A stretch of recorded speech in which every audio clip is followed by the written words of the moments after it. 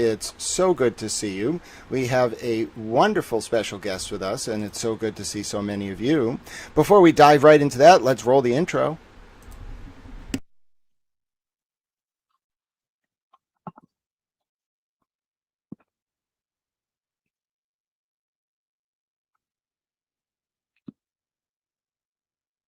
Oh, no, I deleted the intro file. That's all right.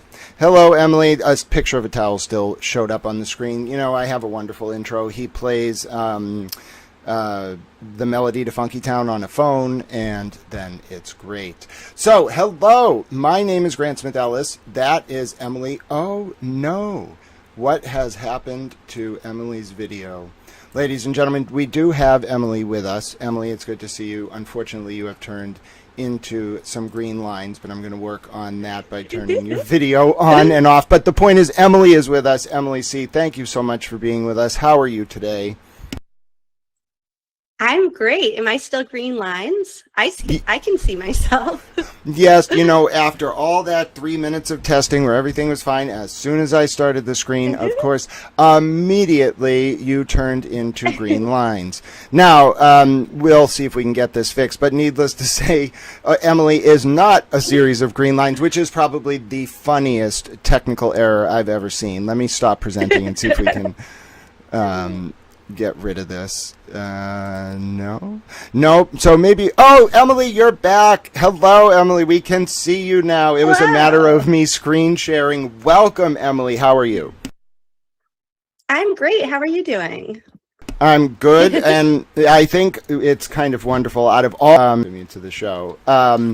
I've been looking forward to this, actually. We've never spoken before, so I don't know very much about you. I know you cover true crime, and I know you make hilarious tokens about people being drama-free. But before we dive into all that, I'd love to learn a little bit about you. How did you get into true crime, and what it makes you interested in some of these cases? Thank you for asking. I've tried really hard to kind of just like stay focused on the aspects of the cases that like are covered in court documents and that I see on the streaming. So you've always kind of been like a name I've known on the side, but I'm excited to finally meet you and get to spend some time with you. So I appreciate you having me. So let's see, how did I end up here? I was a kindergarten teacher in Boston for 15 years. I left the classroom in 2023. My son was 2.5. He was diagnosed with autism. I now stay home with him, organize his services and everything. And I live in Norfolk County. So around the same time that I was staying home with my son was when the Karen Read trial was ramping up. And I just got really into following the coverage. And now I'm here. So I don't really consider myself like a true crime person, but I guess now I have to kind of own that. Well, I'm very interested. So, and I'm happy to also tell you how I found the case, because I think you'll find it interesting. But were you like, I don't know, like watching TV? Were you talking to a friend, and then you see like, what was the first thing you saw? Like, was it the dog? You know, I love Chloe. She's a federal informant. We can talk about that later. I don't want to blow her cover though. She has a new name. People keep blowing her cover on Twitter. How'd you see the case? This is funny. I saw the news story like initially the first few days after John died. I remember seeing like the headlines and then didn't really like didn't really think about it again. And it came back into my like orbit from the billboard that was outside of Gillette Stadium. I was at Trader Joe's and I was stuck in traffic driving home, and I saw the billboard that said "Free Karen Read," and I was like, I wonder what that is. And I think I tried to scan the QR code. I was like sitting there in traffic and it didn't work. And I ended up looking it up and deep diving from there, and just kind of have pieced everything else together along the way. So if I had to ballpark it, I'd say it's September, October 2023. Yeah. I actually went back. I was trying to go back through my like Google history and find when that initial search was, or when it, and I think it was around then exactly. Yes, and of course, I'm sure we'll circle back to this, but that timeline is so interesting because I don't know if folks realize, but that billboard, of course, ties into a lot of people that are still around and the movement that kind of built up around Karen. And who knew back in the fall of 2023 where this would all go? Similarly to you, I actually didn't see the case through TV or even a billboard. I initially found it because a man was posting on social media. And I said, why is that? It was Brian Riccio. Why is he posting about this? And it's in the infamous video of Turtle Boy asking questions to some of these folks. I didn't know who Michael Proctor was. I didn't know who Yuri Buchanan was. I didn't know Jen McCabe. Just asking them questions. Simpler time. Yes, a simpler time. And I'm thinking to myself, okay, I cover governmental regulatory bodies. I helped create the cannabis law here, so I helped stood up the CCC, done a lot of work with that. So I know about like government, but I'd never seen this. So then in the summer of 2023, maybe late summer, early fall, I'm down the Cape, and my buddy, who's not connected to this at all, sits on his porch for 45 minutes and tries to tell me the timeline of Karen's movements between 12 a.m. that night of 1/29/2022 and 6:30 that morning. And he's convinced that Kerry Roberts and Jen McCabe did it. And I'm willing to listen to him. But I'm like, I'm not taking your word for this timeline. And that's why I started researching this. So there you go. Interesting. I like it. So my question... And so you've kind of been like all across the radar, all across the spectrum, I guess, on all sides of the issues on this. Have you not? Am I correct on that? Yeah, and it's so interesting because I think this is why this conversation might be fruitful. I'm one of the people who totally got tricked by this cult of personality around Michael Proctor, Brian Tully, the Norfolk DA, and it was vis-a-vis like Kate Peter and her people. And when I wouldn't go along with it anymore, I got brutalized. And so it didn't happen like overtly.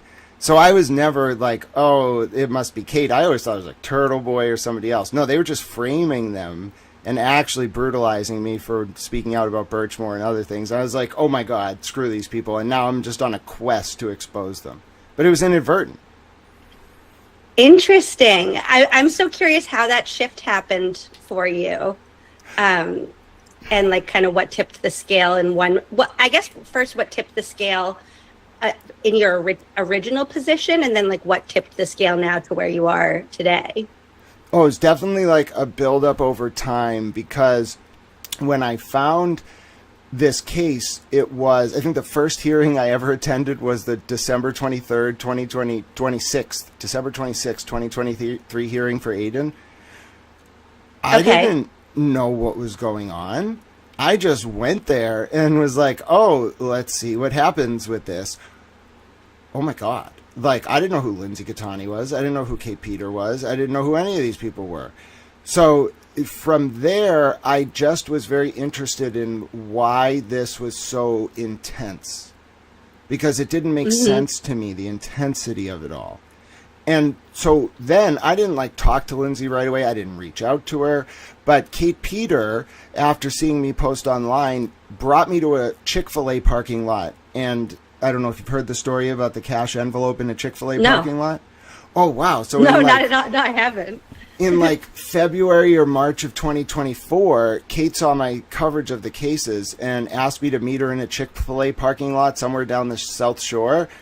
And I'm autistic, so I was like, bro, I do not want to meet you in a Chick-fil-A parking lot. Like, what is wrong with you? I'm very, very thrown off. But I try to save money on my medical cannabis. Side note, I don't even know if that's an autism thing. I think that's just a little bit unnerving. Yeah, it was unnerving. So I was like, I go to Brockton because the weed's really cheap there, because the rent is cheap down there for the companies. So I was like, I'm already down 24. Like, screw it. I will meet her at this random Chick-fil-A. So she gets in my car and sits with me for like 3 hours, and she was definitely like screening me. It was so weird. She was like asking me questions, like really probing like what I was doing. And then she's like, hey, someone's coming to meet me in a white Toyota Corolla.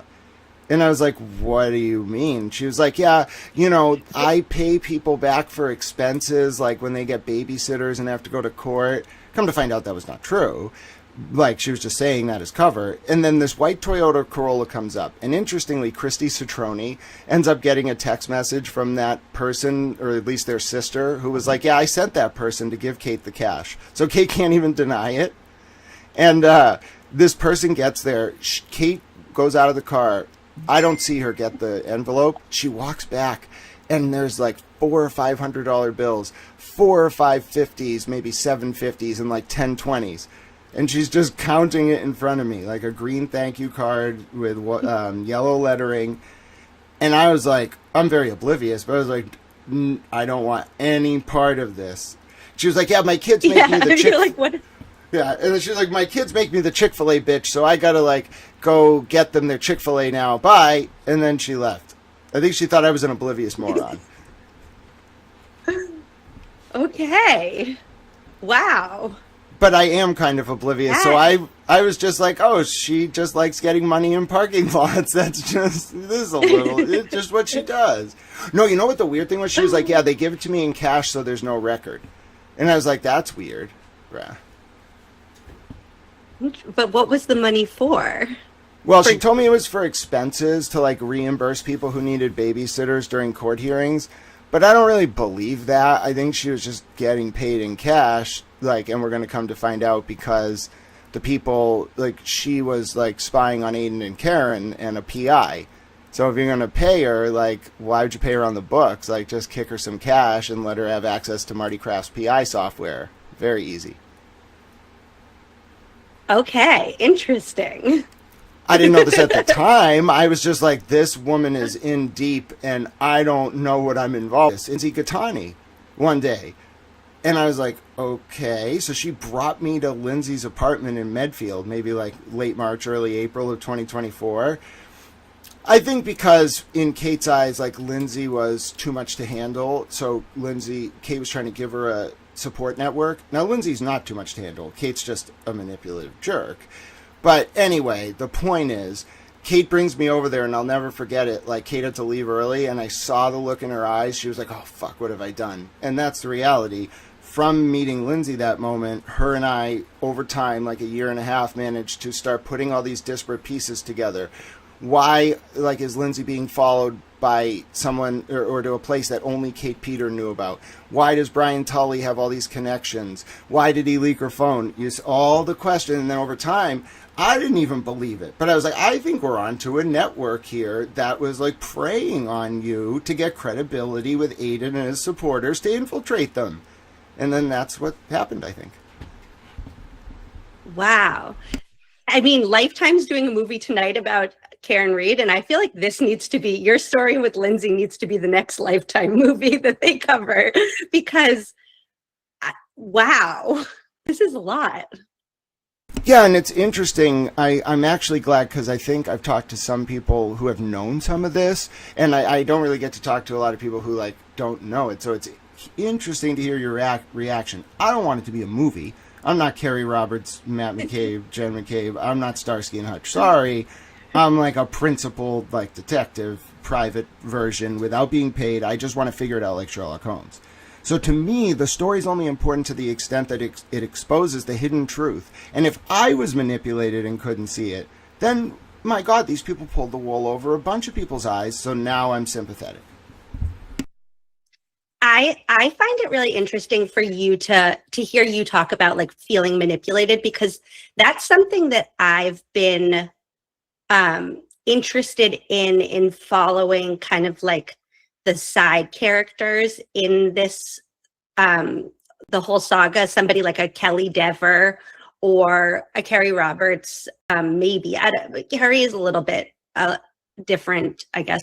But anybody that it kind of seems like there was a juncture in the road where they weren't on one side or the other and then ended up on one side or the other.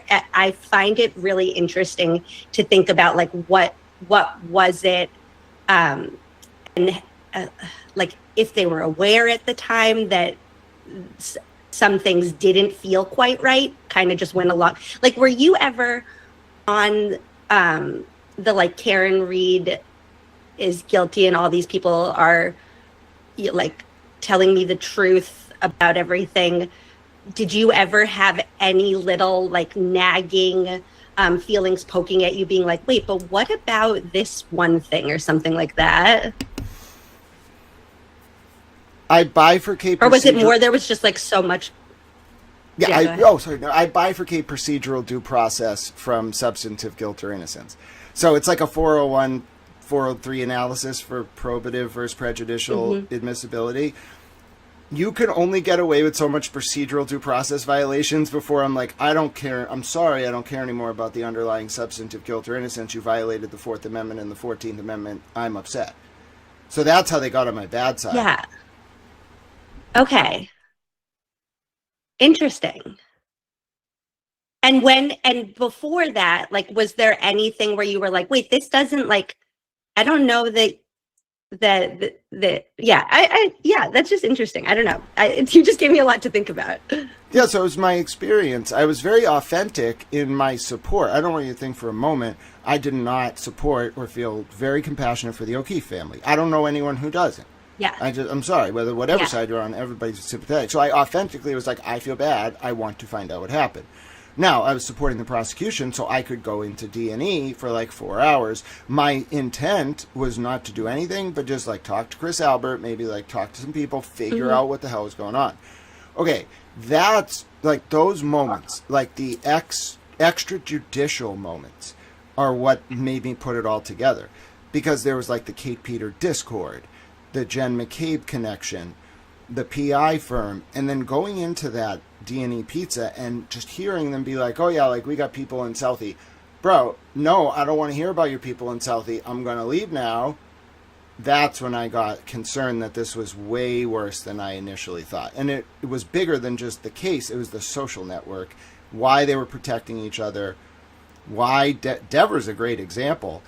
Why would Commissioner Cox, who's close with to speak fully about Berkowitz and Higgins being in the Canton PD Sally Port at 1:30 in the morning on 1/29/2022.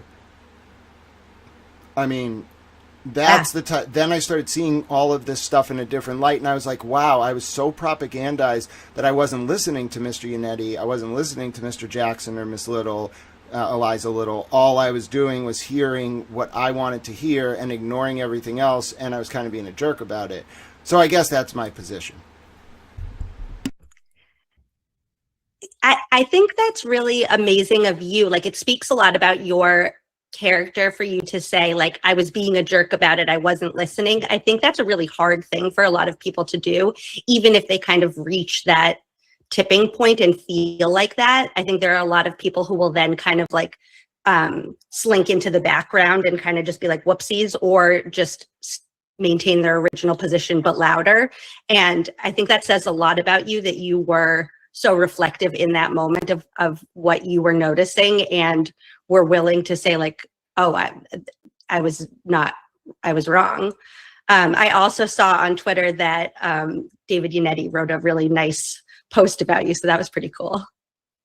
Yeah, he's such, and I said in a post the other day, I really feel apologetic towards him because he was up against this power structure, and obviously we can talk about the September 23rd report from Yuri involving Kate Peter spying on Karen, or reporting about Karen, investigating her. What David Yannetti was onto, that was withheld from them. And he reposted my post basically confirming it. He was onto something I don't even know if he understood. And now that I see it, I'm like, oh, wow. Like, it was very important to the prosecution that I not empathize or sympathize or listen to the defense at all, or I'm going to become, like, their best weapon. And that's what happened. Like, I figured it out eventually, but they worked hard to mess with me. They had people all around me. I eventually just cut them all out. I was like, you're a mole. You're a mole. You're a mole. Go back to Canada, you damn mole. And then that people left me alone. Took a while, though. And can we talk about how Michael Proctor hide it? Oh my goodness. Wait, tell me more about that. Sure. So Michael Proctor's uncle, I think it's his wife's uncle, but it's technically his uncle. I'm not a genealogist. That might be rocks. That might be a geologist. The point is, I don't study family trees. I don't know how it works. When your wife's uncle is your uncle, it's probably an uncle. I don't know if it's a step uncle. I don't think uncle-in-law. Uncle-in-law, right? That works for me. All right. So the point is, there's a familial relationship. He's been coming around for like a year and a half. As soon as Michael Proctor's cell phone records, which I think were an obstruction trap, which I want to talk to you about, because I think they trapped the feds, Jen McCabe and Proctor, to see what their friends at the Norfolk DA would hide from Karen and Turtle Boy and Discovery, which explains why nothing happened with Proctor's phone until after he misled the Miles King judge about the existence of the records of the cell phone. Then they dropped him on him and basically screwed him. So as soon as that came out and I heard he was a racist, I heard he mentioned the SA victims' names, the pattern of behavior of this unit, Sandra Birchmore, Lindsay's phone, how Karen was treated, how Aiden was treated. I was like, wait a minute. They'd infiltrated my family. They were keeping eyes on me. And right after that, my mother, I found her putting lipstick on the license plate of the car, to make it more red, the blue and blue and red plates in Mass. Okay. My plate was kind of faded, so I found her a week or two after that painting the plates, and I was like, "Why are you doing that?" She was like, "I don't want you to get pulled over." I was like, but she said it with a look of fear in her eyes, and I was like, what?" And so then, as I kept being more critical of Proctor, finding out about more in his phone, finding out more about what they withheld, exposing Tully being investigated by the feds, really pushing on Birchmore. Oh, she started retaliating against me so hard, unrelentingly. Your mom did? Yeah, and it was all pretextual, and I could tell, oh my God, she's in deep with these people. Now, you'd say normally, okay, Grant, are you sure? Well, guess who was hired to represent Yuri in Karen's civil suit? My mom's old law firm, Brody Hardoon, Perkins and Keston. Who was hired to represent goodness. Haldeman in Lindsay's lawsuit with Aiden? My mom's old lawsuit, Brody Hardoon. My mom's old law firm. Wait, who was the person you just said in Lindsay's lawsuit? Dylan Haldeman, the Medfield police detective. That had to do with a protected report getting released, so he was sued as well or something. What firm did he retain? Okay. Completely separate case from Karen's. Brody Hardoon, Perkins and Keston. Wow. And does your mom still have a relationship with that firm? Well, what she told me was after she left them in the early 2000s, she would refer people to them. And a year and a half ago, she told me some of the McCabe's and Alberts approached her and wanted to retain the firm, but it was too expensive or something. And I didn't think much about it at the time. But then when Yuri and Haldeman retained that firm, I was like, oh my God, she's been involved the whole time. And then I was like, wait a minute, she tried to advise both sides of the case. Oh my God, this is bad. And I was like, they catch and kill stories. They don't help victims. A lot of victims advocates work for the police, and they just make sure victims are handled. Then I was like, oh, you fucked with the wrong towel. You don't fuck with my government like that. Or if I forget about whether my mom's involved, I'm pissed. And then I became angry. That must have been really difficult in that moment to kind of have to see your mom in that light and to feel you guys were not on the same side, and that must have been hard. Yeah, but I was empathetic because I always knew that Kate and her people contacted people's family to alienate them against them. What I didn't realize was that Yuri Buchanan had a Yankee wife. Well, I did, but I didn't put together. He was in military intelligence and worked for the Presidential Helicopter Squadron. So I didn't really put it together that this was organized. Because who would think that? I was just like, Kate's a jerk, and she just trolls people. No, it's contracted online hits. It's a lucrative industry. But once I put that together, and then I saw all the discovery hidden from Karen and Aiden about Kate, I was like, nothing is off limits. And then I was like, wait a minute. Nick Garino got hit by a drunk driver, and he was the person who helped with Sandra Birchmore's phone and Lindsay's phone? Oh no. And then today, with my mother, I don't know if you saw the developments. I beat her in housing court yesterday. No. She wakes up this morning. Okay. Oh, yeah. She threatens me with criminal charges if I use the car I've been using to go to work to pick up my new uniform. So I go for a walk to clear my head. I come back. Someone called a wellness check on her. I find the police in my home checking on her, and I'm like, what's going on? She runs over, slams the door, and says, you think, I'm not the crazy one, you are. And she just slams the door, and then I went upstairs. That was right before we went on. That happened today? Like an hour ago. I meant to mention it to you. Sorry, I posted about it on Twitter. I was like, we should talk about this. That was crazy. Oh my goodness. I think someone called a wellness check on her because I posted on social media earlier today that she threatened to call the police if I used the car. And she really did not look well when to slam the door in front of the cops and say, you're the crazy one, not me. I mean, it was wild. I didn't even call the wellness check on her. I don't know who did. Oh my goodness. Oh, well, I hope that for the sake of kind of your peace and for family relations that you guys are able to kind of at least separate this out from your relationship as a family, because that can be really hard. It is. That's why I'm so sympathetic with anyone that gets involved in the orbit of this case, because it's worse than politics. If you get too close, like Icarus, it'll burn your wings off just because you feel passionate and you feel like justice needs to be done. They'll punish you. I don't like that. I really don't. So that's why I'm talking to you, and I think there's a lot to be had from that. Well, that I know well, because yesterday the Testify campaign decided to go after me and kind of sent a message out to their people to say it's okay to attack me. And I kind of always knew that something like that would happen, just being involved. But like I said, I really have tried to stay just focused on the facts of the case, and I don't get in Twitter arguments with people. So it's been an interesting 24 hours to have a whole bunch of people just saying a lot of really nasty things to me, and just kind of for me to feel like all I've wanted is to find out the truth about what happened to John O'Keefe, and to feel like there's some amount of accountability and justice. Not for me now, it's not even so much about John's case anymore, because I feel like the investigation was so poor.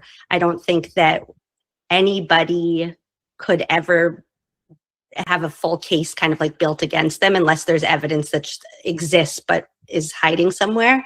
But it's more what I've been interested in now is the police investigation, and who were they protecting, and what were they hiding, and why, and kind of at whose direction, and when did that start? And there's a piece of me that has always felt like, even if you think that Karen is guilty, you should also still kind of feel the same way that I do, because if you think that Karen is guilty and she was found not guilty through 2 trials, you should also be interested in what happened during the police investigation to have such a weak case that that she was not able to be prosecuted. And clearly that is not how people feel, but that's kind of always been in my idealistic brain what I've imagined. And so I really got to see a lot of people's kind of worst side over the last 24 hours, and it's not great. Yeah, and let's talk a little bit about that, because we can talk about the substance of what you might have found that led to the attacks, but the character assassination, it feels artificial. I think I used the word pretextual. And when you see it, I think there's a natural reaction to be like, oh no, I've done something wrong. But that's the point of it, of those fake attacks, because in reality, you're over the target. So how did you respond? I mean, it's obviously it feels like there's bot networks and fake accounts and all this stuff. Did you feel like that was a sign you were onto something? How did you take it? I That's a good question that I think I'm still kind of like working out in my mind about how I'm taking it. I think there's probably different motives for different people involved, depending on like how close they are to the case, like if they're people who are actually involved versus if they're people who are watching from the sidelines. I do think there's a handful of people online that are just excited to kind of like jump into drama and to kind of like bully and make people feel bad just for the sake of it, which truly is a personality trait that I cannot relate to. But I understand that there are people out there who just kind of enjoy it. And I'm glad I can be your punching bag for a little while. I hope you're having fun. I think there's a piece of the like campaign in general from the like Testify campaign that feels like they're afraid. Like I always go back to that Morrissey video where he's like, it needs to stop. Like he just sounded so scared. Like to me, I heard fear and desperation, where it was like, if everybody could please just stop looking into this, we can get away with it and we'll all go back to living our happy lives. And like, if you just leave us, it was like, just everybody be quiet and leave us alone. We'll just prosecute an innocent woman, like no big deal. And then like everybody can go back and live their lives and be happy. Like that's what I hear in that. It needs to stop. So that's kind of the vibe I'm also getting from kind of like exposing. It's not exposing if they're just publicizing my public tweets and my public videos. So I don't know if exposing is the right word, but broadcasting to the masses like things that they know would get people kind of fired up. I do regret saying that Carrie Roberts' face looked like melted ice cream. That was mean, and I actually do apologize to her. That was out of character, and I shouldn't have said that.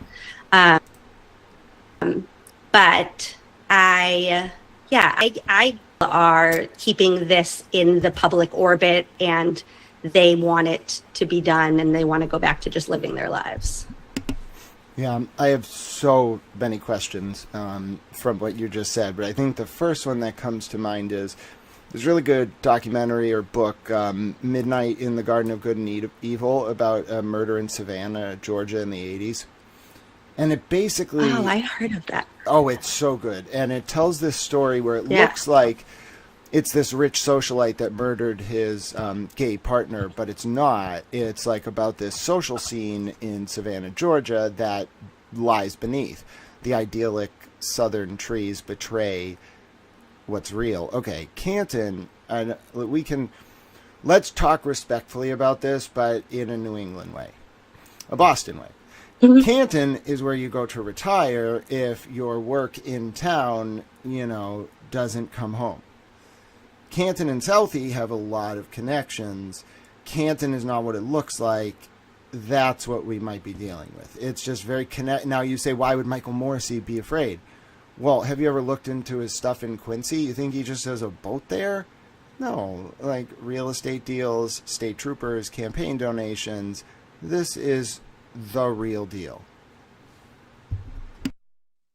Interesting. Yeah, see, and those are kind of the things that I haven't gone deep enough yet on in my own kind of understanding of it all. So that makes sense. I mean, it isn't everything in any situation in politics and murder mysteries out even beyond this. Isn't it always like follow the money? Yeah, but what's fascinating is, and have you read Black Mass? Everybody knows Black Mass, but the actual book is so good, by Dick Layer and Gerard O'Neill. Yeah, and like I think I stress it because I'm from Dick Layer's. He was a Boston Globe reporter. He wrote the stories that led to Black Mass. I'm from his town, So when I was Okay. like 11, Okay. I think my dad was on the task force that investigated the Angelos. So he gave me Black Mass as an 11-year-old because I think he was one of Dick Layer's sources and just never told me. So anyway, I read it as a sixth grader. Like I was watching Stone Cold and The Rock in the like evenings, and then I woke up before school and would read Black Mass. I got into Dick Layer's house because I knew his son. I was like, "Can I come to your dad's house and get his book signed?" In like May of 2001 or something. This man looked at me like I had six heads. But I was like, "No, I love your book. It's really good." He signed it. I still have it. He's like, wait, you read this? Yeah, he was. It was that kind of. He was like, "I'm not sure," and I was like, "No, I've read the whole thing. I understand the geopolitical implications. I really think we have to reform some of this." And he was like, "Are you sure?" I bet you were the most, like thinking from a teacher's perspective, I bet you were the most interesting student. Like your teacher went home with a story every day about something that you said or asked or challenged her on. Am I Oh, right? oh goodness, yeah. I think I remember we used to play Jeopardy in one of my social studies classes, and they had to ban me from being able to play because we would get max points every round, and then Gray can't play anymore. They were like, Grant, you're the Alex Trebek now. You're the one who's hosting the show.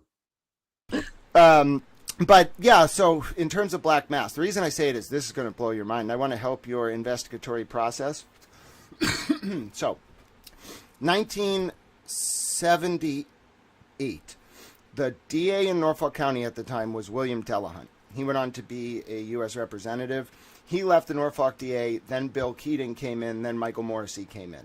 Then after Bill Keating came in, Bill Keating went to be a U.S. representative, and then Michael Morrissey went from being a state senator to the Norfolk DA. That's the timeline of Norfolk DAs dating back to the 70s. Now, Okay. you might say, why do I need to know that? Well, because William Delahunt was sitting in a restaurant, and Stevie, the rifleman Flemmy, comes in because the owner owed Whitey Bulger $125,000. And William Delahunt was sitting at the table next to these guys and heard Stevie Flemmy threatening the guy.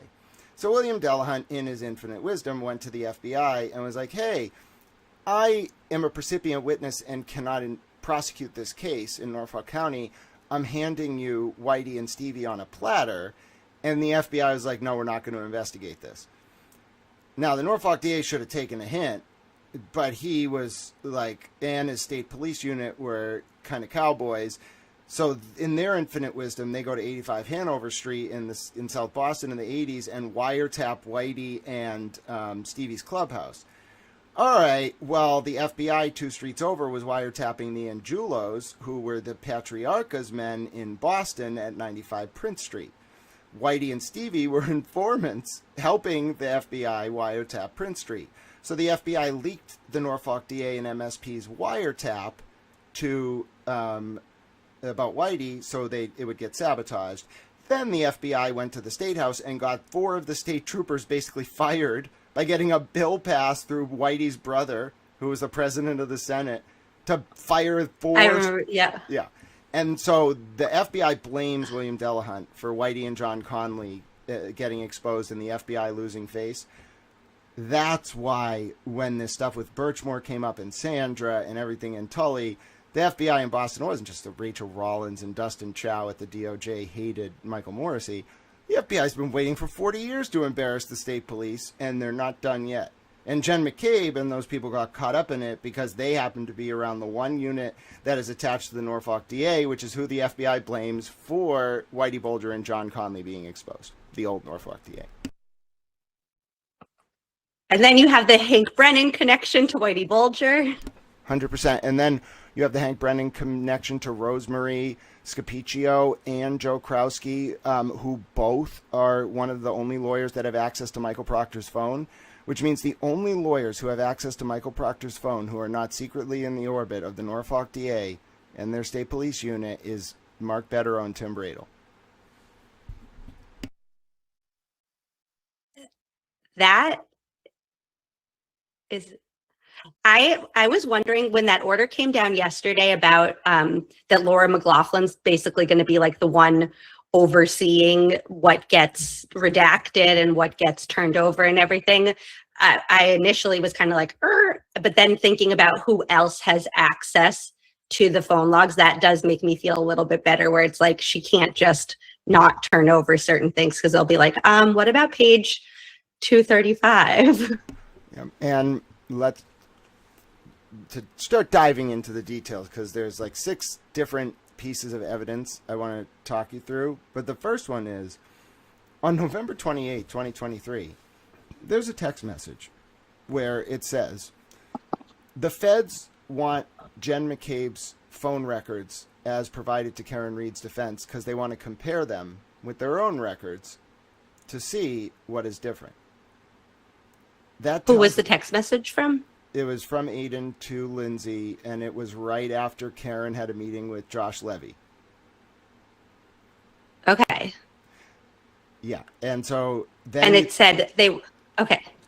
Yep, I have the exhibit, so you can actually read the wording, but it's like an Aiden description of a very complex federal mechanism, and I loved his way of describing it. But I don't think he I'm not insulting him. I just don't think anyone would really know what this is. Like, what an obstruction trap? Are you kidding me? But that's what he was describing. And think about the rolling federal subpoena for David Yannetti's case file. That's why that was issued. Wait, can you define more of what an obstruction trap is? Oh, absolutely. Okay, so let's use, let's delay. Sorry, I scheduled a call and forgot we were doing this interview, so I'm delaying. I'm Italian. If you're listening, that person out there, sorry, I forgot I was interviewing Emily.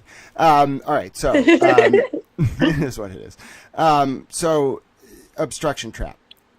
Say you're the feds, and you are looking into corruption during a state trial. As you know, Rule 14 governs, and Rule 17, but let's talk about Rule 14, covers reciprocal discovery obligations on a prosecutor in a criminal trial in Massachusetts.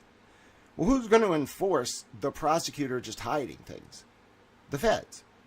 Well, what if the prosecutor and the witnesses are working together to hide things? Oh, now you got to prove it. All right, so David Yannetti, I'll be Josh Levy in this example. David Yannetti, what we'd like you to do, this is November 2022 through, November 2023, the first trial, etc. We want you to take all the records you get, all the document productions from the state, turn them over to us. Now, don't you say a word, but we have subpoenas on Jen McCabe's phone from February of 2022 through May of 2022. And then we have subpoenas on 13 years of Proctor's phones. You can't use any of them. But if any of that discovery comes in that is different than the records we have, that's an obstruction trap. You know they're going to withhold something. You don't know what, so you wait. Now, what proves my theory? Not the Jen McCabe piece, the Michael Proctor piece. Because it was July of 2025 when Michael Proctor's old lawyers filed a formal sworn document with the court saying that Proctor got rid of his old phone in November of 2024 and that his new phone auto-deleted every 30 days. Within 2 months, 13 years of his phone extraction gets released, and he drops his appeal and his lawyer leaves the case. Can't be a coincidence. They obstructed, trapped them. Wow. And the piece that you were saying about Yannetti, is that, I remember Karen was just recently talking about, you'll know the name of it, but there's some statute where it's like, if they want something, they can't just say like, can we have Jen's phone? They have to say like what they know is on that phone. Otherwise, then they can't get it turned over. Do you know what I'm talking about? Does that statute tie into this at all? Yeah, well, yes and no. So this is why people always say don't mess with the federal government, because in the state process, there's 2 forms of discovery. For, like, say you're a criminal defendant and you want to get information from the other side. Or they want to get information from you. The state wants stuff from you or you want stuff from them. You can't just go to Google and be like, give me this whole person's account history. I want to know about their trip to Yugoslavia in 1984. No, that's a fishing expedition. It's subject to Rule 17. I'm not a lawyer. This is not legal advice. You cannot just say, I want everything. Rule 14 it is different. That is the specific obligations imposed on a prosecutor for what material must be turned over. When you're a defendant, you aren't subject to those rules. There's the Fourth Amendment. They want stuff from you. They go to a judge, get a warrant, probable cause. You don't have to deal with that. You win there. It's either admissible through the warrant or it's not most of the time. When you want stuff from the state, the only mechanism is for you to say to them, here's a discovery demand, give us stuff. And so what Karens are, it's a little bit different here because Karen Lampron. Somebody in the chat just said Lampron. That's what it was called. Yes, that's the Rule 17 standard for a third-party record provider. We're talking about something a little different. This is the part I think a lot of people will love. It's funny, you're reading the chat. I'm not, because I have you on a monitor to the left. But I hear the chat's being enforced. Everyone's going to be respectful and nice. Very good. We're all towels. So the feds, they don't operate that way. If the feds want to get your information, they have everything. It's called Data Upstream or Project Echelon. Absolutely everything. They collect it through the Five Eyes, which are like New Zealand, Britain, France, whatever. Then because we didn't collect it, we just go to the other government. We're like, give us this. We didn't spy out American citizens. They did. Then they gave it to us. They have everything. They just need to put in one paper form. It's very special. It's through the FISA court. I highly doubt they use that. They more likely just used a Title III regular warrant. The feds can get anything they want for as long as they want. A federal warrant is secret and sealed. Jen and Michael Proctor didn't know they had their phone records. That's why they just appeared, and Proctor's lawyers were like, what is going on? They screwed these guys. But why would they do it? They don't want Jen McCabe and Michael Proctor. Those are RICO predicate offenses. Those are co-conspirators. You invite them down to Lakeville, hypothetically, or whatever FBI office, and you're like, hey, Jen, hey, Michael Proctor, you committed federal crimes potentially. Who do you want to give up? And what is going on? And allegedly. I tying back to like kind of the Twitter attacks, that is that's where my head has been at this whole time too, is like, I am curious, like the big pic. I'm not like advocating for anybody to send Jen McCabe to jail. I'm not, I don't want I want the bigger picture. I want to make sure that eyes are on this and a spotlight is shined on it so that something like this doesn't happen again. And when I say something like this, I mean like a murder goes uninvestigated and unsolved. Like if Karen is found not guilty, now it's unsolved. And I would feel more comfortable living in a state where I felt like if it was my family looking for answers, that I have capable and people with integrity that are going to investigate the way that their job description says that they're supposed to.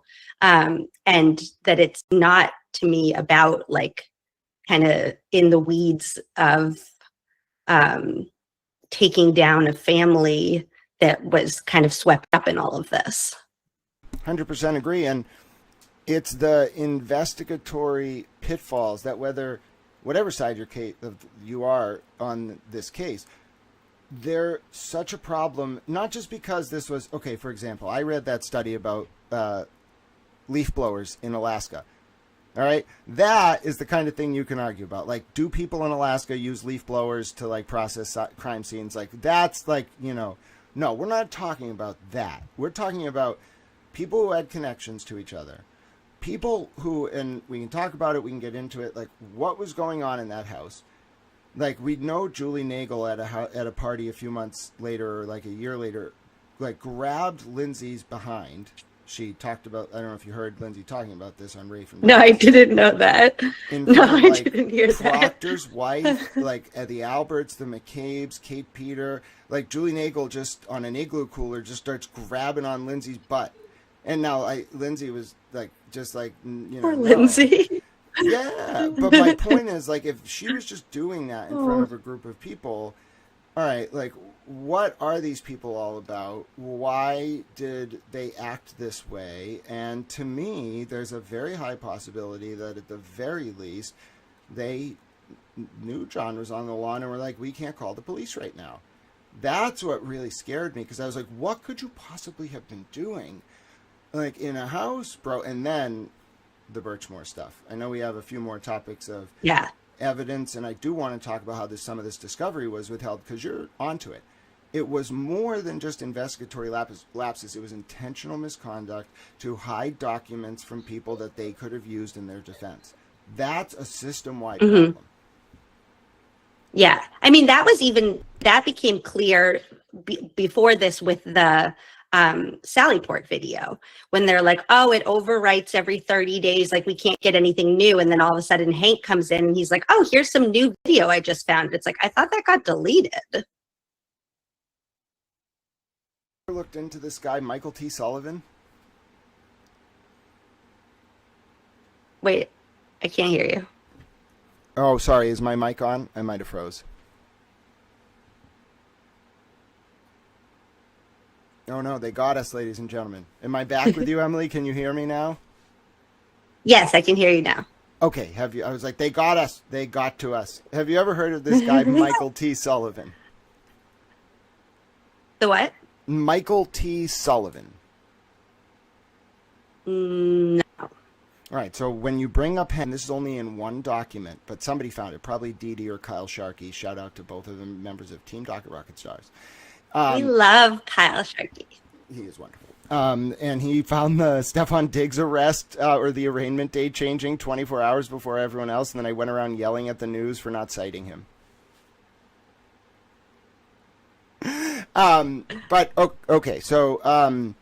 can you remind me? I just got so distracted by that. What was it that I was about to bring up? Oh, Michael T. Sullivan. Sullivan. There's one document out there where you're going to find that the person liaising between the DOJ and Michael Morrissey is Michael T. Sullivan. You're going to find out that he works for John Ashcroft, the former Attorneys General of the United States.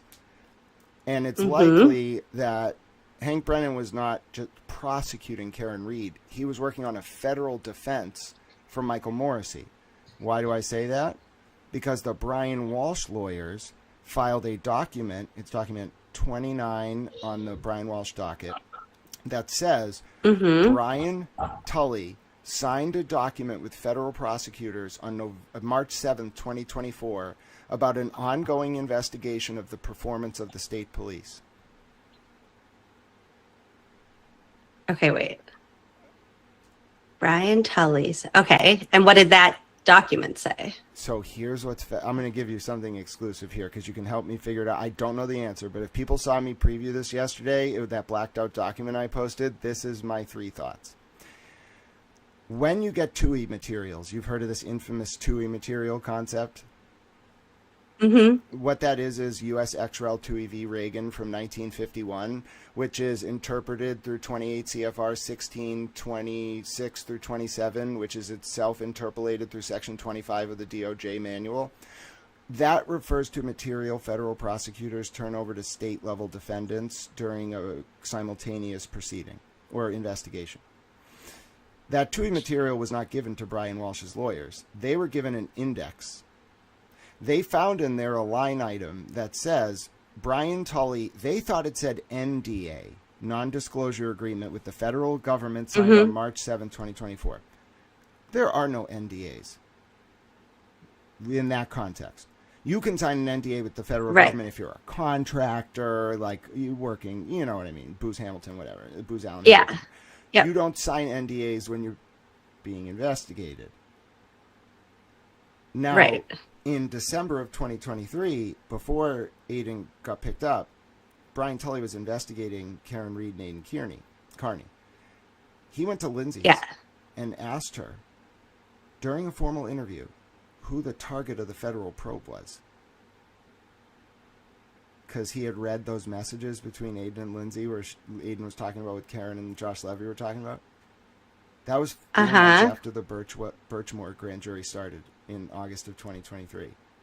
And Lindsay told him Morrissey was the target, and he went wide-eyed and looked over at the private eye Nelson De Guevara and was like, all right. 4 months later, he signs a 1-day agreement, and we know there's no NDAs. There are two other options. One, less likely, what's called a proffer. Mm-hmm. Two, they misread the document or the line item, and it was an NPA, a non-prosecution agreement, and he gave a Queen for a Day interview in that context. Oh, interesting. They must have been terrified when they found out that you and Lindsay were a team. They tried to split Because us apart. with the like receipts and experience that she went through and the knowledge and passion that you have for this, that is a dangerous duo, if you're somebody who's trying to hide something. Yeah. And so Kate, so I got to tell you the story about Brian Tully and the cell phone extraction. So I was there when Lindsay found out that Tully leaked that extraction. And let's be clear, it wasn't Aiden or Bradle that did that. Tully took Lindsay's 15-year extraction. After Mello promised he would redact it, Natalie got to send hers to a private company. Jen McCabe got to remove stuff. Higgins did screenshots. So did Colin. They didn't need their full phones. No, Tully and Kate engineered tricking Lindsay under a false pretext of a promise to redact to get that phone. Tully removes messages from Kate to Lindsay and from Tully to Lindsay. And then while Ken Mello's in the hospital on April 23rd, 2024, he just hands it over to Bradle. Now, Aiden and Bradle didn't realize what was going on. They're just being regular defendants. You get an advantage from the prosecution. You're going to take advantage of it. They didn't realize. And so I was there with Lindsay as this all unfolded. I watched Tully ignore her calls. And what was Tully's? Was that to intimidate her? No, it was to... Do you think? No, my theory is that it was to the... If you look at the Google Analytics, so don't take my word for it, you can look at them. Look at Jen McCabe's name and Lindsay's name. When Jen McCabe was about to testify, when the first Karen Reed trial started at the end of April 2024, it was a very convenient distraction. And I'll take it one more layer deep. Jason Broyles as Haley was always the intended recipient. He's not an Aiden supporter. He's a Kate Peter person and has been since 2019. He just was, Lindsay was a convenient... He's another one. I don't know him. I kind of know his name, but I don't know much. He's like the same kind of thing where it's, I haven't had the capacity to like kind of dig into his whole story either, but that's interesting. Yep, it comes up because Morrissey emailed himself a link to Kate Peters' Discord, and there's confirmation Broyles was on Kate's Discord all the way back in 2019. Broyles and Kate were just disaffected Turtle Riders. When Kate quit working for Aiden, she took a bunch of the Turtle Riders, they went off to some Discord, and they just popped up again in this context. They hide in plain sight. That's why the Roccos and Broyles paid for that billboard. I don't think Karen sees it. I'm trying to encourage her to see it. I don't talk to her. I use third parties like this. Okay. But let me go one step further. So you asked what was the purpose. It wasn't just to humiliate Lindsay or embarrass her or torment her or punish her, which, by the way, when Jen McCabe and Lindsay met for the first time, Jen McCabe was like, hey, if you're really sorry for dating Aiden, you'll testify against him. I read that in Bettero's Sir reply. Yeah. So then you get April 2024. What better... Oh my goodness, Jason Broyles is going at Lindsay? No way someone going at Lindsay would be associated with the state. He must be a hardcore Turtle Rider. Let's all talk to him.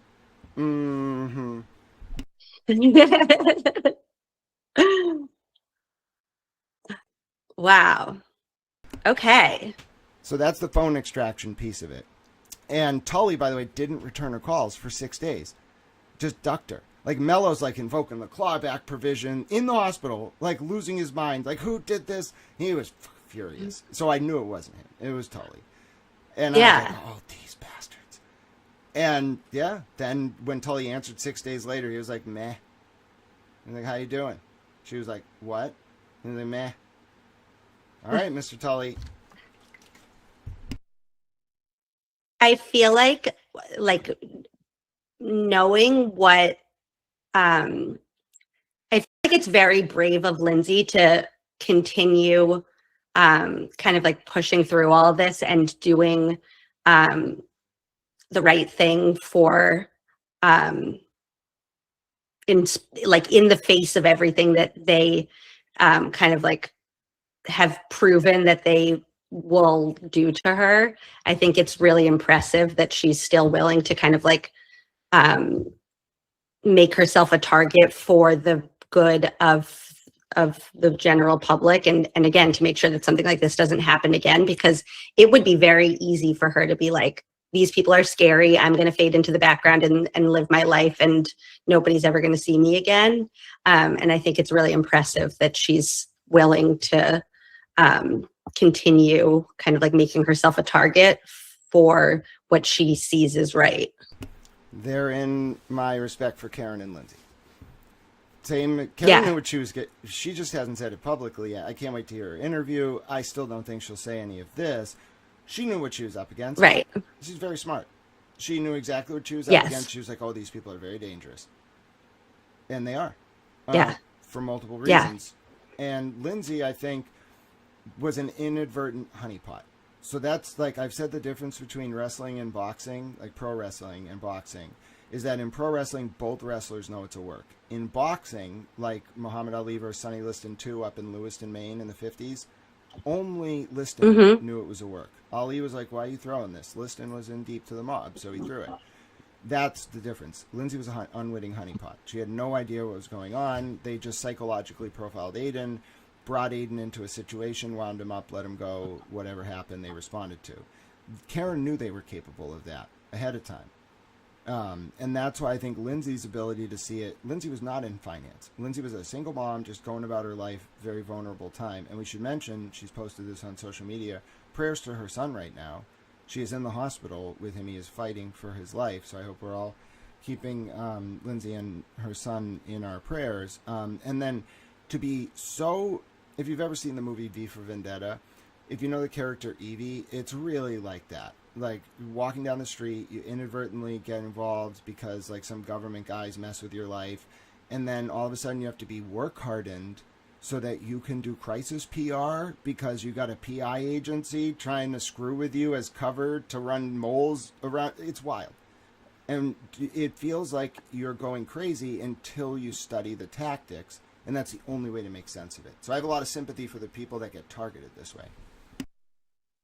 Yeah, and I'm so sorry to hear about Lindsay's son. Yeah, God bless both of them. My thoughts definitely right now are with them. Yeah, on the topic of Lindsay and what she exposed, the February 14th, 2024 email between Kate Peter and Ken Mello. This is the second piece of evidence that I kind of wanted to talk about. That email was sent. Do you have it? Are you able to pull it up on here to see? Yes. Is that something that you can... So we can I would love to see that. We can bring it up. I'm not promising that your what is it called? That your screen will not turn into green bars, but I can try to. Okay, wait. Then hold on. Is it in your Twitter post? I can pull it up just on my end. It's actually on. That's easier. It's on Lindsay's profile, and I can get you the link as well. See, look at this. This is real-time journalism, ladies and gentlemen.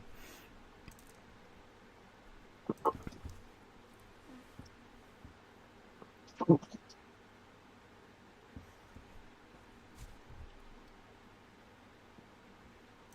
no promises. No, you're still here. All right, so it's on Lindsay's profile, and if you scroll a little bit or go to the media tab, you're going to come across a video of an email. I think she posted it November 14th to November 20-something of 2025, and it's going to be an email, a scrolling video of Ken Mello's email to, or Kate Peters' email to Ken Mello. Now, it is actually I'm so glad you're going to be able to bring it up because it's very important. It actually shows that it wasn't just Kate emailing Ken, be like, I hate Aiden Carney. It was like, here's specific instructions to keep him locked up on dangerousness.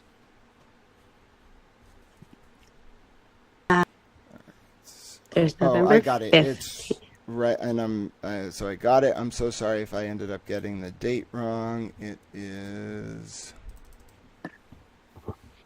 It's the one that's 32 seconds long, and if you're sorting by the media tab, it's under Homer Simpson.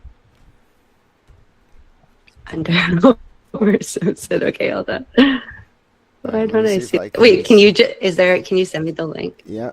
So there is a Homer chat. Simpson. Oh wait, I found Homer Simpson. There you go. That I got it. That was a good way to describe it. I used Homer. It has good morning. Yep. So if you want to bring that up, if you want to do a dramatic reading as Kate Peter, Oh, there it is. Okay. Do you want me to read it? by all means. And you actually it might not mess with your video. You might be able to click share screen. It will ask you to share just that tab, and then you can show us, and I can show them. Okay, hold on. Let's see. Share tab. Share screen. The chat says we're doing a journalism. They approve of our efforts.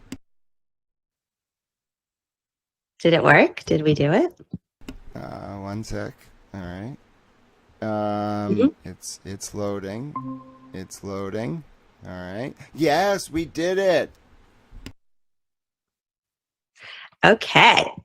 Here's our dramatic reading. So this is an email from Catherine Peter, Wednesday, February 14th, 2024 at 11:06 a.m. Subject AK to Ken Mello. Good morning, Ken. So sorry to hear about your health issues. Actually, I'm going to do it for me. So sorry to hear about your health issues. Per our brief conversation, I have attached the screenshots of text messages posted to Facebook by Jennifer Altman, purported by her to be between herself and Tim Bradel. The original post was in a private Facebook group called Jennifer Altman Was Rude, but at least she has facts, created and administrated by Altman. 1. I've noticed a couple of things about Bradel's argument just as a layman. 1. He never informed the jail of the mix-up, despite representing to the court that he had. His statement was pretty well impeached by testimony from the jail employee. 2. The letter Bradel provided from Dombrowski, is that correct? Yes. Is dated 1/24/24, the day he was served with your emergency motion, suggesting, to me anyway, that there was no prior conversation, at least in writing, about these, quote, paralegals/interns. Furthermore, per Ms. Dombrowski's own verbiage, she suggested, in bold, to the volunteers that they might make themselves available to Mr. Bradel, not that she suggested the use of the volunteers to Mr. Bradel directly, as he has suggested in his response. Each of these volunteers have ties to Aiden that predate his October 11th hearing by at least months, if not years, and no visible ties to either law firm. I have a question for you. We can annotate this in real time. Is she? Yeah. Okay. So I have a question for you. Like, what in this moment, with when Kate Peter is reaching out to Ken Mello to do this, what is her role? Like, what is she? Okay, so is she just a commoner? Well, so I have, yes, let her eat cake. I have an email that you, it's a screenshot that shows Kate Peter logged into private investigator Marty Kraft's administrative back-end software, which means I think she was a PI, private investigator. Now, you might say, who's Marty Kraft? Former Boston police officer who then set up a private eye firm. I have reason to believe, at the very least, Jen McCabe hired his firm to spy on the visitors to Karen's Mansfield home in February of 2022, and then report to Jen, who was going there, so Jen could be like, don't talk to Karen. Now that makes you wonder, okay, now we're talking a witness days after John's death, not just joking, but who's going to play her in a movie, but investigating Karen, and then going to people who Karen was talking to and pressuring them not to talk to her. Now we got real problems. And then Kate almost sounds like that's actually witness intimidation. And then Kate works for the same firm, the same PI firm. She starts working for them right after Aiden starts helping Karen. No way, they just hired Kate and brought her this whole network. So Kate was hired by Marty Kraft's PR firm. PI. It's not a. There is a PR firm involved now. No, PI. Yeah. Yeah, they do have a PR firm out of New York or something, but the PI, the PI firm was Marty Kraft's, and then Kate. We can after the email, we're able to look at this screenshot. It's incredible. You wouldn't believe it if it didn't exist. It's Kate sending. But so then, go ahead. Well, and then what is that connection to Mello? How does that connect to Mello? So Mello, perfect question. October of 2023. Michael Morrissey recuses from Aiden's cases. He had announced it a month or two earlier, but he tried to get the AG to take over. AG wouldn't do it. Then he had to get a special prosecutor. He gets Ken Mello. Mm-hmm. Ken Mello is immediately assigned Brian Tully and Kate Pita. Why? Because this. And wait, I have one more question about that first. Was this before Aiden was arrested or right after he was arrested? So the exact timeline is October 2023. He's arrested and brought to Stoughton District Court. Then a little bit later in that month, even though Morrissey had said he was going to recuse, they didn't actually get a prosecutor until October something of 2023. So okay, continue. I just needed to. Yep, Aiden's charged in Stoughton District Court when he finds out there's going to be a special prosecutor. There's no grand jury indictment yet for the 2023 cases. It's just in district court waiting to be bound over. And this was when they had his phone and they were like not giving it back. And that's when Bradel was saying like, he's a journalist. He has sources on here and stuff. And they said, oh, well.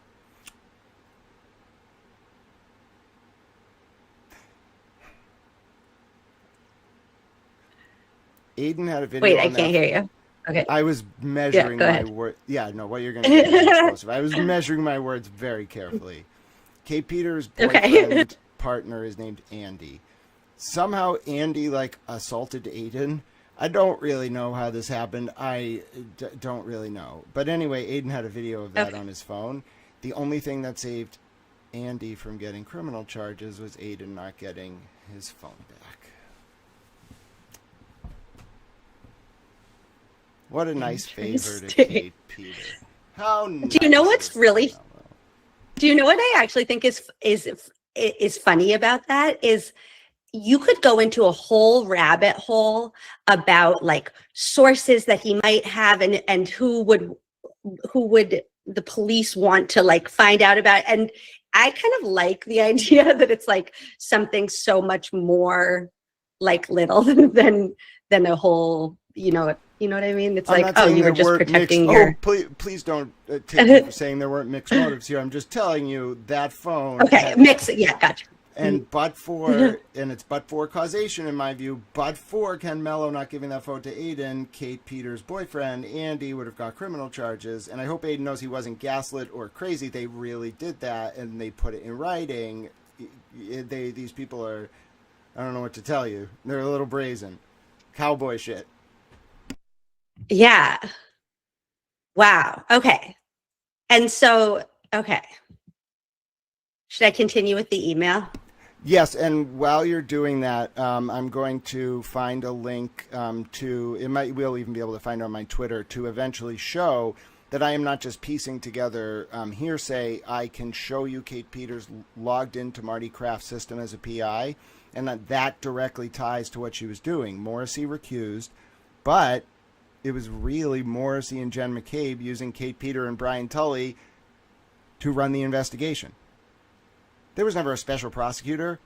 Those special prosecutors on these cases are just faces. They're not real. Okay, and then I guess I have a question for you about that. So if I'm to kind of if you're saying Morrissey and Jen McCabe are working together to do this, do you think that Morrissey in those in that relationship is seeing, like, what does Morrissey know? Is Morrissey covering for people, or is he just thinking that he's prosecuting the correct person and he has this relationship with one of the witnesses and that's that?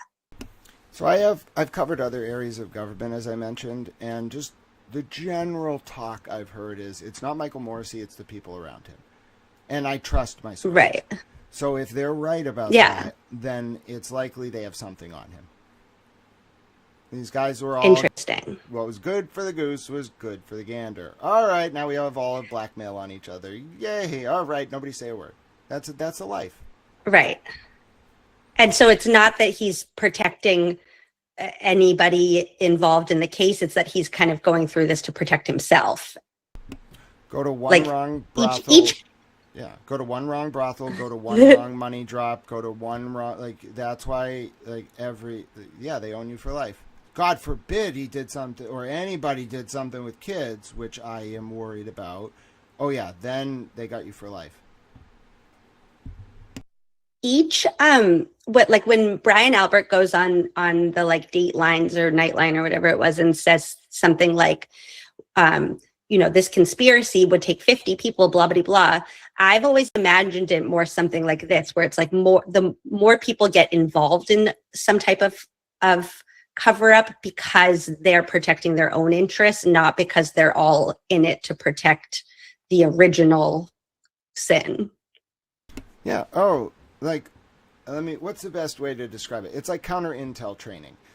If you go to a bar and some woman is like, hey, come back to my apartment and do blow, you're probably on camera. If you're like some State Department diplomat, it's not a random woman. She's a spy. They're going to film you and then be like, we have video of you doing blow. Do what we want. Okay, now you're compromised. How easy is it to compromise any human being in the world? You would never see it coming. That's what we have here. We have these... And they think they're so slick, too, which is what makes me upset about it. If you're so slick, get in the federal government. If you can't, you're just a criminal pretending to chase other criminals and being hypocritical about it. That's what pisses me off. Rightfully so. Okay, I'm going to continue with the email. We left off, each of these volunteers have ties to Aiden that predate his October 11th hearing by at least months, if not years, and no visible ties to either. As I'm sure you are aware, I am in contact with many of the named witnesses in both cases and have been operating on a volunteer basis as support and advocacy. I guess I should have kept reading because that kind of answers part of my original question. They share their concerns with me, and I do what I can to educate myself and them on the pertinent laws and court processes to the best of my ability. In regards to the upcoming bail review, the victims are understandably concerned that upon his release, he will flee or ramp up his behavior. I've explained to them that a cash bail amount is not punitive or designed to necessarily curb behavior, but instead to assure a defendant's appearance in court. That said, their concern regarding Aiden's flight risk is, in my opinion, justified for the following reasons. Oh, I did hear about this. 1, Aiden can likely afford a higher cash bail. Oh, it's my network. But I just want to point out as we're annotating this, she's just wrong about some of this stuff. And I want to, you don't have to read the actual dollar amounts, but they're actually relevant in the sense that they're wrong. And then we find Mello repeating some of this stuff, not verbatim, but like she was not some shrinking violet. See what I did there with Judge Canoni's quote? Kate Peter was no shrinking violet. She was an active member of the prosecution team, and Morrissey not only tolerated it, and Yuri and Tully, they encouraged it. They had her writing emails to Mello about how to help meet dangerousness. Oh my gosh. Why can't people just do the right thing?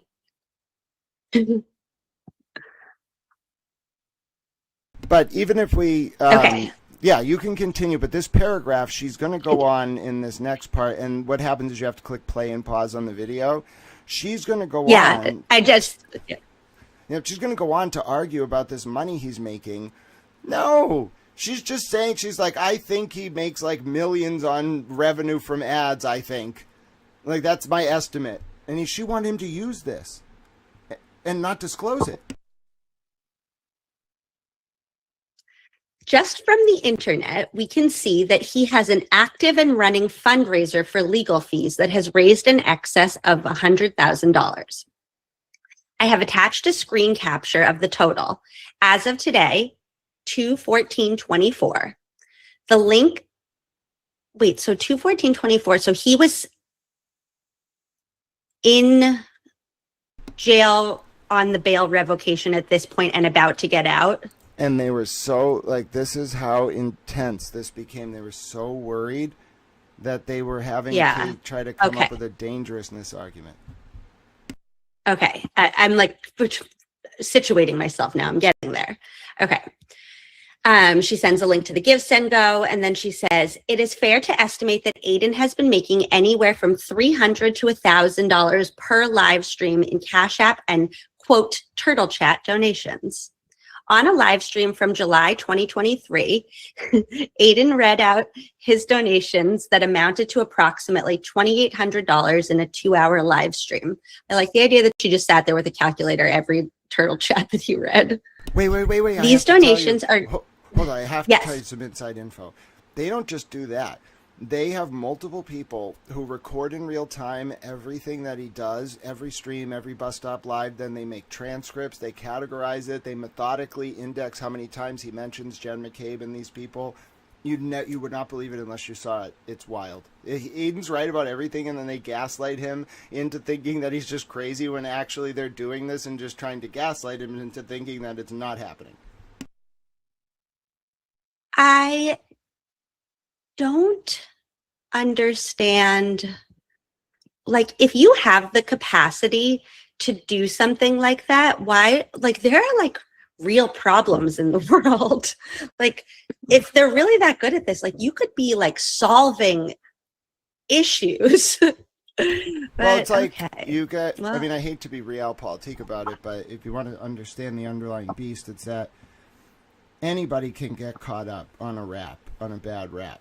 Multiple of these people all have criminal records. Okay, hey, like, do what you got to do for us. Now it makes a little more sense. Yeah.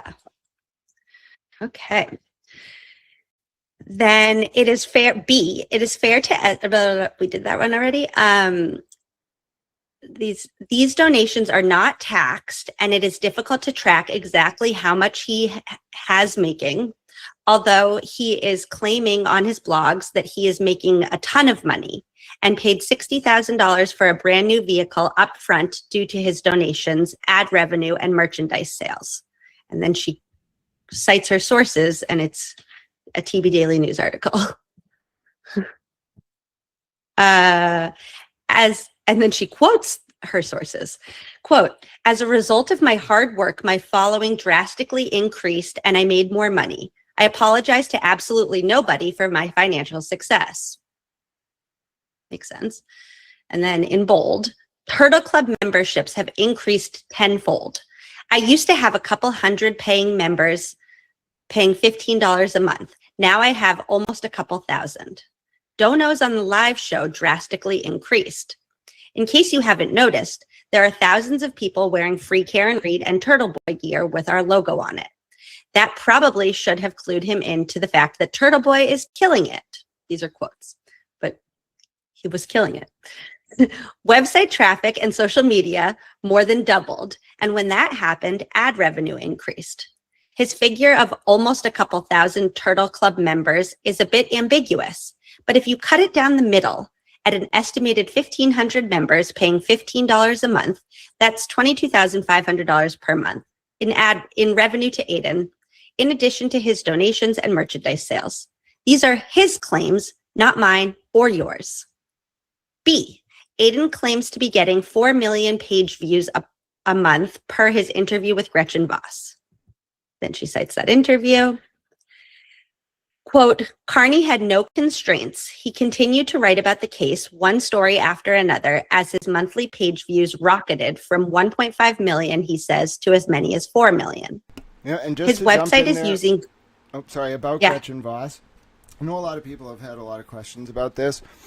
I don't know. Like, she and Kate have a very close friendship. And I don't think that's a coincidence. I think it's because, like, there's something going on there. And I think that that whole article, even though people have their complaints about Gretchen on both sides, what was really under the surface is that Kate and Gretchen started working together on a deal to make a documentary through Sandpaper, and like Proctor and Rita and the McCabe's and Alberts, they're all involved. But then you got to wonder, why have they all started doing interviews? Why did the forensic room launch? Did they lose their deal? Because they'd be under exclusivity. Did they? Right. And so did they lose their deal? That's what Gretchen wasn't disclosing. Gretchen and Kate wasn't disclosing it. Like, it was Gretchen's project. I hope you understand. Folks should know. It started as a documentary about some wedding or something. This woman, Danielle, and Gretchen were covering a wedding, and it was like about some socialite in Boston, and I think they were just like, they went on to another project, which was the Karen Reed case. That's why Gretchen wrote the article. And I'm only saying this, by the way, because Kate publicly misrepresented my conversations with Gretchen, which Kate should have never learned about, and I'm mad about. So she broke the rules. Secondly, then when Gretchen started working on the documentary, that was way before Kate got involved. It was Gretchen's project, basically. And then all these other people got involved, and then Kate started coordinating, like, who would be in it. She tried to get, like, Boomer in it and all that. It was ridiculous. Then they were going to leverage this. They were so intent on this Netflix thing happening. That was her, like way she would draw people in some regard. I think that kind of crashed and burned, but they took advantage of Gretchen. Like, I don't know if Gretchen realized what she was getting into. You really don't with these people, especially if they try to, like, wine and dine you. You don't see it. Wow. That's, yeah. I hate to admit that if they had made that documentary, or if they are planning to, I probably will watch it. But yes, by all means, continue. I just wanted to get that in there because everybody doesn't understand Gretchen Voss's role in all this. Like, I watched her get out of that subpoena for the first trial. I was like, oh my God. I'm saying I personally watched the moment she was told she was on the witness list. And then I watched her storm out of that courtroom being like, I'm not being on no witness list. She's got connections, because then she wasn't on no witness list. Wow. Interesting. Okay. In his October 11th, 2023 arraignment, Aiden was found indigent by probation per the interview they conducted, despite the aforementioned revenue. Aiden is likely, but also a lot of the aforementioned revenue came after his arrest. Like, he didn't have a give, send, go for his legal fees until the arrest. You can't really tell in an interview. You are getting the schadenfreude that every judge that Kate Peter goes in front of has. They're like, ma'am, you're talking, but I'm not liking what you're saying. Well, it's like, how was he supposed to know what money he was going to have in February 2024 when he was interviewed in October 2023? Okay. Aiden is likely generating every month, and his recent purchase is likely generating every month. Okay. And his recent purchase of a brand new oh, hold on. Turtles are autopoietic. They self-generate. That's what she was saying. He's regenerating every month. He's regenerating he's getting a paycheck. And his recent purchase of a brand new luxury SUV in cash. That's not okay. Oh, by the way, she fucked up there, because their whole argument was that Nathan Reed paid for it. So did Aiden pay for it, or did Nathan pay for it? And they said Nathan paid for it with a check. So, Kate, what are you doing here? Right. And that wasn't true. And that was also just like a weird side story of like, okay. And I don't think any of it was true. She can't even keep the story straight. Well, because sometimes you need different, we're operating in multiverses because sometimes you need one fact to help you and sometimes you need another fact. And so you can grab from different multiverses in this case. Kate Peters Same thing theory, with, I mean, it's the same thing that happened the night that John died, because like sometimes you need John to be on the lawn, like after he was hit by Karen, but sometimes you need him to not be there because people need to leave the house. And so you can grab from different multiverses and you can just pick and choose your facts depending on what help you at that time. Yeah, that the mistake, I think it was Trooper Paul or whatever, whoever put John by the flagpole versus the fire hydrant, just chaos. The cops invented a new level of the multiverse that you can grab from if you need to. This suggests to me that he is likely to attempt to hide assets and resources from the court that could be used to aid in his flight. Excuse me. Oh, she thinks he's a flight risk. A conservative estimate of Aiden's monthly cash revenue right now, gleaning from the factors and information outlined above, is around $35,000 a month, or $420,000 a year. This is in addition to the $111,100 that he has raised through his Give Send Go. Aiden's home is currently valued at approximately $643,200 per Zillow estimate. Oh my God, we're on Zestimates. Okay.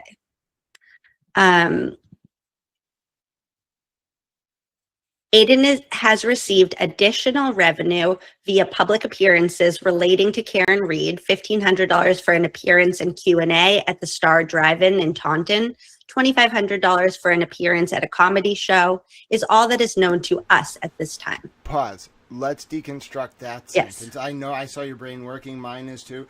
Okay, a few things. I don't know if he ever said that he was paid those amounts. Second, who is us? And third, if he never said that, that means she had informants in his circle way back then, and they were telling her exactly that information. Yeah, the us was what really got to me, because also I think it's funny in general, like that last bullet point. You're up in the like $420,000 a year, blah blah blah, and then you're like, and an extra $1,500. Like that doesn't seem necessary for your argument. Think about the dynamics. Imagine if in every criminal case, like your arch nemesis could come in and become the prosecutor without you knowing. We can't have this. That's the part that like really, and like that is something that I've been harping on for a little while, because that is a very scary world to live in, for the state police to be like, this feels like a lot of work for us to do this investigating and for us to like take this guy down, but we want to because he's like getting a whole movement behind him, and that is going to expose any of the incompetence at best and whatever else at worst. But we don't feel like doing all that hard work.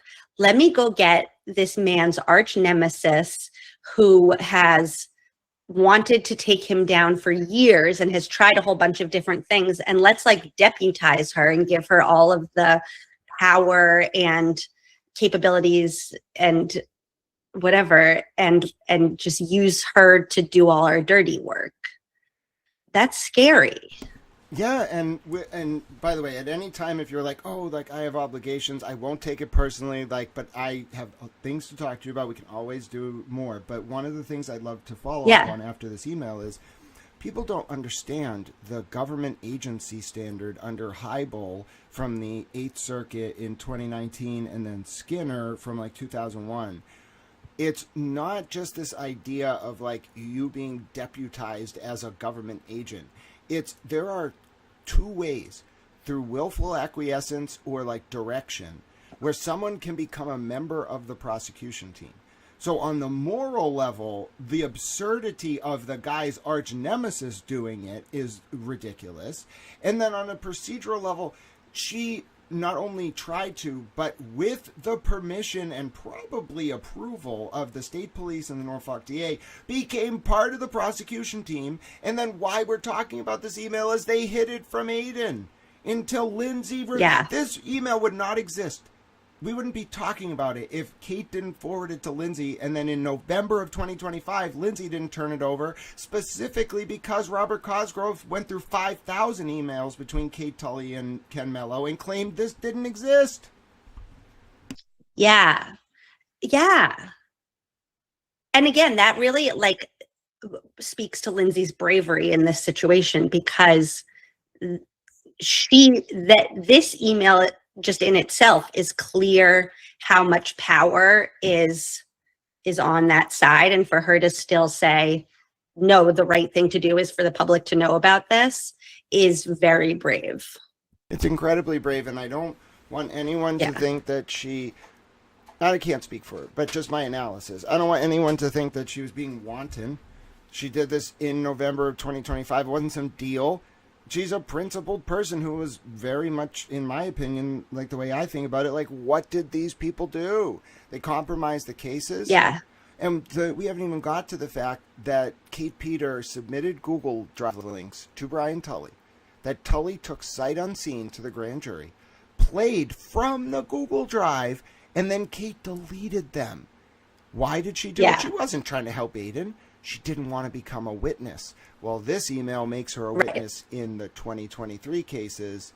That's ballgame. They're not putting her up on that stand. Aiden's going to win. They're going to dismiss these because it's incredibly embarrassing. Yeah.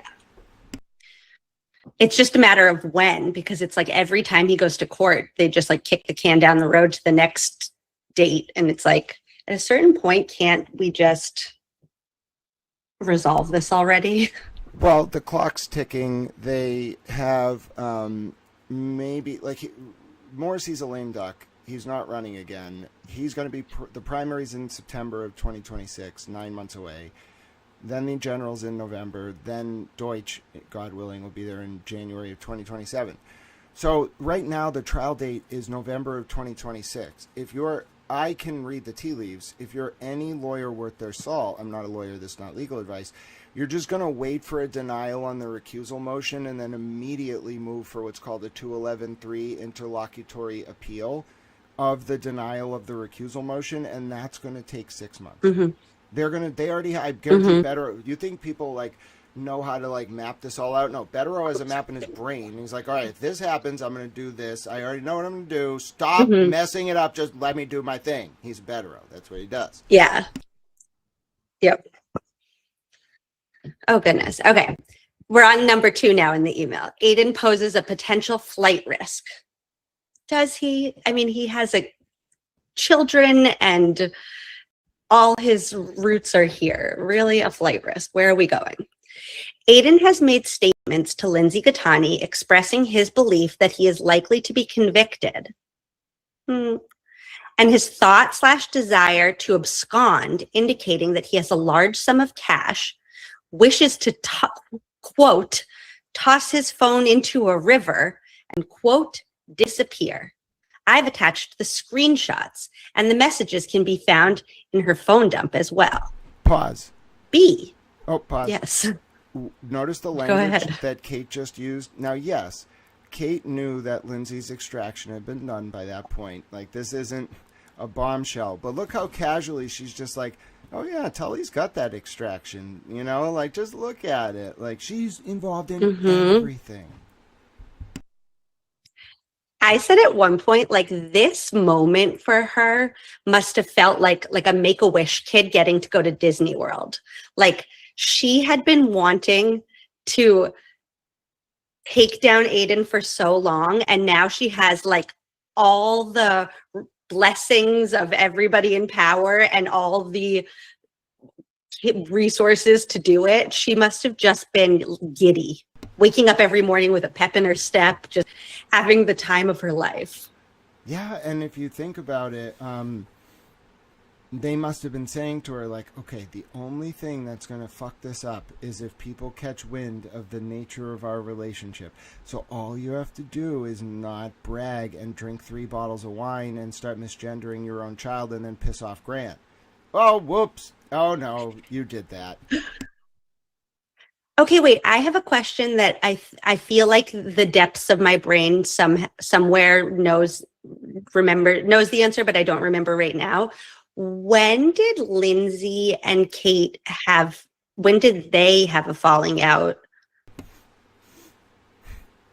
Well, the timeline goes back to November of 2023 when Lindsay reached out to some intermediary and then got introduced to Kate. And then they were, and I don't want to speak for her, but just my recollection is they were like friends for a while, like, but weird things would happen around Lindsay where like it was clear Kate was messing with her while pretending to be her friend. And that, like, I don't know if Lindsay even believed that, because who would believe that? But I was like, Right. I don't trust this woman. And then over time, like, I think the exact falling out came, what was it like? It's on Lindsay's social media somewhere. Like, it just became very clear. I think it was when Kate deleted, that's where it ties in. I think it was when Kate deleted the Google Drive links or something. Like, it became very clear that it wasn't just like, Kate messing around. She was willing to interfere in these cases, something like that. And then I'm not telling the story right because I will not speak for Lindsay, but then the timeline is in the past 6 months, more and more started coming out. And it has nothing to do with Lindsay and Aiden.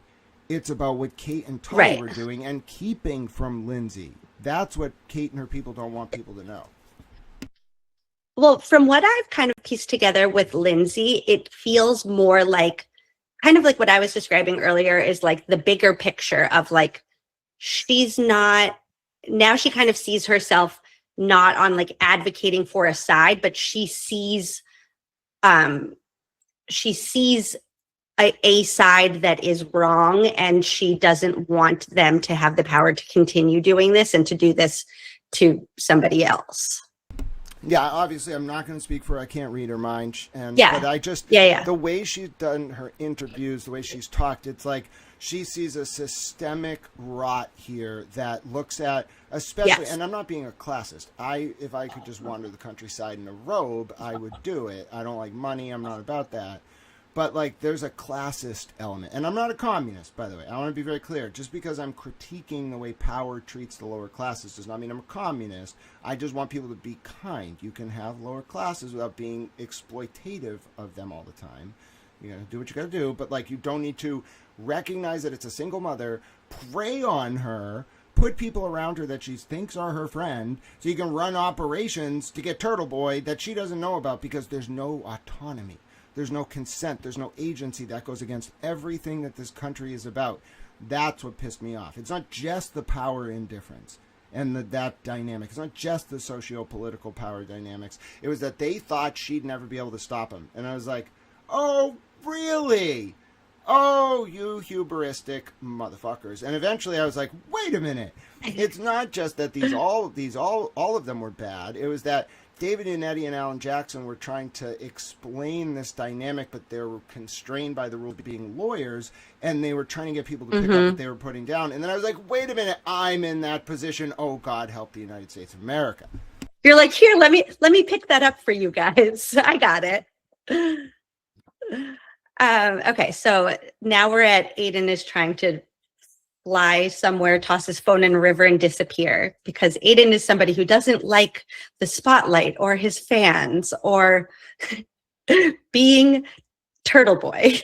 Oh, are you kidding me? He would thrive. I could see him thriving in Dubai. No, he's not going in Dubai. Like, imagine him in Dubai. He'd be like, he'd go up to someone and be like, I like the Red Sox. Nope, you're going to jail. You cannot like the Red Sox in Dubai. I actually can't picture anybody like less likely to be a potential flight risk. Like, really. I'm not saying he can't visit other countries. We just have to send the diplomatic staff around with him so he doesn't inadvertently offend the koalas or pandas or God knows what protected species. Oh my goodness. No, he's not a flight risk. Okay, B, let's hear more about how he's a flight risk. Aiden called the Holden police on 12/24/23 to inquire about the bolo, and according to Holden police, made a promise to turn himself in that day. Instead, he evaded police who were driving by his house looking for him and looking to serve him with the restraining order for 3 days until eventually turning himself in, so doing the thing he said he was going to, at 12 p.m. on 12/26/24. He later sent a message to his followers from jail, placing blame squarely on his victim and referring to himself as a fugitive during that time period. Didn't the fugitive unit arrest him? Okay. Indicating to me that at least he was knowingly and purposefully avoiding authorities. Screenshot attached. Also, like, it was Christmas. Right, and so, but the substance of this is that she is making specific legal arguments. She recognizes it by saying, "I'm not a lawyer," in there at one point. Like, she's writing this to Mello, like, who was actually running this prosecution? That's the wild. And then to think that, like, in essence, if he read this, if Mello read this, you had Kate Peter in there as the adversarial prosecutor in a county where she's charged with crimes. Remember, she already had cases with Lauren Murray going back to like 2023. And then she called more. Yes. And then they tried to give her a plea deal without recusing themselves twice. And the judge was like, no, because Bradle came in there for Lauren Murray. It was like, what is going on? Now there's a special prosecutor and Kate's felony WI is still open in the county where she was helping to prosecute someone for WI. It is the and most then it's like, insane and they don't have an incentive to actually follow through with anything against her because she has dirt on them. And that's the very strange part about this. I think in a lot of these situations, the goal is you find someone. If you think about who Kate Peter is on the surface, like, she lives in, she's just a lower class person. I'm not being degrading. That's her strata. Why would you ever think someone like Kate Peter is going to be smart enough to get around you, get blackmail, and then make sure that if you're using her, she's using you? No one would see that coming. You know why they didn't see it coming? Because they didn't do their background research. If they did, they would have found she's the type of person who catfishes Preds, which is noble, and has this network of militant, like, hunters around her. All right, that's not some casual person. She's like a militant old. She does seem very smart. She She does seem very smart. Aiden hired her for a reason. Yeah, yeah. She's just too much of a liability. Very smart, very organized. Yeah. But she talks. She's a liability. That's why she brought this whole case down. That's what she doesn't want people to know. Kate Peter compromised the cases against Aiden Kearney, and people are trying to hide it. The Norfolk DA in particular, and Robert Cosgrove. Oh my goodness. If you, I don't have to send it. Yeah, I don't have to send it to you because you can open it in a new browser tab, and then like there will be a button on the top that says switch to this tab. But on the top of my profile, you'll find a bunch of posts, and one of them will have like images, and one will be the screenshot of Kate Peter logged into Marty Kraft's investigative dashboard. If we didn't have that, we couldn't put this all together. This could be like a crazy person sending Ken Mello an email, but working for the Kraft PI firm ties all of them in. Because remember, Kraft lost his PI license, and immediately Brian Albert got a new one. No, that's the fake account. Okay, where am I going? You fell for the fake account. Oh come on, Emily. Oh, I just typed. No, that's not me. It's the one that's there. live. You are. Yes, but you want to know what's funny? That account is a line sitter for Aiden that I also think knows Kate. Because he's always like talking the same trash that she is. Oh, yeah. All right, so if you go to, let me see, you can keep scrolling. It's going to be one of the ones. They're like 4 panels. So wait, hold on 1 second. Can we talk about how this was the cutest thumbnail I've ever seen in my entire life? I loved every single detail. The little like sea creatures with their peace sign. I love everything about it. Thank you so much. Anyways, Oh, I'm so happy I got to make. And what's funny is all I wanted to do is I took your profile picture because it's easy to generate thumbnails when you're like, okay, here's the towel, here's Emily, have them at a desk. What I loved was I saw your banner randomly, and I was like, wait, what if I put the animals on the desk? And it just did it. It was like, here you go. I love it. It's so sweet. Okay. So, well, first, click that one in the, up one row. I love this. This is really cool. Up one more, above that one. We'll go to that one in a second, but right above that one. Yeah, that one. So the email you just read, if you click that, you're going to see that in the middle of that is a document that was filed by Robert Cosgrove on the Aidan Kearney docket on December 3rd or something, 2025. Now, there's two integral disclosures there under paper copies number 3 and 4. The first disclosure is there is a report from Kate Peter to Sergeant Yuri Buchanan about Karen Reed in September of 2023. That this was Kate Peter to Yuri Buchanan. Hold on, my brain needs to catch up. So if you can see number Kate 3 Peter. there, you can read it. Like you want to read it because this is Robert Cosgrove describing it. Don't take my summary. Just read how Robert Cosgrove describes it on number 3 under paper copies. Report of Sergeant Buchanan dated September 29th, 2023. Subject info provided by Catherine Peter, R.E. O'Keefe, motor vehicle homicide.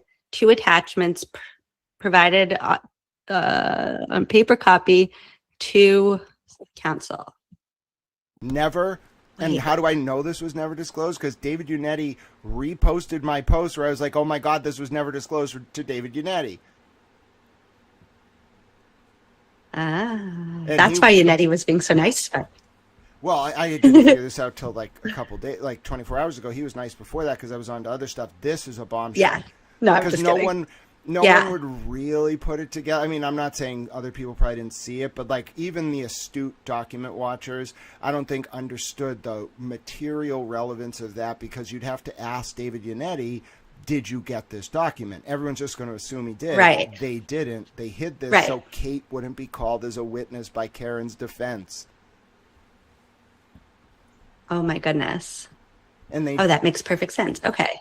And they never disclosed it till after, because Lindsay didn't know about the Buchanan report. Cosgrove just turned that over. Oh, give it to them now. Karen's trial's over. What do we care? They were never going to turn that over. And then right below it, you get, or maybe right above it, you get Cosgrove misrepresenting the date of the email from Kate Tamello as May 1st instead of February 19th. Oh, sorry, it was the same this image. One? Same. I was talking about the same image, just a different red squiggly line. So it's number 2 under the top part. It says some email from Kate Peter to Ken Mello, May 1st, whatever. No, it was February 14th. And that was not disclosed until after Lindsay made her post on social media being like, why did you turn this over? She may have disclosed it through somewhere else first. But the point is, it was out there in public, and then they turned it over. And over on the left, if you read paragraphs, you don't have to read them, but that whole document on the left is the description of Robert Cosgrove being like, and yes, I do have this all memorized. On October 9th, 2024, Mark Betterow sent us a production demand for all correspondences between Kate Peter, Ken Mello, and Brian Tully. Then over like December of 2024 through July of 2025, I, Robert Cosgrove, personally went through 5,000 pages and spent 20 billable hours redacting those communications between Kate Tully and Ken Mello. Then on July 8th, 2025, I turned them over to Mark Betterow, but Mark Betterow got mad and wrote me a letter saying only 1,000 of the 5,000 pages were readable and 4,000 pages were blank. So then I, Robert Cosgrove, personally went through all 5,000 pages again, made sure they were there, and turned it over to Mark Betterow on July 28, 2025. Then 4 months later, this email comes out after Robert Cosgrove's exhaustive search. So yeah, it tanks the case.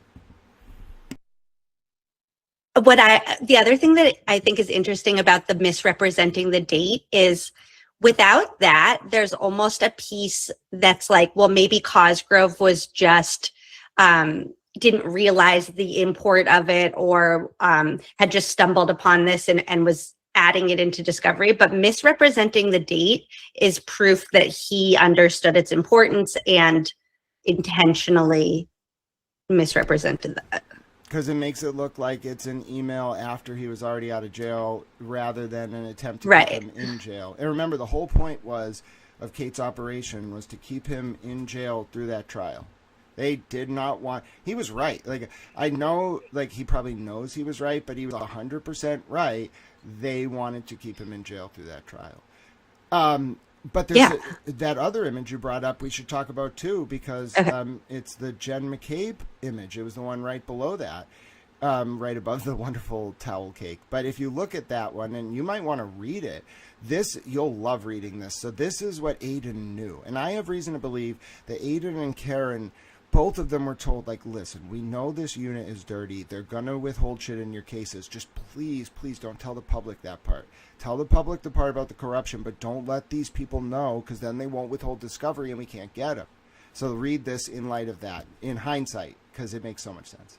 So this is a message between Lindsay Gattani and Aiden.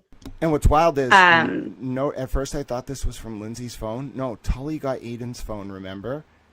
And this is what he found on it. Because look at it says sent. So, Aiden was the one. Well, that's what I was just going to ask you is who is read and who is sent. So read is, okay, so sent is. From Aiden to Lindsay and read is from Lindsay Aiden. Okay. But then there's this weird break where it goes read, good or bad. That's Lindsay's last message. Everything below that is Aiden. Okay. Okay, so it starts out, Aiden says, I found out some information on the way home about the feds that I will not be making public. Questions been asked. And Lindsay says, really? Good or bad? And Aiden says, yes. They requested a conference call over the weekend, Josh Levy himself, asking questions like, is there any chance the trial date could be delayed? Only one reason to ask that. Asking for all communications with DA's office. Asking for Jen McCabe's cell phone records to be sent to them as soon as they get them. Keep in mind, feds likely have Jen's phone records already, so they may want to see them because they suspect whoever hands them over, the defense will delete things that won't match up with their records. The mere fact that they are the ones seeking out Karen's lawyers tells you that this is far from over and that they want more info for this case. Levy asked them, if you are contacted by media in the next coming days or weeks, we would appreciate if you did not mention us working together. Why would he ask that unless he knew something was going to happen and they were contacted for comment on it? So now you can imagine how pissed Tully is smart. They're like, Yuri used to be in the military intelligence. So did John Fanning, both in the Marines. They were like, oh no, they're going to get us. They didn't realize it was way bigger than that. And then the next document is down 2 rows right below the towel in the field to the left. Yep, that's going to be the document about Michael Proctor's lawyers in recent days telling a judge, his new lawyers, that they'd never seen his 12 years of cell phone records. But then on the right is a document from the Miles King case where the Norfolk DA's like, back in, November of 2025, we finished the review and the contents of Proctor's cell phone that came out of nowhere. Well, there you go.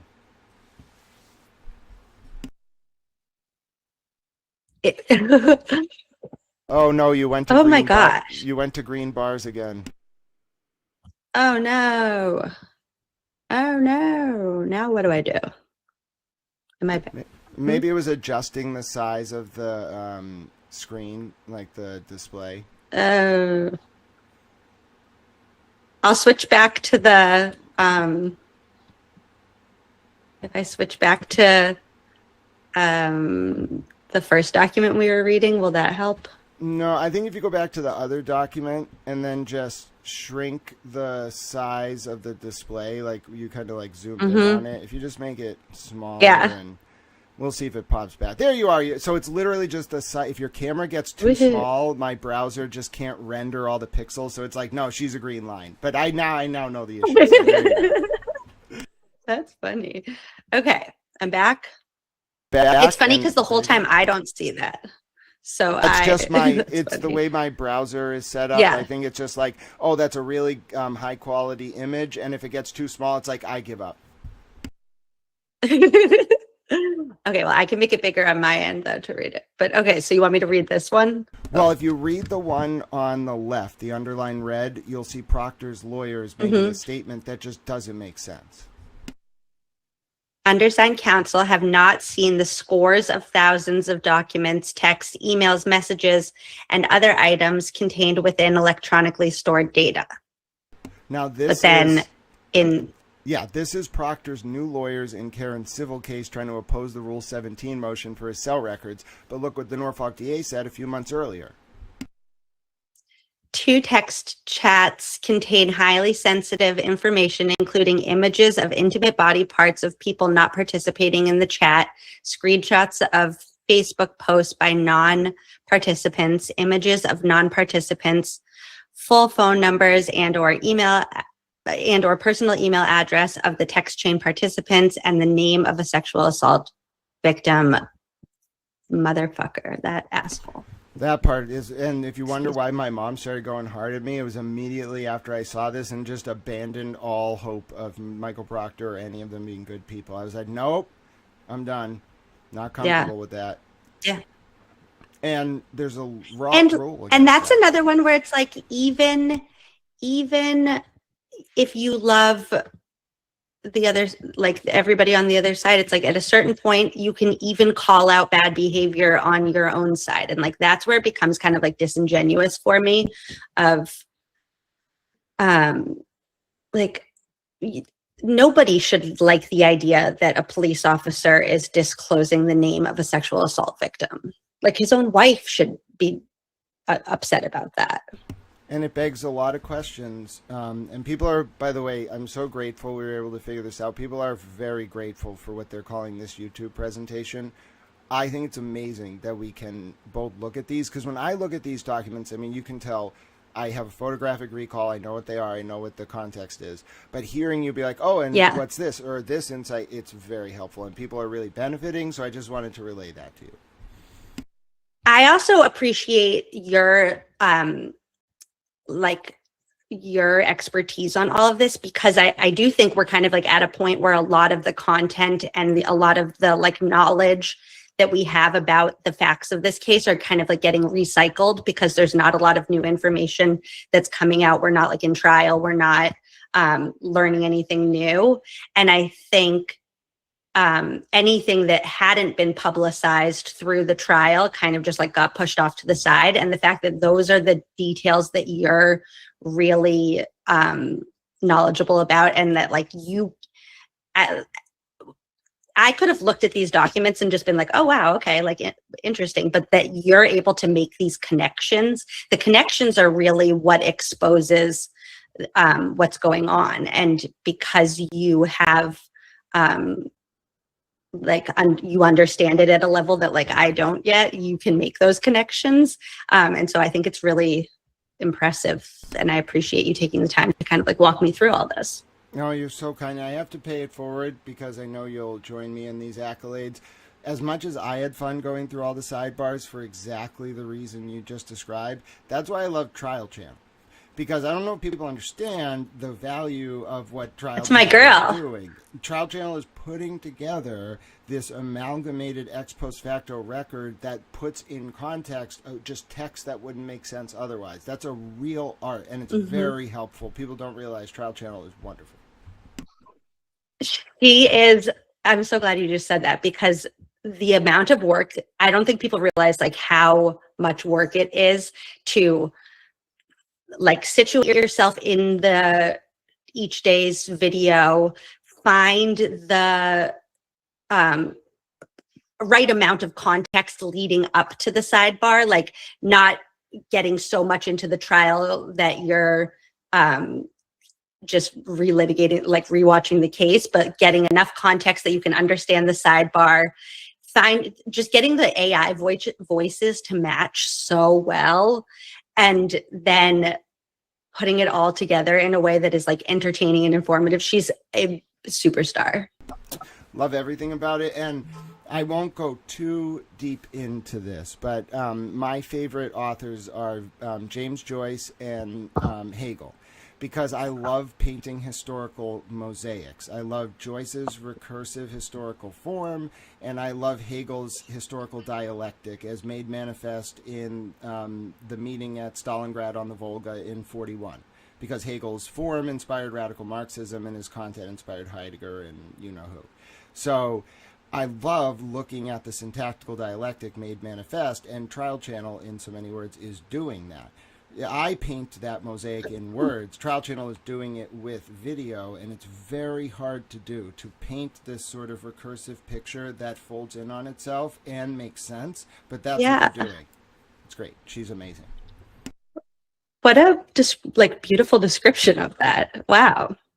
Oh, you're very kind. Trained classically as a philosopher. I wanted to be a Jesuit priest, but now I'm doing this, so... I feel like I could see you in a different time period doing that, like wandering the countryside like you described and being a preacher. Yeah, I don't know if I would have been like a good privandant like Kant, where like you were like a state like sanctioned teacher by the king, because I would have caused all sorts of problems. But yeah, just like wandering around until the people of Athens made me drink hemlock. Oh yeah, like I could totally pull that off. I see it. I see it. The students when I was in law school, like the more like mature ones, used to be like, Grant, stop poisoning the minds of the youth. And I was like, I'm not poisoning them, I'm liberating them. I like that. Oh, that's funny. Okay. But yes, so this context is that the Proctor cell phone records showed up out of nowhere in the fall of 2025, and they strongly imply that they were held by the feds, probably Adam Deutsch's unit at the DOJ, which I don't know if I ever mentioned. So I was recruited by the DOJ inadvertently. I'll tell you a really fun story. I have to redact certain parts of it. So I was sitting in Redacted, and the Redacted was like, hey, so you all should check Redacted. There's a file up there about a DOJ recruitment event. And I was like, okay. And I went through all 396 files, and there was no flyer about the recruitment event. So I reached out to Redacted, and I was like, hey, I couldn't find the PDF. And Redacted was like, okay, you passed the test. Don't give this to anyone else. Here's the flyer. Now, ostensibly, it was public. But no, it was not public. So I had this vibe that my friend that sat with me in class wanted to be a federal agent. Didn't ask her about it. I was just like, oh, she wants to be a federal agent. So I was like, hey, you should come with me to Northeastern. I'm going to this event, and I was like, I have jurisdiction to bring her because I deem her worthy. So I just bring her with me, and we go into this room. Now, I thought it was going to be just like one of those boring things where like they have a table and they do that kind of thing. No, they lock us in the room. It's me and my colleague, 4 students from Northeastern. That was it. 2 federal judges, 7 federal agents, my Redacted, and then like 3 other people who were clearly high-ranking government officials. They sit down. We're just like, they lock the doors. Nobody can get in, and if we leave, we can't come back. And I'm sitting there like, what have I gotten myself into? Oh no, they're going to kidnap me and take me to Central America. But anyway, then they're like, okay, here are the 75 sections of the DOJ. And I was very interested. They were like, oh, there's the public integrity unit and the white collar fraud unit and this unit and that unit. And I was like, oh, God, this is very intimidating. Anyway, so we're sitting there, and then we had some sandwiches. I think we had cookies, too. They were very good cookies. Anyway, we're having this like mixer, but it was weird. They outnumbered us, so I was just like, nice to meet you, federal judge. I'm Grant. And then I talked with them, and then I don't know what the hell happened. And I was thinking I should really consider working in one of these sections. And I did mention to them, I was like, I smoke medical marijuana. And they were like, oh, we have a brain drain right now because of that, so we're working on legislation to fix it. And I was like, oh, that's good to know. So anyway, you're like, I would like to work on that. Oh, and President Trump did it for us. So there you go. So, but anyway, that's why Pam Bondi's legalizing weed. There's a brain drain at the Department of Justice, I'm telling you. But anyway, so they really did say this to me. I was baffled. So anyway, I'm researching the public integrity section like that night, and I'm pretty on the ball. I think I'm on the ball, and I'm like, all right, I got to get on this. Like, I got to show my worth to the federal government. So I'm like, all right, there's an internship at the federal government for the public integrity section in Washington. You do it like in your 2L summer, like great. No, 24 hours later, not 24, 18 hours later, I get a group email from multiple DOJ emails being like, welcome to the public integrity section of the Federal Bar Association. We'd like to do this, this, and this. Then I started getting these newsletters. No, they read my work about regulatory oversight, and they picked the friggin' antitrust section. They were like, no, he's going to be in this. I ran the hell. I was like, oh my God, this is the most intense thing I've ever seen. I'm running from this right now. I love my country. I can't do this. They're scary. And then I ran away. That is wild. That is when you hear it's like, that is a unique experience. Like, when people are like, oh, like every experience has like happened to like everybody, or like, oh, I can relate to that. No, that is something that I can safely say I will never be in that position. That is wild. Oh, I didn't tell you the best part. I have to be very general about this next part. So my friend I brought with me, I wasn't really thinking about her. I was just like, oh, she must be having a good time. About a week later, I see her in Redacted. And she's like, so, the next day I got an email telling me to go to this building, and I went there, and, it was just these cubicles with placards on the wall, and I didn't know what anybody did. Like, there was no labels, there was no sign on the door. Everybody just had an office with, like, a little name plaque, and I went there and I knocked on the door, and they seemed really nice. They really wanted to work with me. Then they asked me to do this background check, and then I did it, and I think they're going to hire me. Never saw her again. She definitely became a federal agent. She was like, oh my goodness. The best part was she didn't know what she was doing there. She didn't know who they were. They didn't really tell her. They were just like, yeah, we'll do all this paperwork. Thanks for your application. And then I just never saw her again.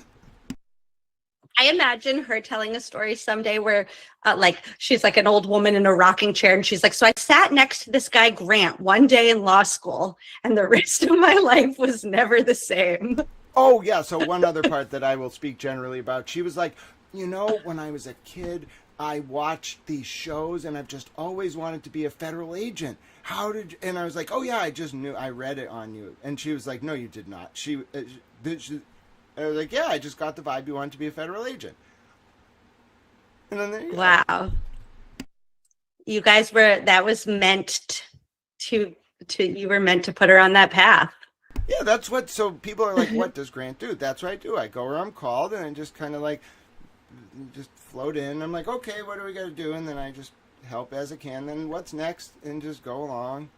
Just kind of situation. I like that for you. But yes, yeah, you just feel the vibe. You're like, let me get your aura.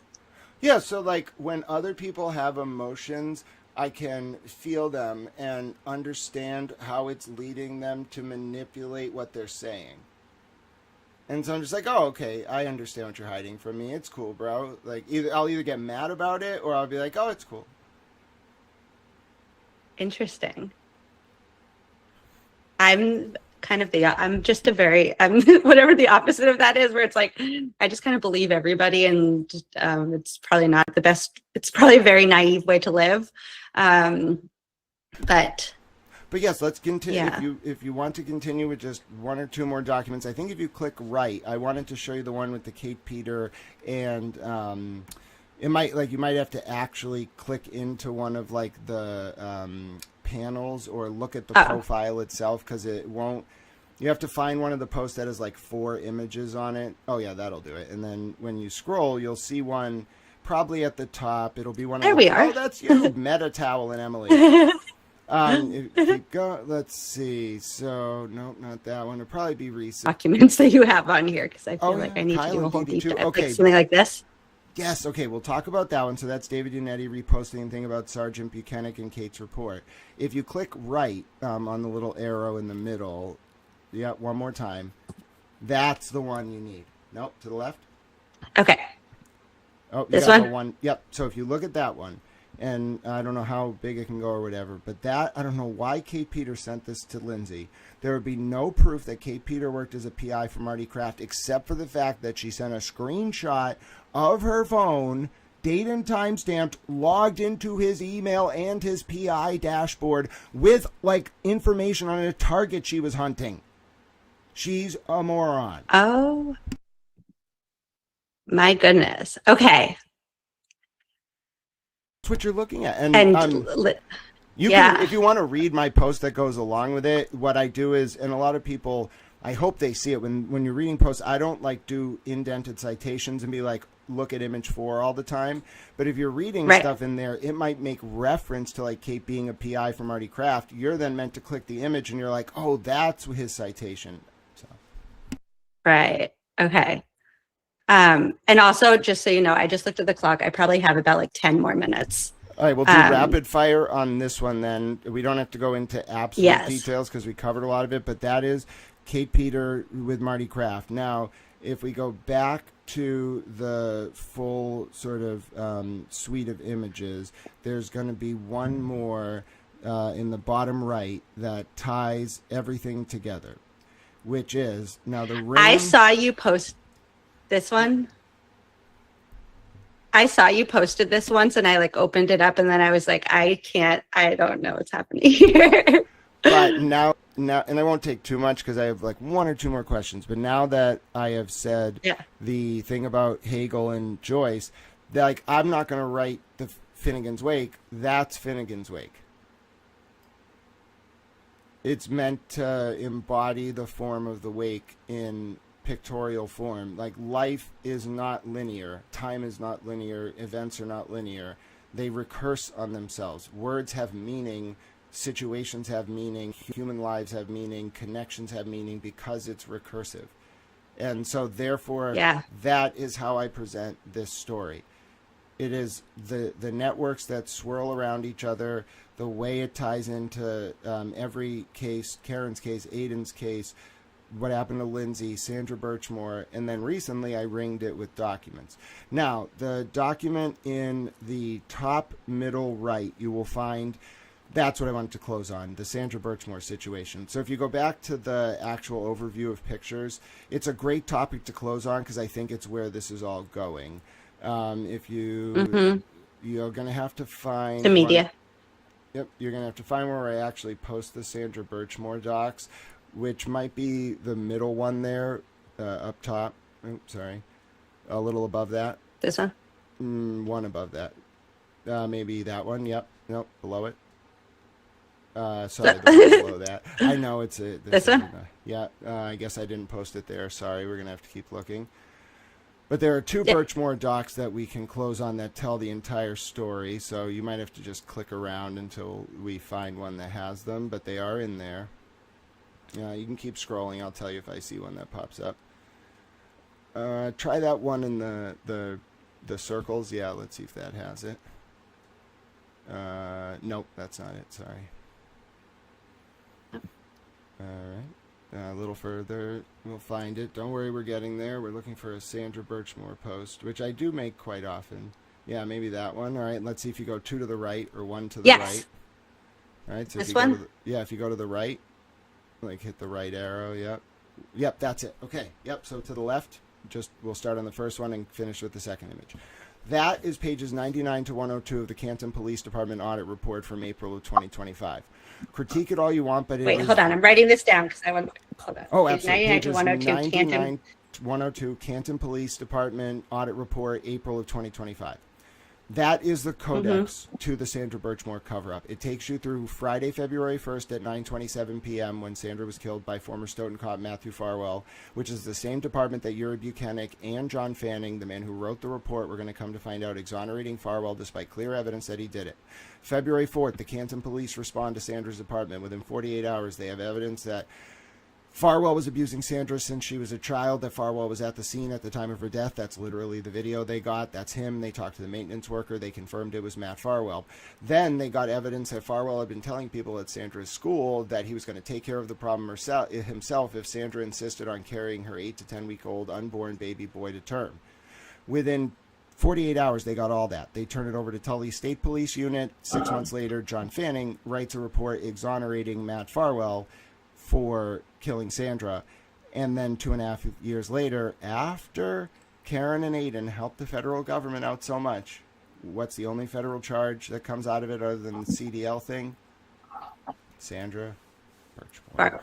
Yeah. And if you go to the next page, this is where it gets really scary and why I worry.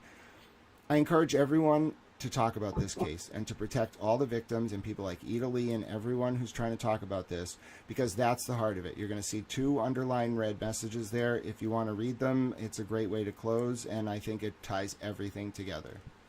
So from left to right, you may want to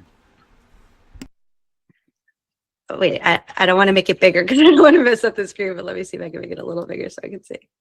Okay. Am I green? You're still good? You're still good. Okay. Starting with, I do not view blank as a credible person. No, I'd start all the way to the left and read the post, and then... Okay. Yep. And who is this? Who's talking? Redacted. Okay. So I met someone that used blank in Canton, now redacted, knows all about the Sandra Birchmore case, very close to it. I won't get into details. Blank mentioned a place in Stoughton, X and O's, said it was a known prostitution place, also said it was a known fact that police had involvement. Something. Does anyone know about this fact? And then a link that says it was Albert's, then X and O's, now Amelia's. Now read the underlined portions and your mind. I know Amelia's. Yeah, this that very bad. Hold on, can I just tell you? So my husband and I went out to dinner at Amelia's probably like a year ago. And when we walked in, I said to him, I was like, Jake, I feel like we're at like a mob meeting spot. It's like yeah, so no, I don't know about the current owners, all right? I just want to talk going backwards because it's a different restaurant now. There are reports that this was a place where people would pick people up. If you read the next 2 lines, which was known to the Birchmore investigators, the red section in the middle and right, you're going to see why I think all of us who know about what's really going on are very concerned. I do not view blank as a credible person. During his interview, he provided little information, if any. When asked about a confrontational text message that he had with the victim, Sandra Birchmore, ever owed money to, quote, the girls, he could not recall the conversation or the last names of the girls. Having described that they shared a dorm/suite, I find it implausible that blank could not recall this information.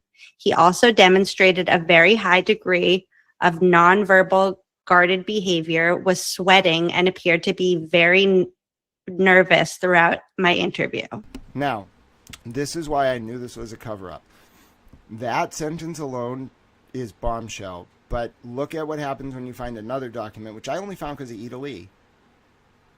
Then I'll explain it to close, but if you didn't have the second document, the first document doesn't make sense because they withhold what he threatened her about. So this part on the right. Yep. Okay. When asked about a text. Oh no. Wait. That part. Yeah. When asked about a text message that blank had went to Sandra Birchmore about asking blank for money and money owed, blank had absolutely no recollection of the conversation. Blank was shown the text message in which he threatened to disclose Sandra Birchmore's relationship with members of the Stoughton Police Department if she would not repay the debt owed to, quote, the girls. Blank recalled that Sandra Birchmore had mentioned blank Matthew and William Farwell in their past conversation. So what you have there is evidence. Sandra lived alone in an apartment in Canton. Sandra did not live in a dorm suite. I hope you see the full picture. It's dark. It was a cop brothel, and they were recruiting them from the Police Explorers program as teens. Then they got them into the brothel, gave them apartments elsewhere, gave them jobs, and they worked at the brothel. It's the worst thing possible. That is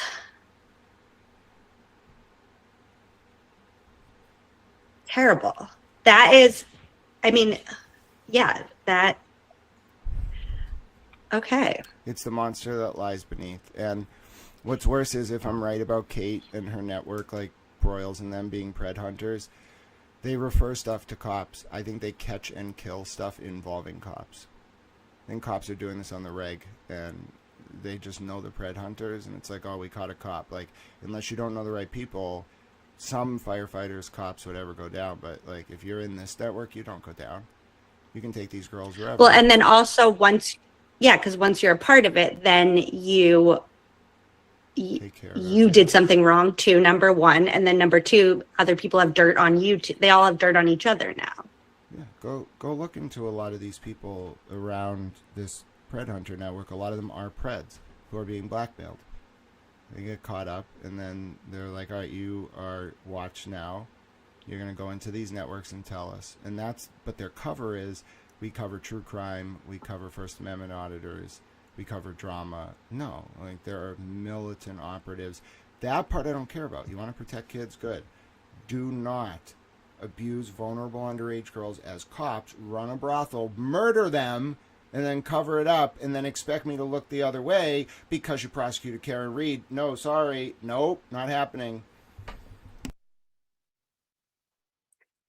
Rand, I am so glad that well, first of all, I'm so glad that I got to know you today. I feel bad that I haven't known you like this before today, but I feel like through this whole saga, I've been like craving somebody who just kind of like doesn't have what is it called? Like, doesn't have a dog in the fight, but like fights like you have a dog in the fight, and is not seeing things for what like one side or the other wants, but is just kind of like seeing things as they are. And the way that you're able to kind of like parse through all of this to make those connections and to like really want justice in the like justice in like the larger sense of the world of like justice in our society, not just like justice for John O'Keefe or justice for Sandra Birchmore, but like to live in a just society. I am really inspired by your passion for this and like your excitement, and you have a very interesting brain. Oh, well, God bless you. I'm so grateful we had the opportunity to discuss. I've always felt that what was preventing not just justice, but an understanding of all this was artificial polemics. So when I saw you authentically saying, like, why are we not just focusing on the facts, I realized there was something that I wanted to talk to you about as well. And I also think you represent, thank you for your kind words, but I think you represent that as well. No matter what your position, if you can just have agreeable conversation rooted in the facts, you're going to find what people are trying to hide. It doesn't mean their motives for hiding it are good, bad, or otherwise. You'll find the story, and you're probably right about 80% of what you believe, but you're going to come to find out there's all this other stuff going on too. And when it puts a full picture together, I think that's what people want. They crave it. They don't realize it, but their existential dread is from a lack of answers. They're reaching out for anyone who will give them authoritative views that they feel are just an answer. But that's a shortcut. The work is putting it in an understanding, looking at the documents, talking it through, and then at the end of that, the reward, the understanding actually has value. That's the only thing that gives my life meaning. Yeah. I call it the tingles, but I know it when I see it. I'm onto it. I see you're onto it. And I hope that we've benefited some people today, because I think there's something special about this story for the unheard. And it's going to be told. We are not done. Yeah. We're talking about it like it's over. It's not over. Well, I was just thinking that, like, as you were describing that, it's like all of these are kind of like living, breathing documents, because tomorrow there could be a new drop of information, and there could just be one sentence in it that you're like, wait a second, and it makes it all make sense. Absolutely. And I think that is a perfect microcosm of this entire puzzle, which is, even for people, now there's always going to be people who are pot committed ideologically for other motives or whatnot, but the people who are actually studying this will always take that new information and use it to advance their understanding, and there will be more. There, no matter what, Adam Deutsch didn't just resign from the public integrity section after learning all this.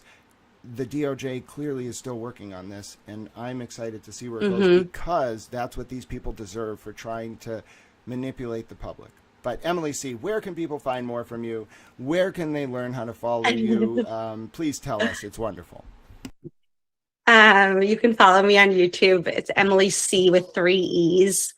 And don't go on Twitter. If you're not already on Twitter, if you don't already follow me on Twitter, don't start. It's crazy over there. Maybe when things settle down a little bit, but I'm over there too. And I'm truly appreciative that you reached out, and I would love to do something like this again sometime. In light of the ever-evolving historical conflagrations, I have no doubt that is set in stone. It's a question of when and not if. Emily C., thank you so much. I love that. Thank you so much. Good night, everybody. Yes, I will take it home. So there we go. Emily C., ladies and gentlemen.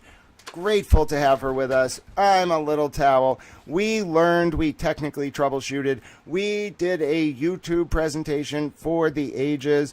Absolutely, please follow Emily C. on YouTube. I'm going to drop her links right now. I'll get that information for you all in the chat. If you have any questions of me, I'm sorry I could not read your chats. I saw so many of you sending super chats and joining as members. I'm so grateful for your support. I'm sorry I couldn't see them all in real time. I was looking at a monitor to my left and focusing ever so intently on what Emily C. had to say. We are so grateful that she spent some time with us. That was wonderful. Now I'm going to drop a link. Somebody dropped the link to Emily C.'s channel. Thank you so much for doing so. My name is Grant Smith-Ellis. Now, I will spend a little bit of time with you. We haven't been live for a bit, so why not spend some time together? If you have questions, now's the time to ask them. If you were thinking, wow, there were things I heard during Grant's interview with Emily that I want to expand on, and obviously Emily has things going on, so we would never take too much of her time. I'm so grateful she gave us almost 3 hours. That was incredibly insightful, I think, for both of us, and I hope for all of you. If you have questions, if things came up, please let me know. I'll take this time as kind of an open question as a reward for those of you who stuck around. If you've ever thought to yourself, I would like to ask things to Grant, I'm not saying I'm going to be able to ask them all, and I'm so glad that the chats were all positive. Yes, I don't think this is really a space where negativity pervades. That's probably the thing I like most about it. And we do have a little time. The Karen Reed documentary is on later tonight on Lifetime. I'm sure a lot of you will be watching that. Woe on anyone who tries to comment on it. Apparently, copyright strikes are flying left and right, ladies and gentlemen. Yes, Roberta Glass and Broken Baker, a pair you'd never think would be mentioned together in the same sentence. Talk about oil and water, ladies and gentlemen. Yes, them too got copyright strikes for commenting on Chris Albert's interview. J.E. Walsh asks, Grant, where's your tie from? I don't have a stylist. I have a tie. I don't remember. TJ Maxx or something? It was hard to tie the tie. I have this system now, you know. I kind of hold my hand out, and then I bring the tie over like this, and then I fold it once, then I fold it again, then I fold it again, then I tuck one of the loops up, and then I tie it. It's very complicated. I haven't figured out actually tying a tie on myself, just how to throw a tie over my neck once it's tied. Emily, thank you so much, Emily C. It was an honor to have you with us. The documentary on Karen is out tonight. Yes, it's not a documentary. I guess you could call it a mockumentary. It is a fictional adaptation. What do you call this? It's like a Lifetime movie That's probably it's a genre unto itself. Like, if you've never spent the holidays in suburban America with a woman watching Lifetime movies, you haven't lived, ladies and gentlemen. Maybe you're a man who likes them too. I don't know too many men who are into them, but I do know a lot of women, especially when I was younger. They'd come home from college and be like, I want to watch a Lifetime movie. And I'd be like, I don't really understand, but okay, let's do it. They're kind of like medium budget productions that are kind of farcical in some sense, but also endearingly romantic. I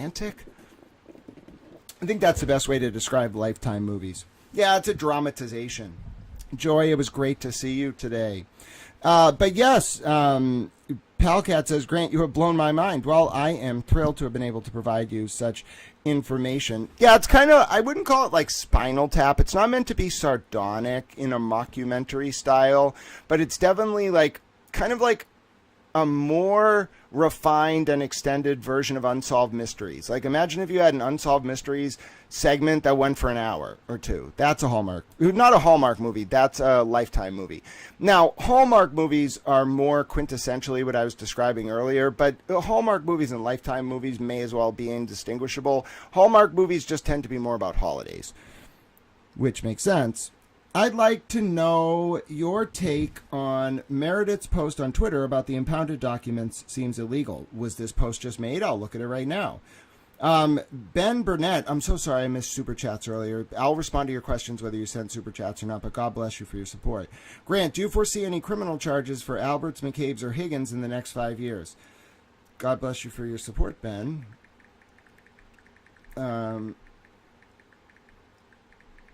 Let me think about that. So who are the people in the question? Alberts, McCabe's, or Higgins? All right. Chat's moving very fast. Alberts, McCabe's, or Higgins? I think potentially there's some obstruction liability, but I don't really see any of those three as the like main target because like the federal government doesn't really swing and miss. Like, they don't really, like, if they're going to do it, it's going to be a very high-level charge. All the stuff you're seeing, like the low-level stuff, obstruction, is normally like a predicate offense. I'm not a lawyer. This is not legal advice. It's like a predicate offense to a RICO charge. Or it's a way to pressure someone. You don't, like, charge obstruction. I've almost never heard of that.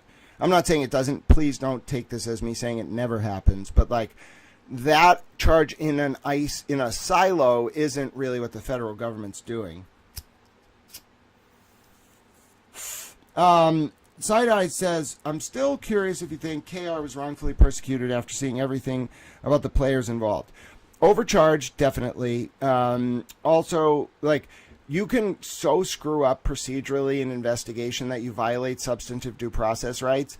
And in light of the email from Kate Peter to Yuri Buchanan, or Yuri Buchanan writing a report that came from Kate Peter about Karen, while Kate might have been working for Marty Kraft, if that was never disclosed to David Yannetti and Karen, that alone is such a and Alan Jackson, etc., Eliza Little, Robert Alessi, over 2 trials, multiple years, that's such an egregious procedural due process violation that you can argue just based on that alone she was unjustly persecuted, notwithstanding anything that happened on the night of John O'Keefe's death. And that's why the legal system is so nuanced. Like, prosecutors don't have a lot of room for error. State police don't have a lot of room for error. And absolutely something I'll circle back with Emily on at another time is there is just no room for smaller errors than this. In the Alec Baldwin Rush trial, we saw, if you don't know what happened there, look into the Baldwin case, Hannah Gutierrez and the armorer, just a very sad situation. But Alec Baldwin was on trial for manslaughter because he actually was the one that had the weapon in his hand that discharged, that killed the armorer, or that killed the person on set. Now, what happened was Baldwin, at his trial, was at the last minute presented with evidence that some armorer from another state had driven to the first trial. 2 people were tried, Baldwin and the person who loaded the gun. I think the armorer's name was Hannah Gutierrez, maybe forgetting the victim's name. During the first trial for the armorer who loaded the bullet into the weapon that took the person's life, a man came to the courthouse, provided prosecutors with a box of ammo that was potentially like brought to the rust set or from a batch brought to the rust set. Okay. The prosecutors told him to go to the sheriff's department. He went to the sheriff's department. This was literally during trial. He walks into the courthouse, finds the prosecutor. The prosecutor, it was some blonde woman. She says, go to the sheriff's department. He goes to the sheriff's department. He turns over the evidence. The sheriffs catalog it under a different case number without Baldwin's name on it or anyone's name on it related to this case, the underlying criminal case for Baldwin and the armorer, and just hide it. Baldwin finds this out in the middle of his trial, and on that alone, that one single incident, wins a dismissal due to prosecutorial misconduct. Notwithstanding anything to do with what he did that day. And we have far worse than that here. Think about what that error is. The guy comes to the courthouse, you tell him to go to the sheriff's office. The sheriff, for reasons unknown, although no one could prove it was because the prosecutor told them to, catalog it under a different record number, and then that's not turned over to Baldwin. That alone warranted a dismissal in a state that is far more prosecution friendly than here. They did way worse in Massachusetts with the Karen Reed and Aidan Kearney prosecutions. I'm a little baffled. Now that I know what I know, I'm actually baffled Karen didn't push harder. That's what I'm that's what I'm baffled about. I am baffled that Karen didn't push harder. And I think there's a reason for it, because she had these people like nailed on a lot of really bad misconduct. Like, there's no way Karen Reed didn't know about Michael Proctor's cell phone record. Sorry, I wasn't born yesterday. I just don't buy it. The other thing is there's no way that Karen Reed didn't know about Jen McCabe's records. There's just a lot of this stuff seemed to have been the DOJ telling Karen not to say anything, and therefore I think Karen held back. I think even Aidan held back a little bit. And the level, it must be frustrating because your charges have to continue if you want to see what they're going to hide in discovery.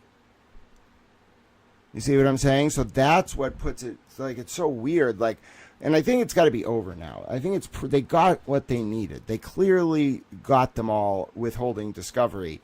So why are these cases continuing? I don't really understand. It is egregious prosecutorial misconduct. I have been baffled and quite possibly bamboozled. Give me 1 second. 1 second. Hold on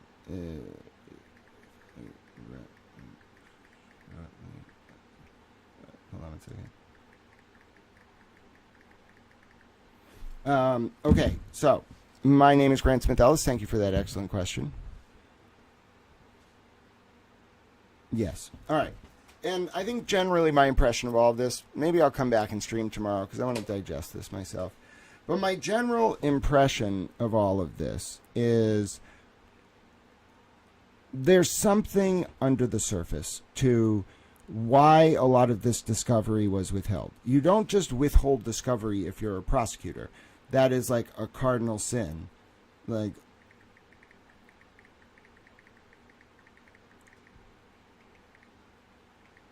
but yeah, it's a cardinal sin to do 1/10 of what they did. So why hide it? Because when you hide it, it gets even worse. So if they're all hiding it, it's because there's something serious about the nature of the misconduct here. Egregious. Let me see. I think it's egregious. Yeah, it's egregious. I'm so pleased that you found it informative and educational. I'm doing my absolute best.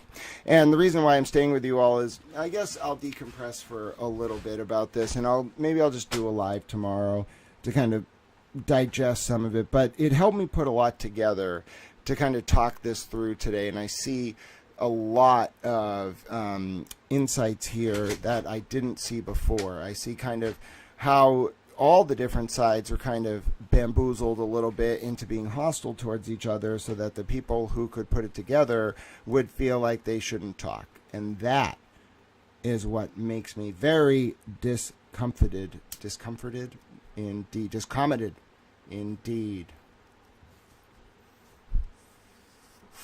Now, is there any developments that have happened since we've last seen each other? I feel like a lot of things have happened, actually.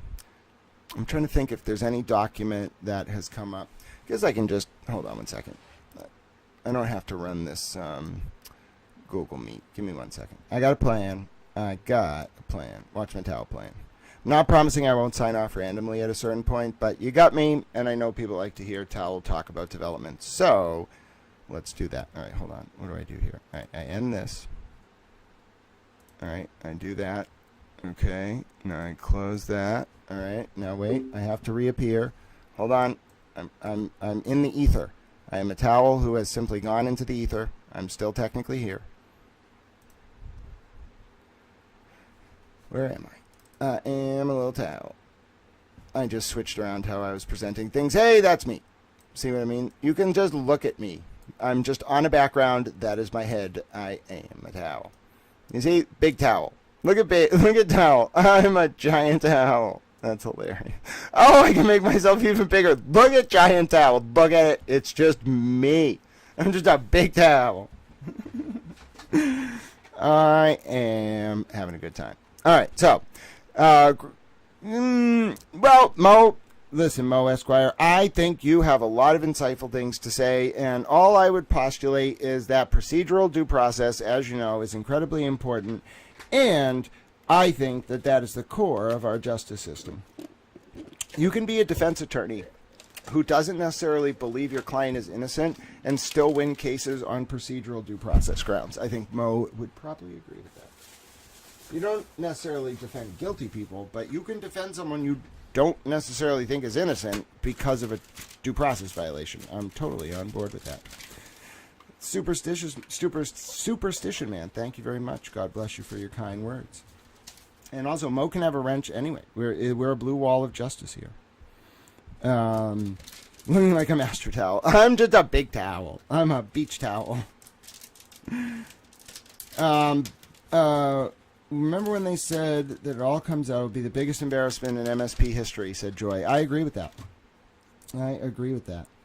And then Mo said, yes, of course I agree with that about due process, and not just because I'm an attorney.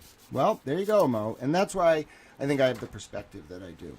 All right, let me see here. What do I got for us to watch? Now that I'm Big Towel, I can just move myself around at will. I've sort of made do with that. Now, what do I do here? Let me get rid of this thing. Actually, you know what? Maybe we can just go over to Twitter. All right, how about that? I'm going to go over to Twitter, and then we will just add that to the screen, because I'm a genius. I'm a towel.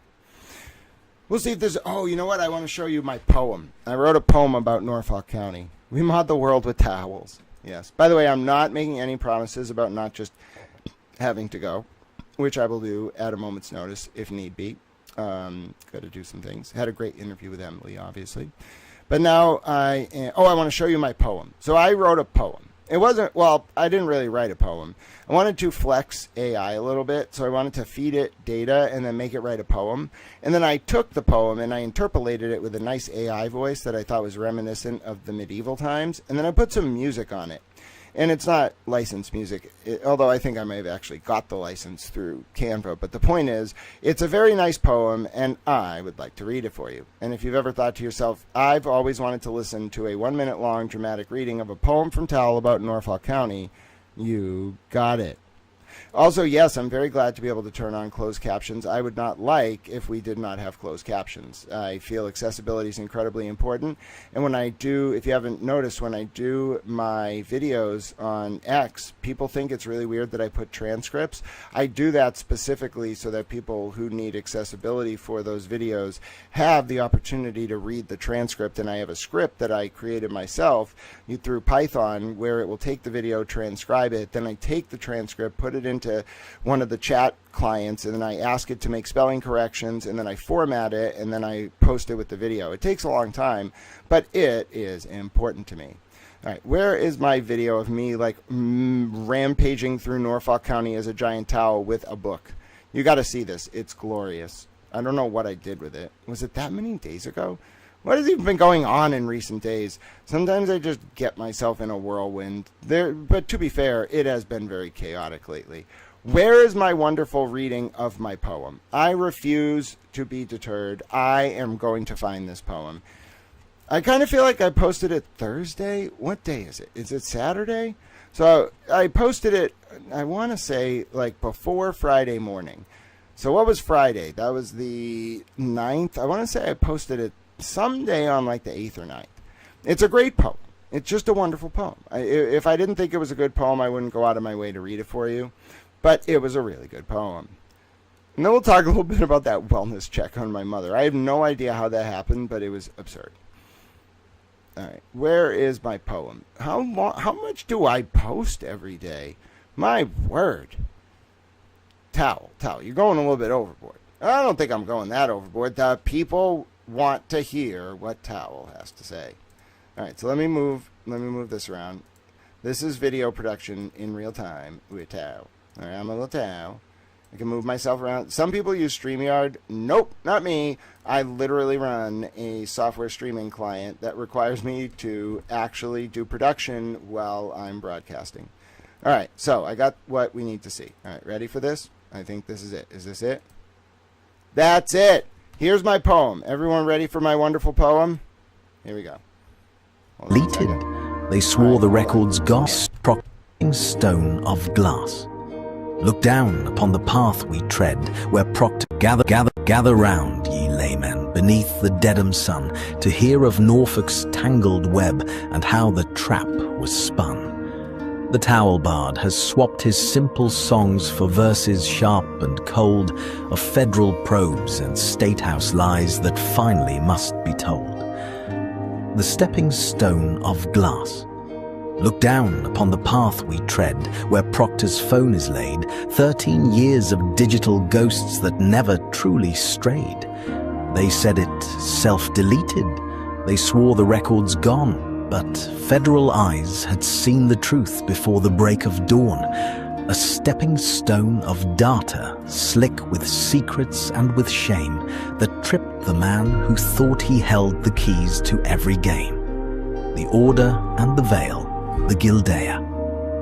Order stands today, a gate with rusted hinges, where confidential is the paint that every record fringes.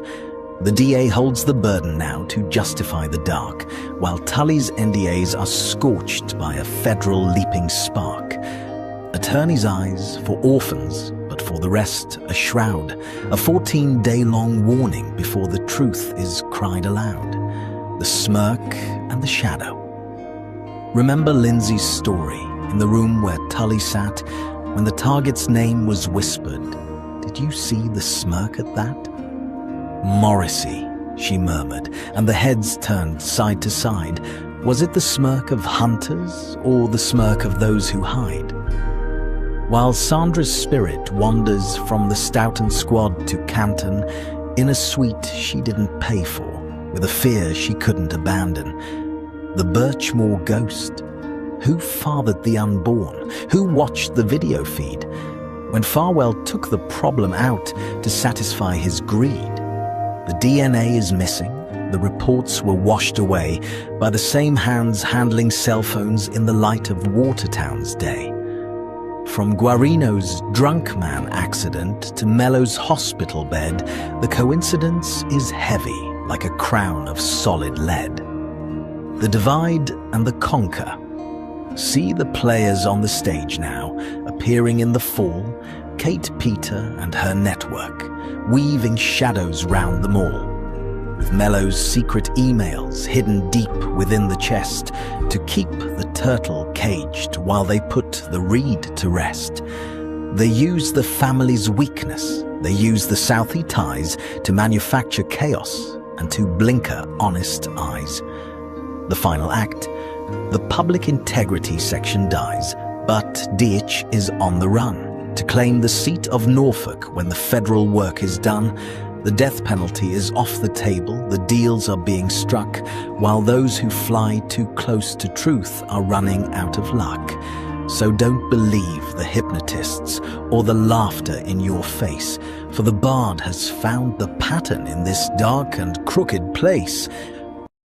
All right, so I really like that. I put it with the music as kind of like sardonic commentary. I was actually going to do this the other day, but I was like, can I really read iambic pentameter? I don't know if I can. Like, even though it's modern English, I will read it for you because you're all so kind. I'm not promising I'm not going to have to break off. You have to be aware of that. But I'm going to read this for you. Here is Towel reading a poem. I know you've all waited your entire lives for the moment you would get to hear me read a poem. Emily C. did a dramatic reading for us earlier of Kate Pita, the greatest moment of all time. Now I will do a dramatic reading for you as I take on my true form, which is a towel wandering the countryside with some kind of hat, outraging some man who just came back from a safari, apparently, and his son. They are very outraged, I tell you, ladies and gentlemen. Oh, thank you, LS. God bless you, my dear friend. I did not actually get your email for the first time, but I will do that. I'll check it. Make sure, you might have to resend it, but I'll check. All right, here we go. A dramatic towel reading in iambic pentameter. Thank you, J. E. Walsh. I'm so grateful for your support. I think the poem was good, and now I'm going to read it. Oh, no. I don't know. Listen, I was not formally trained in the theater. I have no idea what I'm doing. I've done a lot of things in my life. I've never done the theater, all right? I don't even know how to spell theater. British accent. Oh, goodness. I haven't lived in England for like almost 15 years. I don't know if I can actually do the intonation. Thank you, L. What we need is LS up here reading this. You know what I'm saying? Thank you, LS. All right, here we go. Gather round, ye laymen, beneath the Dedham sun, to hear of Norfolk's tangled web, and how the trap was spun. The towel bard has swapped his simple songs for verses sharp and cold, of federal probes and statehouse lies that finally must be told. The stepping stone of glass. Look down upon the path we tread, where Proctor's phone is laid. 13 years of digital ghosts that never truly strayed. They said it self-deleted. They swore the record's gone. But federal eyes had seen the truth before the break of dawn. A stepping stone of data, slick with secrets and with shame, that tripped the man who thought he held the keys to every game. The Order and the Veil. The Gildea Order stands today, a gate with rusted hinges, where confidential is the paint that every record fringes. The DA holds the burden now to justify the dark, while Tully's NDAs are scorched by a federal leaping spark. Attorneys' eyes for orphans, but for the rest a shroud. A 14-day-long mourning before the truth is cried aloud. The smirk in the shadow. Remember Lindsay's story in the room where Tully sat, when the target's name was whispered. Did you see the smirk at that? Morrissey, she murmured, and the heads turned side to side. Was it the smirk of hunters, or the smirk of those who hide? While Sandra's spirit wanders from the Stoughton squad to Canton, in a suite she didn't pay for, with a fear she couldn't abandon. The Birchmore ghost, who fathered the unborn, who watched the video feed, when Farwell took the problem out to satisfy his greed. The DNA is missing, the reports were washed away by the same hands handling cell phones in the light of Watertown's day. From Garino's drunk man accident to Mello's hospital bed, the coincidence is heavy like a crown of solid lead. The divide and the conquer. See the players on the stage now, appearing in the fall. Kate Peter and her network, weaving shadows round them all. With Mello's secret emails hidden deep within the chest, to keep the turtle caged while they put the reed to rest. They use the family's weaknesses, they use the Southie ties, to manufacture chaos and to blinker honest eyes. The Vinyl Act. The public integrity section dies, but Deitch is on the run. to claim the seat of Norfolk when the federal work is done. The death penalty is off the table. The deals are being struck, while those who fly too close to truth are running out of luck. So don't believe the hypnotist or the laughter in your face, for the bard has found the pattern in this dark and crooked place. Well, I'm so glad someone asked for a reading of that. I meant to do it the other day, and I was like, I don't know if I can read iambic pentameter, but I kind of can. You just kind of have to stress the intonation on the right syllables, if you know what I'm saying. And that's how you do the metered rhyme. It's not just meant to emphasize the rhyme, it's meant to emphasize like a specific flow. Let me take this call, hold on.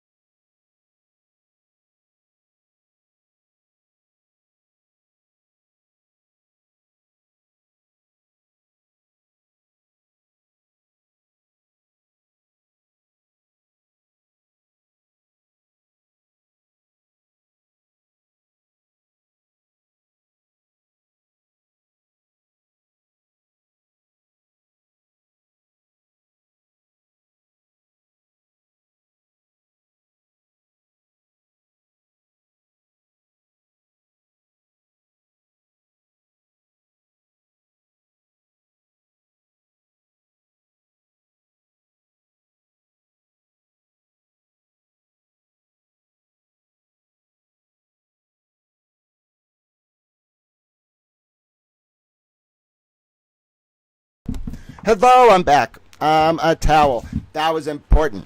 I have towel car things going on. I would never just put you all on hold. I'm so sorry.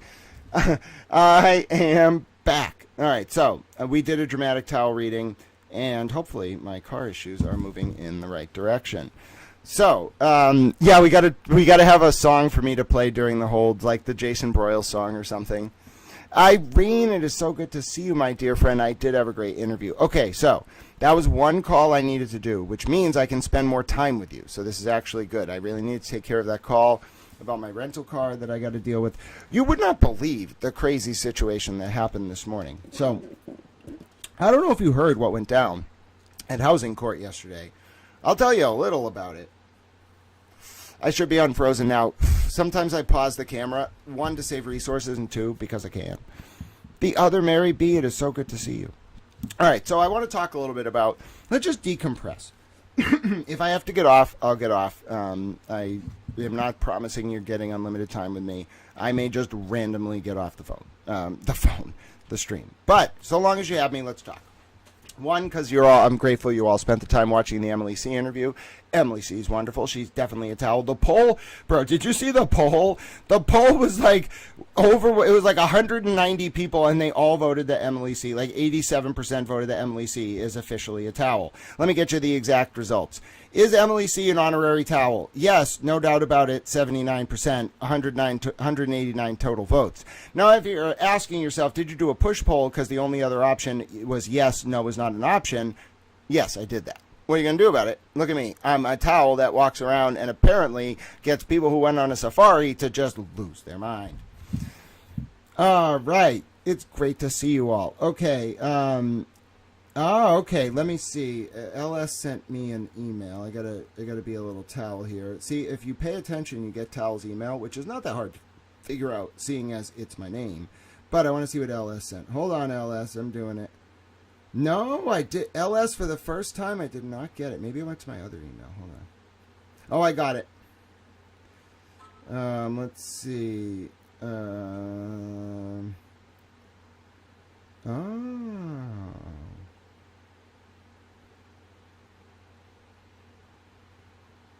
Interesting. Hold on. I'm worried these people... So LS sent a very interesting message on December 7th. Let's see. Yeah, I do feel like some of those people in Kate Peters' orbit are indeed talking to my mother. Let me see. Let's see. Yeah, Steph is definitely a Kate Peter mole. But anyway, I was looking into this evidence of whether... So let me just talk about what happened with my mother. It was a wild situation.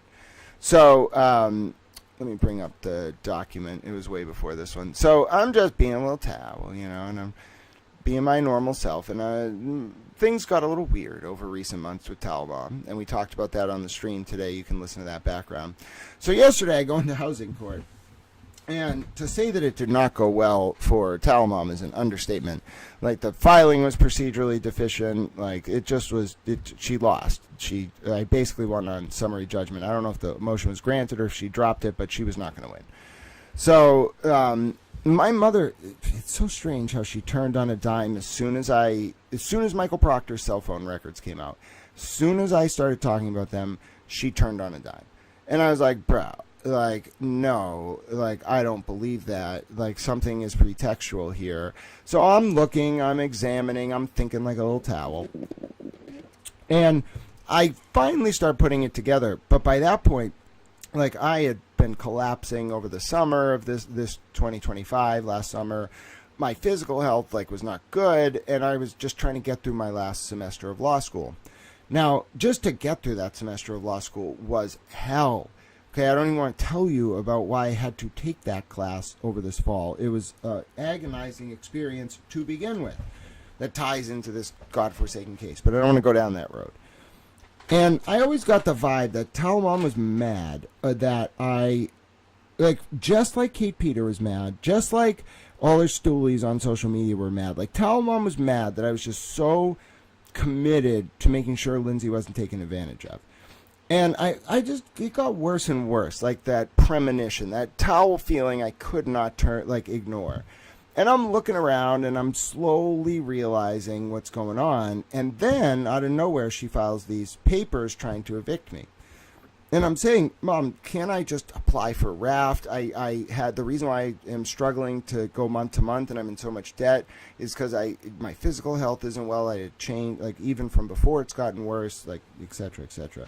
She refused the raft payment, which would have covered everything I owed and moving expenses, wouldn't negotiate, just didn't want to talk, and was very mean about it.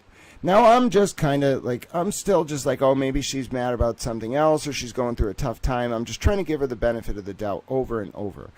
Now, I sacrificed a lot for my mom over the years. That divorce between my parents was very nasty. I don't want to get into the details. I didn't like anything about it. The point is I sided with my mom, kind of, not just like because, and I didn't really understand what I was doing. And no loyalty, though, obviously, in this political game. And when push came to shove and I wouldn't shut up about Michael Proctor's phone and the text and the misconduct, all of a sudden, my mom just starts targeting me, like, about every dollar, and I'm paying for the car registration and insurance and trying to do everything I can to go to work. She's not buying food at home. She literally pulled the lights out of the bathroom fixtures so that when I would have to go to the bathroom overnight because of my medical condition, I would have a risk of like falling. And I did fall one time. There are no fixtures in the bathroom to this day. She just took the light fixtures out. I was like, what the hell? All right. And it just kept getting worse and worse. And I was like, this cannot be, because like I'm like struggling, like she could just take the raft, like the money can't be it. It felt pretextual and I couldn't get an answer. And it was staring me in the face. Like Michael Proctor's uncle was not just coming around to see her. She didn't just know the McCabe's and Alberts. She didn't just talk to Kate Peters' friends. They're all talking together. These people like protect each other. Then I was like, oh, wow. So we go into housing court yesterday. When she found out she lost, I mean, I've never seen anything like it. She was intent on trying to embarrass me by saying, oh, you know, he has these medical conditions and so he struggles with executive function. Look, when he was bedbound, like what his room was like. The people were like, what are you doing, lady? Like, what are you doing right now? They were just baffled. And then she lost anyway on summary judgment, basically, and she looked like a fool. And so I'm thinking, all right, like hopefully this will get through to her. Like she's in the wrong. All these people who are professionals are telling her she's in the wrong. Like they're offering like all these services. She's just shutting them down. They then help me, thank God, connect with all these services, and they're going to get me hopefully this coordinated care team, which would be really nice. Not that it's anyone's business. I just need that kind of help because I am on the spectrum, along with physically disabled because a surgery went wrong, and then I have this big scar from like hip to hip, and it caused like this positioning issue that like caused my abdominal muscles to get displaced, and some of my viscera, the abdominal viscera has displacement, which causes my throat to collapse in on itself. So when they do a modified barium swallow, food penetrates into my airway, and then when I breathe, the air goes into my esophagus, and it's horrible, and I hate everything about it, and I'm in constant misery. So anyway, I'm trying to deal with this all, and then I'm realizing yesterday that like all along, like she was just abusing me and like neglecting a disabled person, because there's all these services out there that I was qualified for and that could have been helping us and doing home health like aid and helping me like learn executive function and all this stuff. It's just out there for people. I didn't know about it. I didn't really want. I'm not even like on more benefits than just my SSDI because I felt it would, like I didn't want to take it from other people. I'm not like that. I'd rather go without. But then I was like, wait a minute, like all of this stuff was out there. Why did nobody tell me? So I go home and I'm just being a little towel, and I'm like, I'm a little towel. Yes, I do think Mary B's right. I think Kate Peter and Towel Mom and those state police hate Lindsay. And if you're going to ask me to choose, bruh, come on. That was never even a question. I didn't even have to think about it. I was like, oh, those devious bastards. I'm siding with Lindsay. It wasn't even a question. So anyway, obviously I took some fallout from it, but I'm thinking like, okay, she'll refile, but I'm liking how yesterday played out. I wake up this morning. I had to go get my new work clothes. Okay, I was excited. I got a job with accommodations. Mind you, my mother, when this first started, was like, will you just, can you get a job with accommodations? Can you start therapy, etc.? So I did both of those things. Nope, even that wasn't good enough for her. So this morning, despite the fact that I got a job with accommodations, I have to go get my new work clothes this morning. I have to set it all up. I'm ready to go do it. I've already been training, etc. Nope. What does she do? She threatens me with criminal charges if I use the car that I paid the insurance and registration on to go pick up my work clothes. Now, it's as if that's not enough. So what I did is I went for a walk because, first of all, I was like, okay, I don't need to drive. I think I had to go to like the grocery store. Oh, right. I wanted to get some energy drinks for my interview with Emily C. So I was like, it's like 50 degrees. Let me just walk to clear my head. And this story becomes important. I'm not just telling you about my day. So I'm going for a walk, and it was a long walk. I don't know how long I walked, but I'm just kind of walking and just aimlessly just trying to get to the grocery store. And I get there and then get my energy drinks, and I don't even think I Ubered back. I think I just walked back. And I get back to my house, and I see 2 police cars. And I was like, wait a minute. I want to take you through my exact process because I can digest this now. I was like, wait a minute. Why are there 2 police cars outside of my house? My plan was to walk in and be like, okay, where is Michael Proctor's whatever, like, brother-in-law who works for the Belmont Police? Why are you in my house? I'm going to interview Emily C. You can't stop me. I literally thought that they were going to try to come into that house and be like, with some pretextual reason, be like, we need you to do this. Like, you can't stream. I was going to be like, I'm interviewing Emily C. That was my mental state going into the house. I was like, if Michael Proctor's brother-in-law tells me that I can't interview Emily C., I'm going to be furious. That was what I was thinking, okay? So you just gotta, oh, Sue, R.I., thank you so much. Sue said, so awesome. Loved you and Emily earlier today. She's such a nice person. You're a wonderful towel. I agree. Emily is wonderful. So anyway, to go back to this story, I walk up my steps, and I just want to go inside and eat my chicken and whatever. And I'm thinking, where are the police? Because I go into my house and there are no police on the first floor. And I wanted to eat my chicken. So I'm just, thinking about my business. And at that point, I'll take you through my exact thought process. I'm winks and wilts. You wait till you hear the end of the story because it gets even more baffling. So I'm on the first floor, and then I'm thinking, wait a minute, maybe the police are at my neighbor's. So I walk out to the front door, and I'm just kind of looking at these police cars, and I'm thinking, are they in my neighbor's house? The door isn't open. Doesn't look like there's any activity. There's no fire trucks. There's no ambulances. This seems to be an odd scene. So then I am just inside my house, and I hear some voices, but I have my headphones on, which I always do because I'm on the spectrum. And so I have my headphones on, and I'm just sitting around thinking, where are these voices coming from? And where are the police? And what is going on right now? All right, well, eventually I'm like, okay, I should go upstairs. I wanted to, wash my hands. So I go to the bathroom, and I get to the top of the landing, and I look to the right, into my mother's bedroom, and there is just a giant cop. There was 4 of them, but there was just a giant cop in my line of sight. And he looks over at me, and I look over at him, and I'm like, can I help you? Because I couldn't see what he was doing. He was just in my mom's bedroom, and they're talking, and there were other cops, and I was just like, are you here? Are you just hanging out?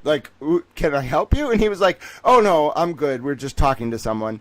Points, to his left. I'm like, then it clicked. I was like, whoa. Why are the cops here for my mother? Because I didn't call the damn cops. That's not my style, bro. If I have concerns, I will speak to counsel. And then if counsel thinks we should do something, maybe I would do something. Call, get her evaluated or whatever. But I didn't do that. I hadn't got to that point. I was thinking about it, but I didn't call anyone. So I wouldn't have realized, though. If she had just played it cool, I would have thought those cops were just there, talking to her because maybe, somebody broke her plant. I literally am a little oblivious. No, she heard the cop, acknowledge me because obviously I didn't know he was talking to her. I thought there was a cop in my house just randomly. And I was like, you can come in. I mean, bro, there's nothing. I don't have any problem with you being in my house, but can you just tell me why you're here? That's a pretty natural reaction when you walk in your home and you didn't call the police and there's just a cop in somebody's bedroom. So anyway, I think he was responding naturally by looking over at me and being like, oh, I'm just talking to someone, because otherwise I would have been like, why are you in my home? So anyway, he was just naturally reacting, and he looks over and he's like, I'm just talking to her. I didn't have time to process that, and I'm like, because at first I'm like, okay, this is odd. I'm going to just walk away. I'm going to just go to my office and not think about this. So, because I was like, I don't want to know. I don't want to know. That was how I was going to leave it. No, my mother walks not 5 seconds. after this interaction between the cop and I, which was like, he was like 20 feet away from me. I was at the top of the landing. He's like 20 feet to the right. I'm just trying to go upstairs. I just want to wash my hands and eat my damn chicken and interview Emily C. So I look over at this man, and then I have this exchange. 5 seconds later, not even, maybe 2 to 5, I see my mother storm over and says to me, I think, what was the exact quote? It was like, "You're the crazy one, not me." And then she slams the door. And I just was like, I'm removing myself. And I just went to my office and ate my chicken. And then I was like, I have to interview Emily C now. I should probably tell her about this, which I then forgot to do. So then I just told her about it in the beginning of the interview. She was a little baffled. I was a little baffled. I think I was traumatized, frankly. I love that all the Ray from Dallas people are here. Towel loves Ray. You guys are all doing good work. Don't let anyone tell you otherwise. You're all wonderful.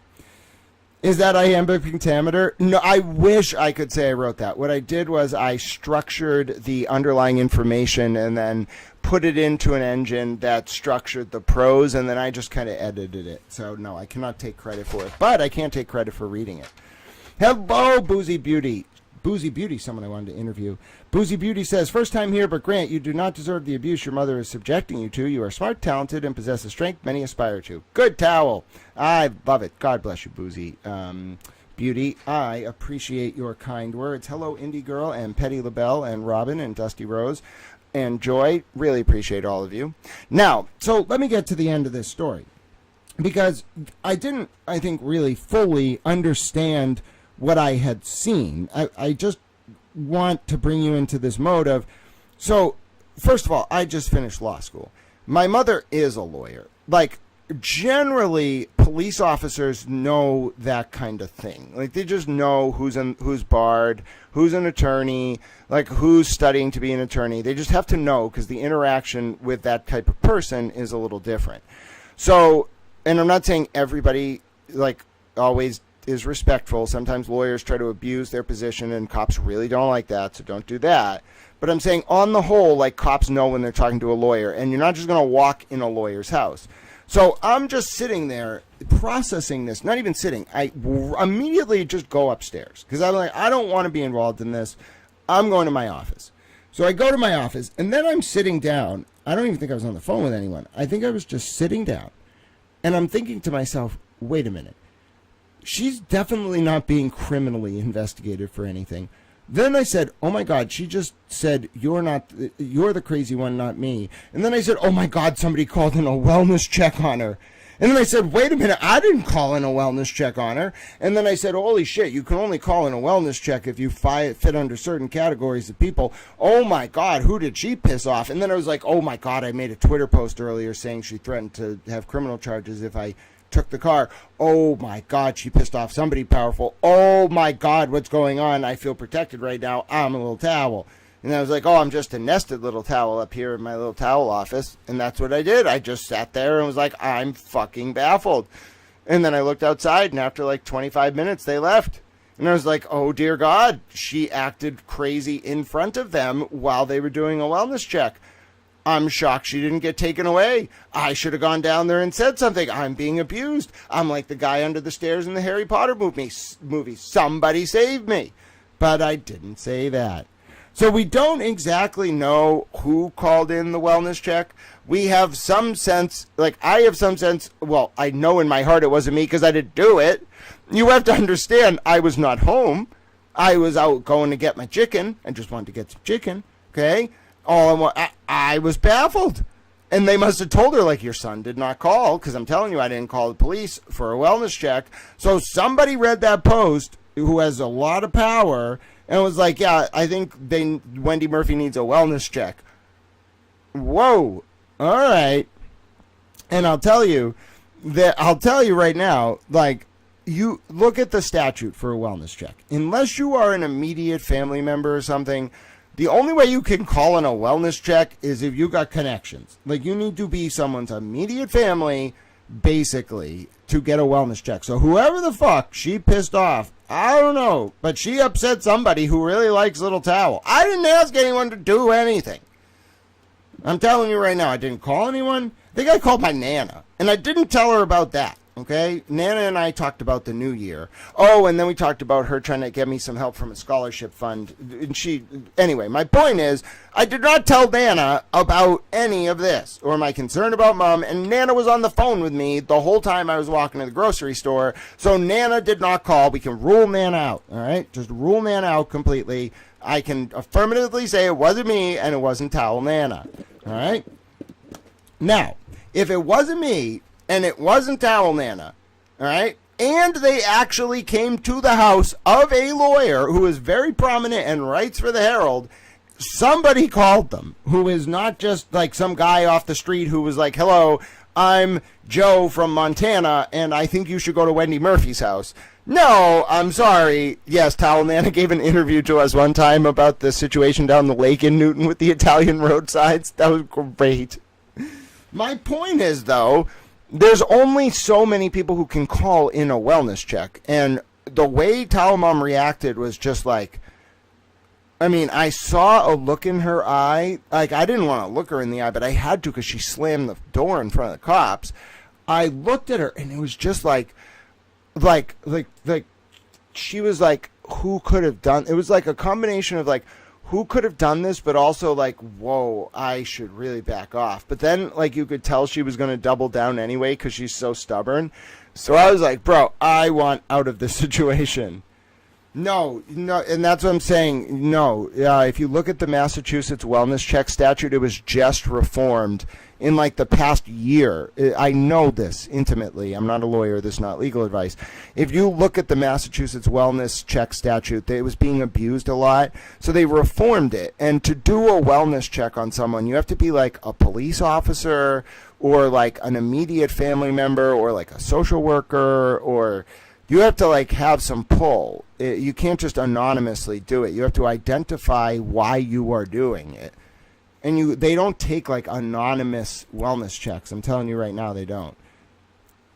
So it makes me wonder, like, yeah, I don't know who she made enemies with. And frankly, it's not my business. I'm not like grateful. I don't want to be not grateful. I'm just confused.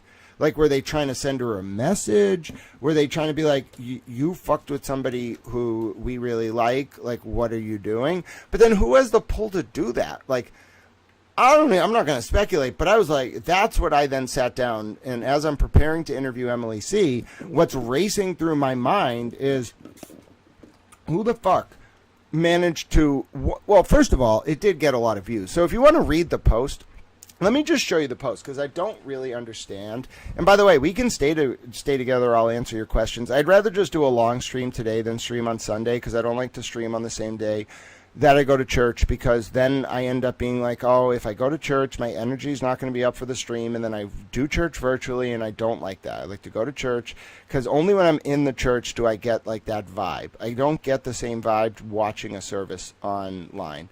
I love that they do that for disabled people. In fact, I was a big proponent of that during when like transition to Zoom and other digital things were coming about. I was going around saying to the priest, like, please offer this, but I don't get the same effect. And I don't mean it selfishly. I just don't benefit as much spiritually from digital religious services.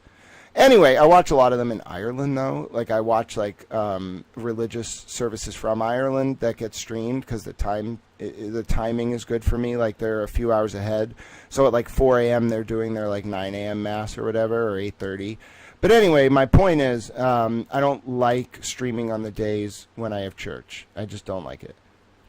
And then it makes me not go to church. I feel very guilty about it, and I just don't want to go down that rabbit hole. So I'd rather stream today. What was I going to show you? Was it? Oh, the post about Towel Mom. All right, so I get up this morning, and I write this post. I wrote, well, this has gone over the line. After Towel Mom lost in housing court yesterday, she woke up this morning and threatened me with criminal charges if I use the car that I paid insurance registration for to go to work. I was unable to go pick up my new work uniform today as a result at the last minute. She refused to reimburse me for insurance or registration. I worked so hard to find a job that would give me accommodations and move towards a stable life, and my own mother seemed intent, for reasons she will not disclose, on actively sabotaging me. I am going to coordinate over the next few days with my sister, who may be able to get me a use of a car, but I'm going to need a lot of help. even with that very old car, it was almost 20 years old. I was only just getting by. I'm going to keep my eyes on the ball, but I just keep taking lumps these days for trying to do the right thing. Michael Proctor's uncle and his proximity to my mother also remains a topic that is larger than 6 elephants in the room. And then it got, oh my goodness, that got 17,000 views. What? Why did 17,000 of you read that? I don't really know what to say about it. I was going to be like, oh, like 5,000 people read it, so maybe somebody saw it. What do you mean 17,000 of you read that?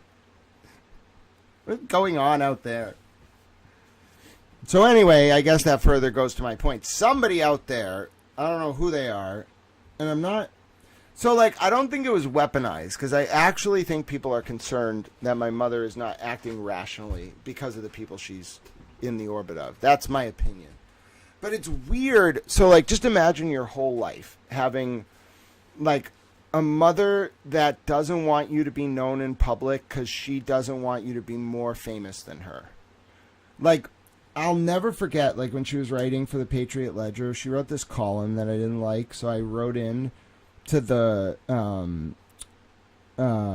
editorial board, the editor, and I was like, hey, I want to write, I was a graduate student at the time, I was like, I want to write a piece opposing my mother's view. Thank you, Miss Jessica NB, God bless you. I want to write a post opposing a letter opposing my mother's view. And they said, you can write a whole piece. Like, I submitted something. They were like, this can just be a whole piece. Joy, thank you so much. Enjoy your new towel emojis. They're super awesome. And actually, hold on, let me see. I think, because it's a new month, I'm not guaranteeing I have 5 more. Do I have 5 more? Oh, guess what? Membership parade. I have 5 free gift memberships to give out. They give us 10 a month now. There you go. Indie Girl, Dusty Rose, Robin J, Hobani, and Sue, Rhode Island. Oh, I'm so happy. We're such active commentators today. And you were rewarded with gift memberships from Towel himself. Enjoy your new towel emojis. Oh, God bless you, Joy, who started a membership parade. We haven't had membership parades in forever. This is wonderful.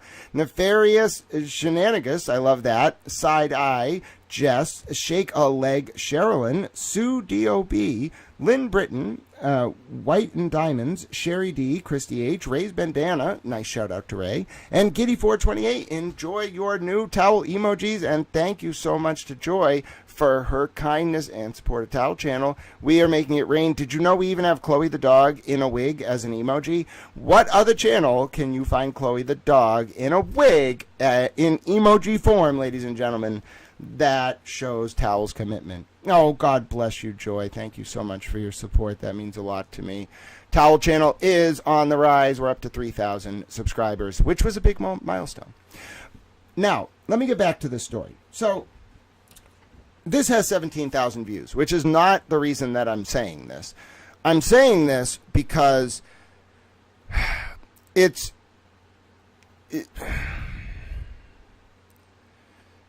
the dog is sending. Well, listen, Chloe the dog in a wig. Listen, we don't just have Chloe the dog in a wig. You don't understand.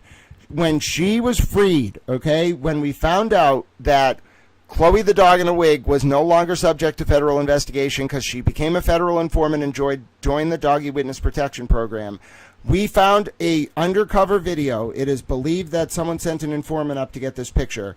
It is Chloe the dog with Chewbacca and her little piggies frolicking in a field. Now, you might be saying, I am so confused. Very good to know, Miss Jessica N1B. I appreciate it. You might be saying, I am very confused. Why is Chloe in a field with Chewbacca? Listen. Something happened where Alan Jackson referenced the Stay Puft Marshmallow Man, and then somehow I took that on this multi-day journey during the second trial where Chewbacca and the Stay Puft Marshmallow Man were chasing Chloe in a jet, and Alan Jackson was trying to find them. In fact, wait, let me rephrase. I remember now. Okay, Chloe was in a basement. Okay, and Chewbacca and the state, but this is real. This actually played out over multiple days of trial. Chloe was in the basement, and Chewbacca and the Stay Puft Marshmallow Man wanted to protect Chloe from Alan Jackson. So they came up with this scheme where they were going to get Chloe from here to Fiji. Now, why they were going to Fiji, I do not remember. I think I was just like, I think that's a good place for them to hide out. So they went on this multi-day trip across the United States that involved like all sorts of different vehicles, and then they got in a dinghy. There are images of all of this. They got in a dinghy and tried to float to Fiji, at which point Alan Jackson got in an F-35 and chased them down, and that's how he found Chloe. All right, it was an absolutely incredible journey. And if you're wondering how Alan Jackson got Chloe, that's how he pulled it off. It involved a fighter jet, a dinghy, the country of Fiji, the Stay Puft Marshmallow Man, and Chewbacca. And now Chewbacca's with Chloe in the field with the little piggy, so Alan Jackson can't come get Chloe. It's a very long story. Yes, and as you will notice, Stay Puft Marshmallow Man and Chewbacca just randomly appear in pictures. Now, to be fair, in my defense, Alan Jackson was the one who brought up the Stay Puft Marshmallow Man first. It was not me. I did not just go on a stream and start talking about the Stay Puft Marshmallow Man. I promise you, it was on like the first or second day of the retrial. Higgins or someone was up there, and Alan was like, now do you see the man's jacket? And the guy was like, yes. And then Alan was like, now tell me, is it puffy like the Stay Puft Marshmallow Man?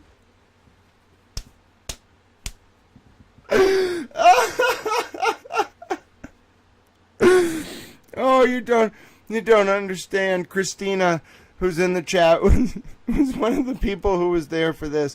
The second that man said Stay Puft Marshmallow Man, it became a whole vibe.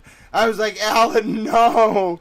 Why did you say the Stay Puft Marshmallow Man of all things? And then he was everywhere. He was in the courthouse. He was with Chloe. He was rampaging through the streets. Oh, absolutely. So, bringing back memories. I forgot how intense that trial was, and the only way we were able to get through it is we came up with this very long story arc about Chloe being chased by Alan Jackson, and she needed Chewbacca and the Stay Puft Marshmallow Man. I think my theory at the end of it all was that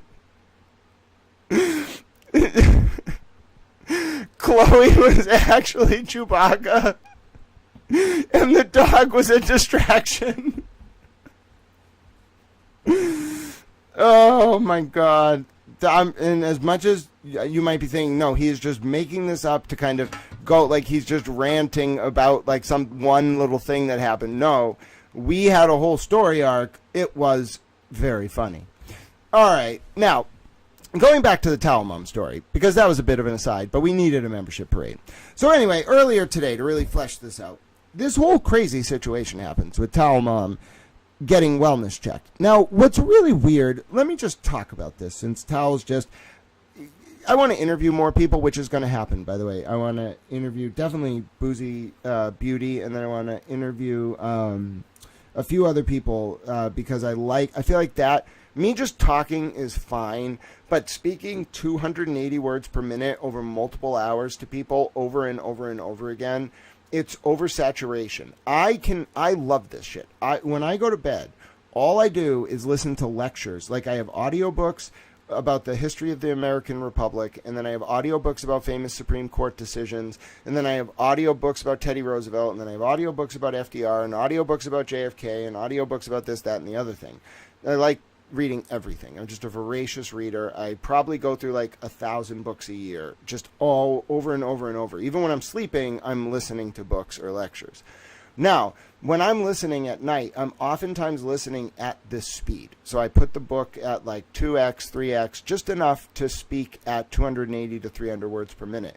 So at all times, even when I'm sleeping, I'm getting encoded in my brain this style of speaking, which I love. I've been listening to lectures recently about the history of the Persian Empire, so I can just encode all this information, and the people speak in a syntactically precise, erudite form. But it's not healthy for me to, for 9 hours, present you all information at 300 words per minute. First of all, lectures are supposed to be like 50 minutes to like 2 hours. Nobody needs an 11-hour lecture that is substantive constantly. So I think interviews help mediate my flow. They temper the information. Like, there were so many times where I just wanted to say and ask Emily like 40 questions in one. And I was like, wait a minute, I cannot do that. Actually, let me tell you a really good story before we go back to what happened earlier today. So, you know, Tal is a credentialed member of the media. And as a credentialed member of the media, I interface with the government a lot. Now, governments have PR departments. They're called communications departments. Generally, they prefer you go through them. Like, if you want to talk to the government, bro, you don't just like email or call a commissioner. That's really inappropriate. And it's all unspoken. There's no fucking guidebook. Just don't fucking do that shit. Commissioner, governor, don't call the principal. So they like you to go through their press departments. Now, there's one agency out there that has a lot of experience with Towel and has a lot of like prep they have to do with their staff because of Towel. So imagine you get this briefing, right? And they're like, listen, there's this kid. He's not really a kid. We call him a kid, but he's a guy. He's our adorable little Towel. He has been broadcasting every fucking hearing that we've ever done, every regulatory hearing for 6 years. He knows this better than anyone who works here. He knows it better than any commissioner. He knows it better than anyone who we could bring in. He is just like the person on this. He's going to ask you questions that are going to contain 3 to 4 introductory clauses and then a compound question. Like, they have to brief them on that. They have to tell them how I speak, because otherwise the government's just like, they might say something stupid in response to my question. Not stupid, but just like something they're not supposed to say. So they have to brief them and be like, listen to the preamble, take notes on it. When he gets to the question, it's going to be compound, and just either like answer both parts, go in reverse order, pick one thing you want to focus on. Like, they have to brief them on how to answer my questions. I don't really just like lecturing for that reason. And I also don't like doing interrogations and cross for that reason. Bro, I will brutalize you, and I don't want to do that. Like, I hate a hostile fucking interview. I don't even like interviews where, like, we're being mediated by third parties. Like, let me just fucking get the intel I need, bro. Why are we playing these diplomatic games? But anyway, the point is, I need a mediator in the sense that me interviewing someone breaks up the flow. And it's not the same style of interview as, like, at a press conference. It's more like a joint investigative journey. That's where I flourish, because it forces me to talk with someone in a way that I know in real time they're able to understand, digest, and process, and then I can take what they're saying, especially if they know a lot about the material, and then utilize my understanding of the context to further the interview. That's where I really thrive. You'd be surprised at how many people in government are like, Grant, why are you not doing my job? And my response to them most of the time is, because if I were doing your job, I couldn't be keeping an eye on the other 40 people that I think are doing bad shit in my government. So, but yes, they absolutely, like, the government oftentimes just, I'm speaking very generally, will just come to me and be like, you, like, are, like, doing my job. Like, you could easily do my job. And I'm like, yeah, how can I regulate you if I don't understand your job? How can you be a general manager of a baseball team if you don't know how to, like, everything works? Like, how can you run a front office if you don't know how to do every job? That's why we get this fucking entitled, fucking nepotistic bullshit. I don't do anything based on who you know. You better be good or good at it.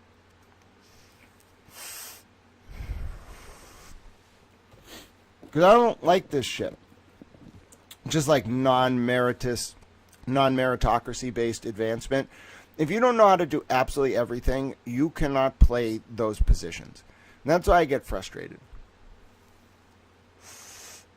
Not because I think highly of myself, but because when the government's like, you could be doing this, I'm like, motherfucker, if you are not on that level, what are you doing? I get you're doing your best. We got to incentivize people to serve in the public service. But if you are not fucking ruthless, like our government's not going to be ruthless. You have to be the best at what you do.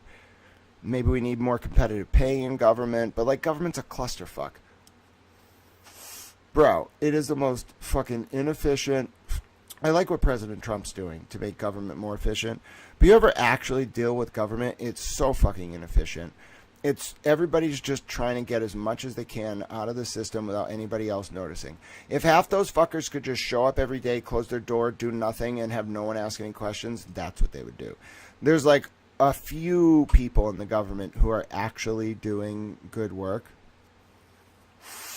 in the sense that when they go into work, they know the taxpayers paying for what they're doing, they care about it, and they put that effort in. That's the exception, though. Do you know how rare it is that I come across somebody in government who's like, yeah, I like saw this fraud and abuse, or I saw this waste, or I like saw this corruption and I wanted to stop it? No, there's like 1 out of every 100 people that does that. 80% of them are just scared. All right. If you've never, that's why I think people don't really understand what's happening in Norfolk County or with this whole apparatus. Most of the people party to this are not happy with it. That's my opinion. I've never talked to them. But do you think Adam Lally goes home at night and likes any of this? No, he's probably like, fuck those people. They fucked with like something I consider sacred. What am I going to do about it? I'm scared of them. That's most people in government. All right, Adam Lally's a very archetypal example of government. Very passive. You want to do your fucking work with the power of the state behind you, but you don't want to rock the boat. That's 80% of government. 10% of government is, how do I even explain this? It's like people who play the game really well. Like, they don't necessarily, they're not the best at their job. They're not the best in the field. They're not the smartest person. They absolutely know everyone. Like, bro, you ever walk into some of these rooms, you'd be shocked. Do you understand my words are in your criminal code? My words. Verbatim. They're in your regulatory code. They're in the criminal code. They're everywhere.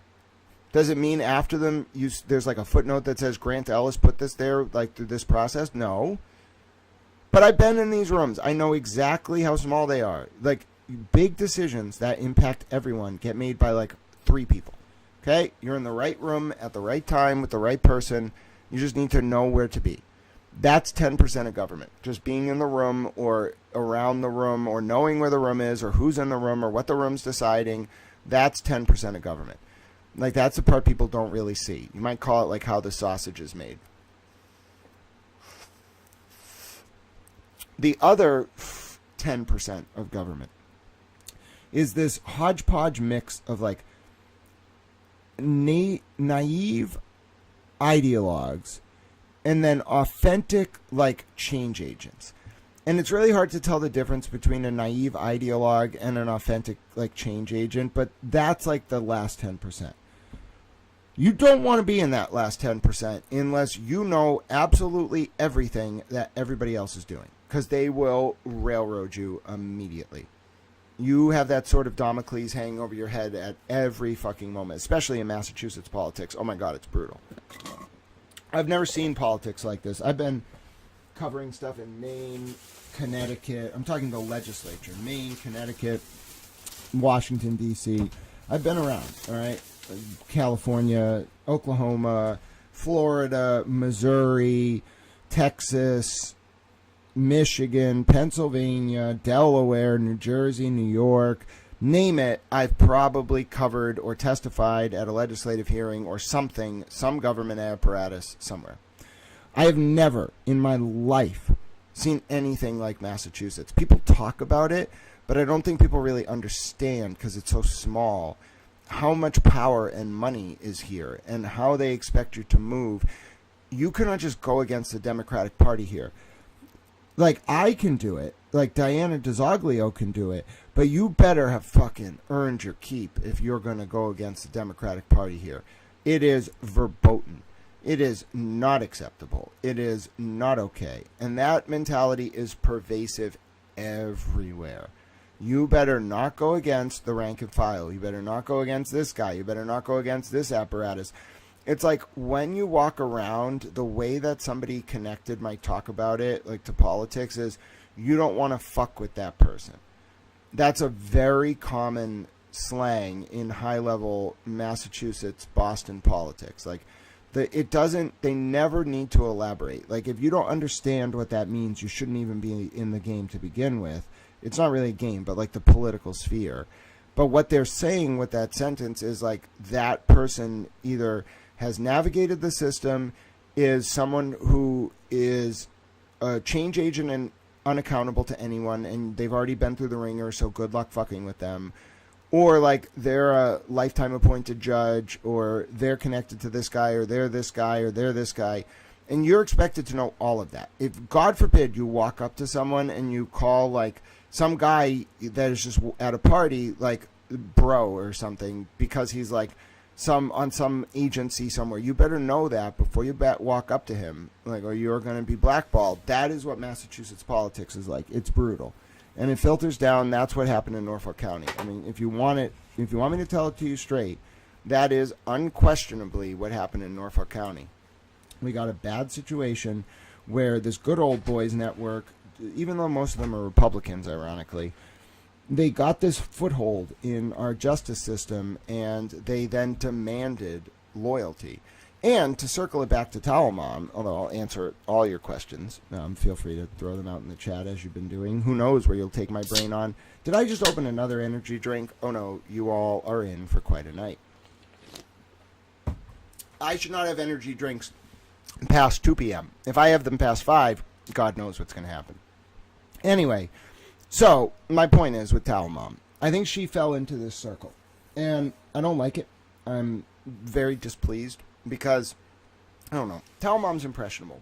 I love her dearly, but like some of her how do I explain this? So some of her legal arguments are brilliant, okay? But like she comes up with just very kind of outside the box, like, oh, a victim was supposed to testify at trial, but they have aphasia. The judge wouldn't give them an interpreter for aphasia. And then Mom got standing to go up to the Supreme Court of Massachusetts, the SJC, where they told the trial judge that he had to give an interpreter for the woman who had aphasia. That's like what she does. Brilliant. Mostly about like getting standing where it doesn't exist. That's like her whole thing. Manipulating standing. Now, I wouldn't call it manipulating, just looking for standing, which everybody, you have to. So for folks who don't understand what I'm saying, you can't just do things in court. Like, as a victim, you're like a witness. You're not really a party. So unless you have an order from a judge or something, you can't just go in there and object to things. Sometimes you can with permission. But on the whole, like, no, that's not how it works. I'm going to pause for a second because my screensaver went on. That is not how it works. So that's what Towel Mom's specialty is. But her actual technical constitutional arguments, if you examine them, for example, if you examine her arguments in the ERA case, okay, that's a bad argument for a number of reasons. She tries to argue that the ERA is valid because there was a deadline in the preamble, and because the deadline in the preamble is enumerated as such and not in the text of the amendment, the deadline was invalid, and therefore 3 states, including Virginia, could ratify after the 1982 deadline. Basically, this is the Equal Rights Amendment for women. That is not right. Just constitutionally, procedurally, it's not right. It's not correct. A preamble, according to SCOTUS precedent, is part of the amendment, okay? And she has all these technical arguments about why it's not, but fundamentally, it's just not a winning argument. She has spent years on this because she really thinks that if the ERA is reintroduced, this is my opinion, that Congress won't do it because Congress doesn't really feel comfortable with entrenching that kind of equality. Which is true. They haven't created a new right in a long time. But anyway, so the ERA, she sees this last-ditch effort to get it passed, vis-a-vis this argument that the 10-year deadline on the original Equal Rights Amendment wasn't valid. It's just wrong. That's my mother in a nutshell. Like, brilliant, but just, like, too confident in a way that blinds her to the legal reality that then she doubles down on, and then people are just baffled. So I think that's my overall analysis. But pulling this back to what happened today. So, obviously, after I realized this was a wellness check on her, I'm sitting there thinking, this woman writes for the Boston Herald. She is a lawyer, a very prominent lawyer. She has a lot of connections, not just in this police department, but like she helps like pick police chiefs and stuff like that. She is very connected. Why are they here? I know my brother didn't call. He's not very well physically or otherwise. He's very sick when he was 4 years old, had his colon taken out. I feel bad for him. Allie, I really wish I could, my friend, but today, she threatened me today with criminal charges. There's just something weird. Not for doing anything wrong. She said if I used my car to go get my work uniform, she would have me criminally charged, despite me paying for the insurance and registration. Anyway, it was more just, I don't understand how someone communicated with the police in this town, where we've been for like 40 years. I don't understand how they were able to do that and get this police department, to actually go, and it was not swatting. Let me tell you right now, nobody swatted her. This was not like an armed police response. It was a wellness check. And she basically confirmed it by how she acted when she slammed the door while they were talking to her and said to me out loud, "You're the crazy one, not me." No, this was weird. This was weird in every sense of the term. And, oh, I'm so sorry, indie girl. The buyers pulled out. It's such a tough housing market right now. But needless to say, and my thoughts are with you, about Towel Mom, I'm sitting there realizing that someone has called in this wellness check, and at the same time realizing that that's not really possible. I know my sister didn't do it. My sisters. One of them's not even in this country. She married a Dutch man, and they have a child. I told you about the child the other day. He really is adorable. Like, he speaks Dutch and English, and so sometimes he like asks for things half in Dutch, half in English, and I just am baffled by it. I think it's great. So anyway, it wasn't them. It wasn't my brother. It wasn't like we don't have many close family that would have done that. Somebody read that post, the post I just showed you, and called her. They called a wellness check on her, and they did it. Yeah, yes, shake a leg. You got a membership. You have towel emojis now, including the amazing towel emojis, and Chloe the dog in the wait. So I really want to put this together. I was originally going to cut the stream earlier, but I'm a towel uncle. I'm a towel uncle to a Dutch-speaking little towel. No, he speaks English too. Okay, he speaks English and he knows how to. What did he ask for? I want to say he asked for a muffin the other day. Something. Oh no, it was a sugar cookie. Before he left, when he was here for the holidays. He is fascinated by cooking apparatus, and he wanted a sugar cookie. And I'll tell you, I'm not going to turn that kid down. But the point is, he knew it was called a sugar cookie. He's like 3. I thought that was great. But some words he cannot say in English, so he just uses the Dutch version. I have no idea what he's saying. Anyway, so going back to my mother, because I think this situation is not over. I don't know why this happened. I'd like to know. I don't know if anyone's going to tell me.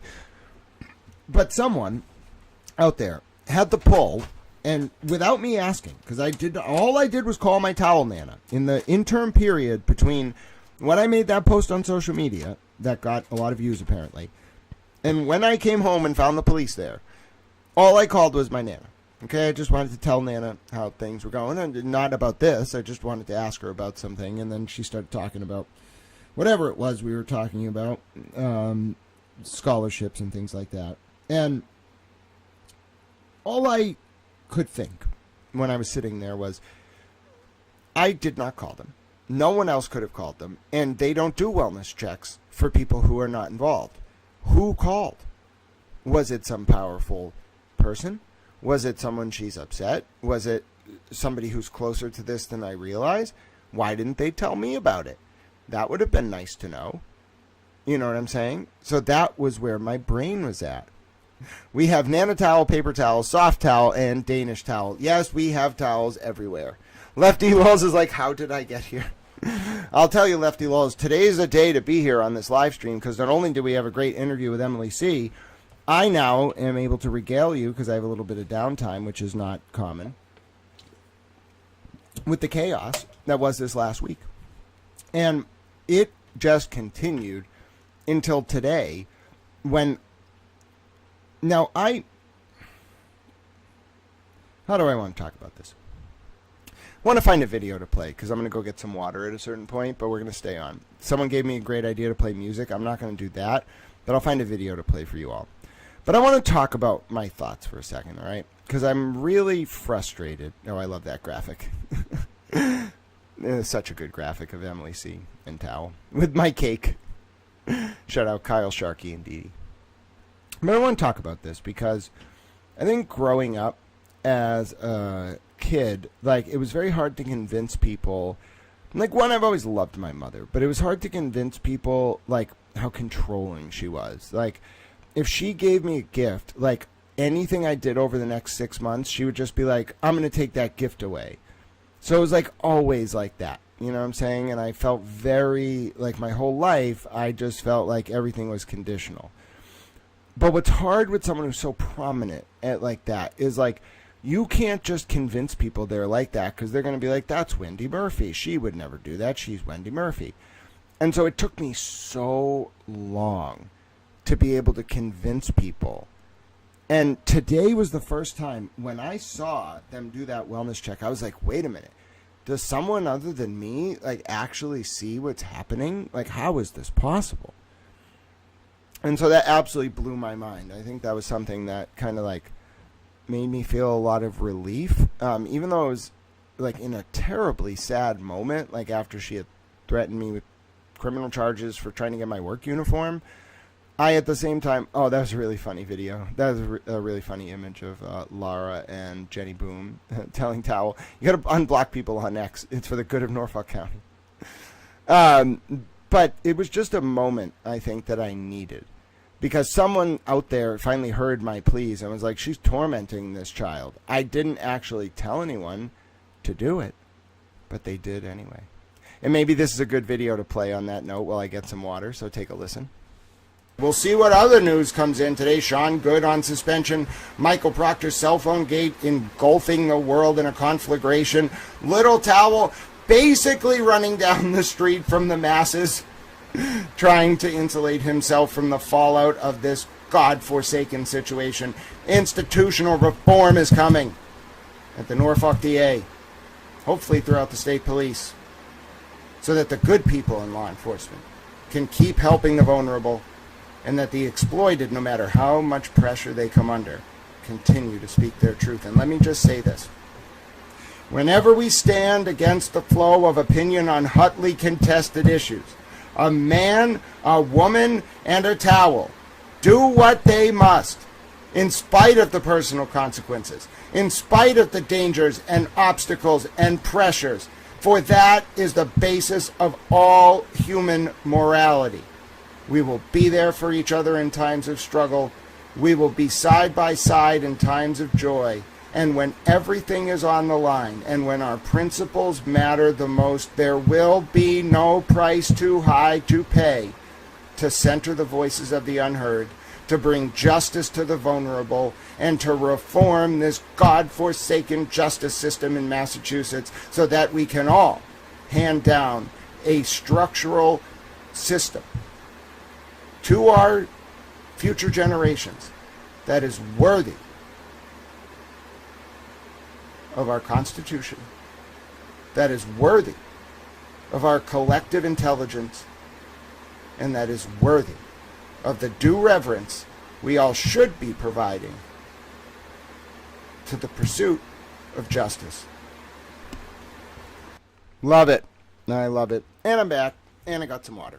All right, so my name's Grant Smith Ellis. I know people are looking forward to the Lifetime movie with Karen Reed, so that's what we'll probably do. We'll go until then, unless I have a reason not to. I would like to watch it as well. I don't have Lifetime, though. I don't know how the hell I'm going to watch this. I'm probably going to have to see if somebody streams it. I also really don't like... Listen, I have asked people in the past to simply attribute when they use my material, and I get mad when they don't. What I don't like is the people using copyright strikes right now really maliciously against people.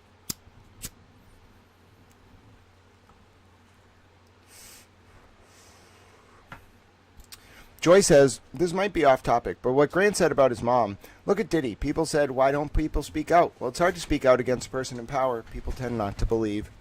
Exactly. And my mom, I mean, she still writes for the Herald. She is a force to be reckoned with, but she doesn't have as much power as she once did. Let's take a look at this document, by the way. Oh, by the way, do you like this picture of Super Didi? If you don't know about Team Docket Rocket Stars, that's Kyle Sharkey in the back there. I'm on there. And then that's Didi. Super Didi, if you never followed Super Didi, you got to follow Super Didi. All right? Super Didi monitors mass courts, and she has a cape made out of court documents. She is wonderful. Oh, thank you. Glare is apparently going to stream. We'll take a look at that. I'm not going to stream it, obviously, but I'll take a look when maybe I'll watch it that way. All right. Now, what else came up? Oh, right. So the one thing we didn't get to cover earlier, which I do want to talk about, getting a little tired, but that's okay. One thing I want to talk about is this. It is the document about Brian Tully misleading the court in an affidavit about Kate Peter.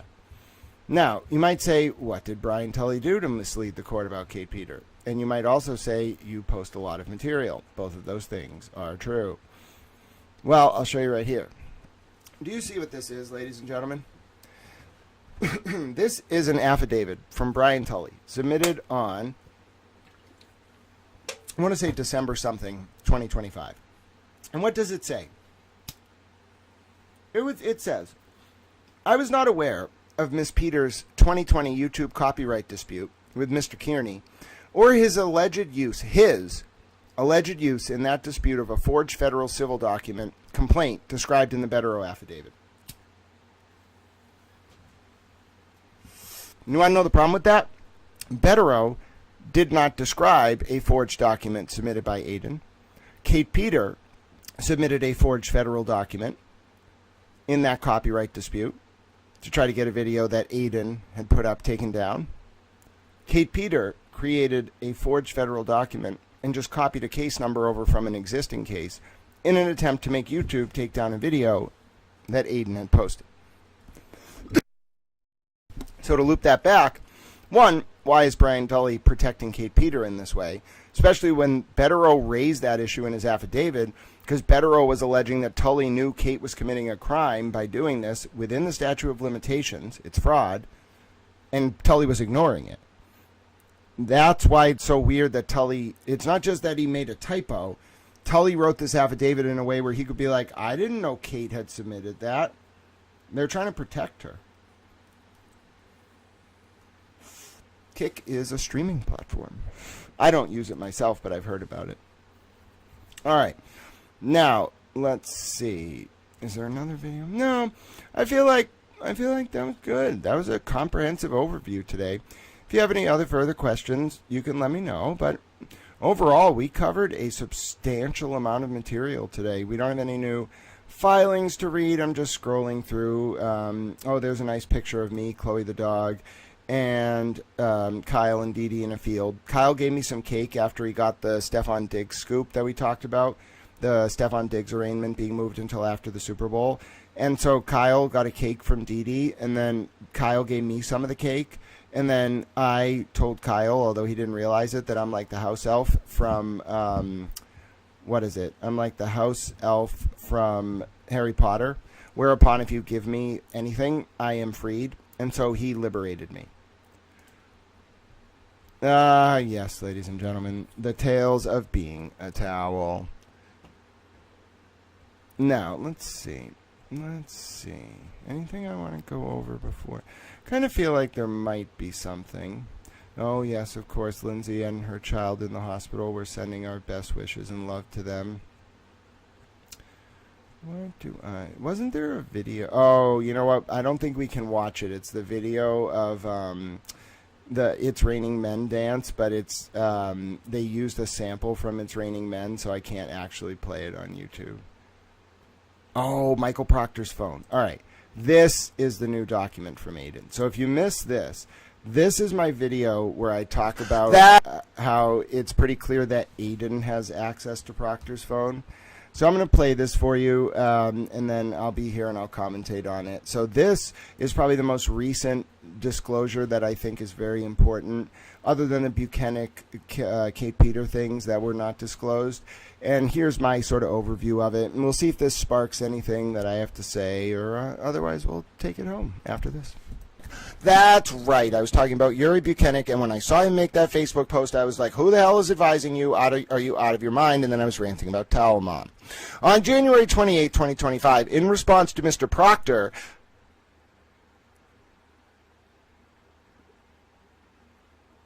what?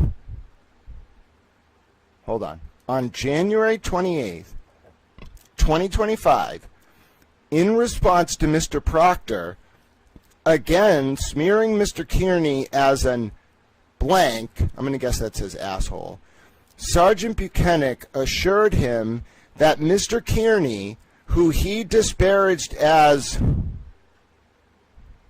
it's a long word, would blank. Sergeant Buchanan giddily told Mr. Proctor that the blank awaiting Mr. Kearney and other unnamed people would be blank.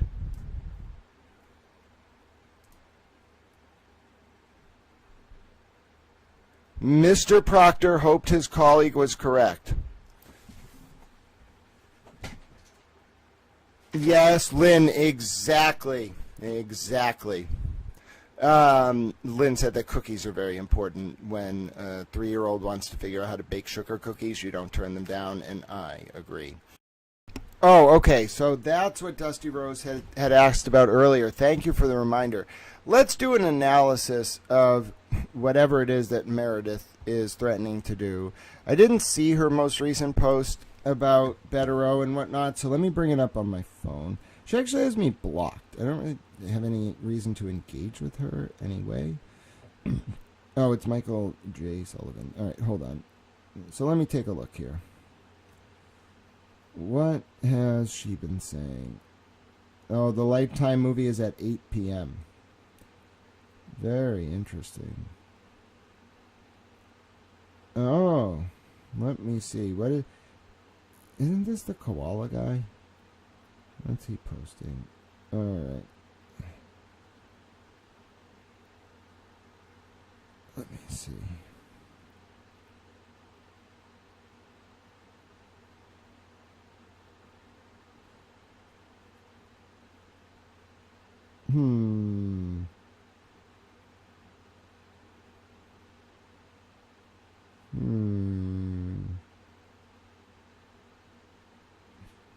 What the fuck is this?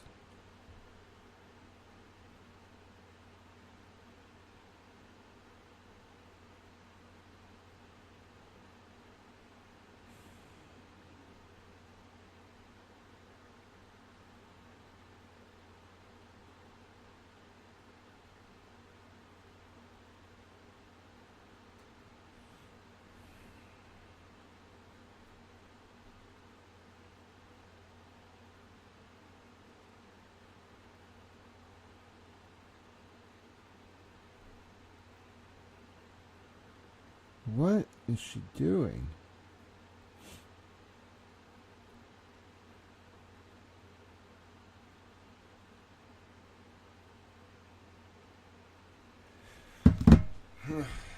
Oh, goodness. Indie Girl, loving your channel and chat. Thanks. Sorry. Oh, don't worry about that, Indie Girl. Actually, you are a member, Indie Girl. I think I gifted you a membership earlier. So I'm thrilled to let you know. Thank you for your support, first of all, but you have a membership. So God bless you, and consider that my wonderful way of paying you back ahead of time for your wonderful donation. God bless you, and thank you for your support.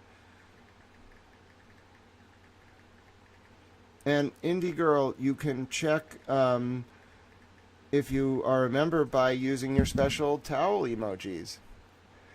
Oh, Shake a Leg says, thank you for answering my question. I'm not used to that. Oh, I'm happy to do so, Shake a Leg. I actually just have to compose my thoughts because I didn't know what Meredith and the other account were posting until right now, and I have to now think about this.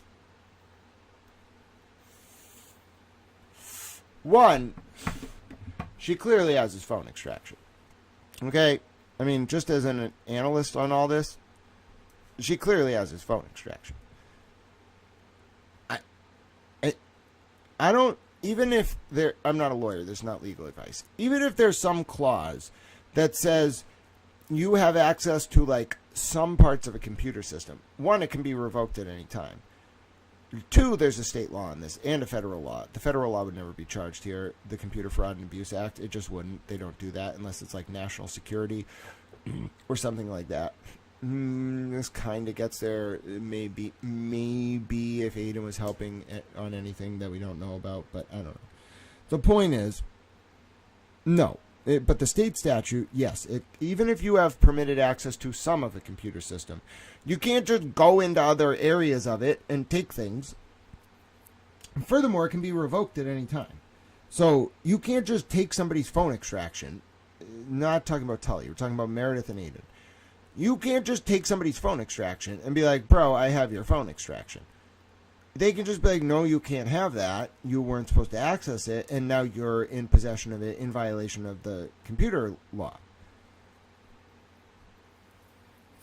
So, that is just the first let's just start with her access to the extraction. Impermissible, in my lay opinion. Incredibly inappropriate. Extremely dangerous ethically. Just from, like, if the law wasn't even a question here, just from an ethical standpoint, doing that stuff is wrong. Just taking somebody's phone extraction. What Tully did was wrong. If Meredith took Aiden's phone extraction, that's wrong. Second. Moving to the second issue. I can't believe there is a second issue. My glasses are so old, they're actually broken, and I have them held together by tape. I never thought I'd be that guy. I'm now that guy. Anyway, the second issue, I cannot understand. First of all, the amount of wiretapping that has gone on in the orbit of this case is fucking outrageous. It's like everybody lives to wiretap, like just all the time. People are just like, oh, I'll wiretap this guy, I'll wiretap this guy, I'll wiretap that girl. Everybody's just like, I'm going to wiretap these people. I think the wiretap statute is foundationally inefficient. If everybody's just doing it, it's not serving its purpose. We need to figure out a better way to enforce this, because right now it's not working. People, okay. I can't keep track of who's releasing what anymore, because everybody's using like 47 different accounts. But somebody out there released a screenshot where Meredith messaged Aiden, was like, I admit to recording X, Y, or Z. Maybe Betero, maybe somebody else. Now you have blackmail on me or something. I was like, oh my God. Oh my God. Like, they were just saying it. Like, what? There's no way Meredith's not protected. Sorry. Don't buy it. Look how she's brazenly she's acting. Don't buy it for a second, ladies and gentlemen. Shake a Leg says, I may have found my new favorite channel. That interview with Emily was fire. I've not heard a lot of that information before, though I'm not sure anyone else has. Maybe not in the form like that. That's true. That's why Emily was great to have going through the documents and providing her input. It was a great way to like show two people who, even if they feel differently about certain facts, can see the truth together. It was great. But anyway, back to Meredith. Okay, so here's the weird things about Meredith. Let me just get out what I've been thinking. And again, I want to be very clear. This is not a personality towards Meredith. I don't think left or right about Meredith. I think, just like a lot of people in this, she has done some really, really... To say they are bad things is an understatement. Like, way over the line. Multiple times, way over the line. Way over the line. And so far over the line, I don't even know how to describe it. Like, almost as bad as Michael Proctor. And if someone's saying your name in the same sentence as Michael Proctor, come on now. Like, go to church, do whatever you gotta do. You like, what the fuck, bro? So anyway, that's a reality check. If someone ever says, like, you're like Michael Proctor, come on. Instant reality check. Like, you don't want that. So anyway, I'm not saying this about Meredith as a person. All right? I just want folks to understand how integral she is to making this all make sense. All right? It's so obvious in hindsight. It's so obvious. And I just have to say, what makes it so obvious is when... All right, so I don't talk to Aiden, all right? I don't know. I mean, I've spoken to him outside of court. I don't know. I really just got to figure out, like... And I think, like, I would trust Emily C's judgment on this, and a few other people. But if Emily C were, like, even Aiden, like, was in this but didn't see the larger full picture of how they were manipulating people, using people... And, like, he's working on, like, setting a different example. Do you realize I would be like, okay, I trust your judgment, and then I would talk to him. Anyway, I've never talked to Aiden. However, my opinion on all of this is that I think he's starting to see this, just based on how he's moving. And because I've never talked to him, I can't confirm the one thing that would help me put this all together, which is how much did Meredith disclosed to Aiden about her connections to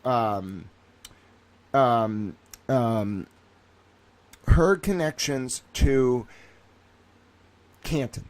Okay, Meredith's uncle is like a high-ranking person in the Milton Police. Meredith's ex-boyfriend, very close to a guy in the Canton Police. It's all just police. Canton connections, decades old with Meredith and her parents. Okay. Hello, Pickled Peppers. I love your username. Pick a patch of pickled peppers. Now, let's see if I can do it 5 times fast. Pick a patch of pickled peppers. Pick a patch of pickled peppers. Pick a patch of pickled peppers. Pick a patch of pickled peppers. Pick a patch of pickled peppers. There you go. I did it. Look at me. I'm a little towel. All right, so that's good enunciation for you. So, but going back to this, it's just baffling to me that... No, it's not. I think Yuri sheep-dipped a lot of these people. If you don't know what sheep-dipping is, Obach was like, Grant, that's really gross. And I was like, it's actually not that gross. The origin of the term sheep-dipping is over in Scotland or something, so shout out to all the Scottish towel friends out there. In Scotland, they have to... yes, Pickled Peppers was proud of my enunciation. In Scotland, when a sheep has, like, a disease or they need to clean the sheep, they don't just, like, go with one sheep into a bathroom. They take all the sheep and they dip them into, like, some kind of cleaning solution that I'm sure the sheep do not find very pleasant. But the point is, that is sheep dipping. The goal is you make sure the sheep is not contaminated and you dip the sheep in the solution. That's the origin of the term. But it is more commonly used in military intelligence circles to refer to the process of... Now, what's fucking wild about this, and why I'm kind of like, Yuri, what the fuck did you do here? When you want to sheep dip someone, like, first of all, you have to understand what clandestine intelligence is. It started between, like, World War I and World War II.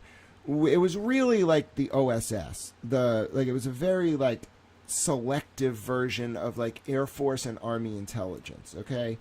Then what happened was, in, like, 48 or something, I want to say Truman signed the CIA Act or something.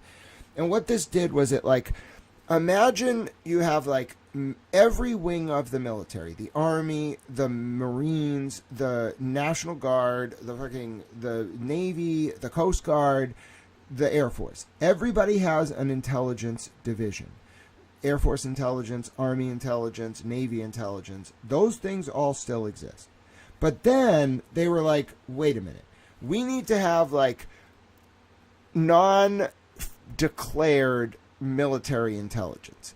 And what I mean by that is like, you can't really like you shouldn't dress a soldier in civilian clothes, like a declared soldier or the enemy's clothes, and send them into enemy territory. It's very bad. Like, they're not going to be protected. They're going to just hang them as a spy. So what we decided to do was we created the CIA. And the CIA is basically... I have to be very gentle about how I describe this. I know nothing about the CIA. I've never been involved with the government. I don't know anything about the government. I'm just some guy.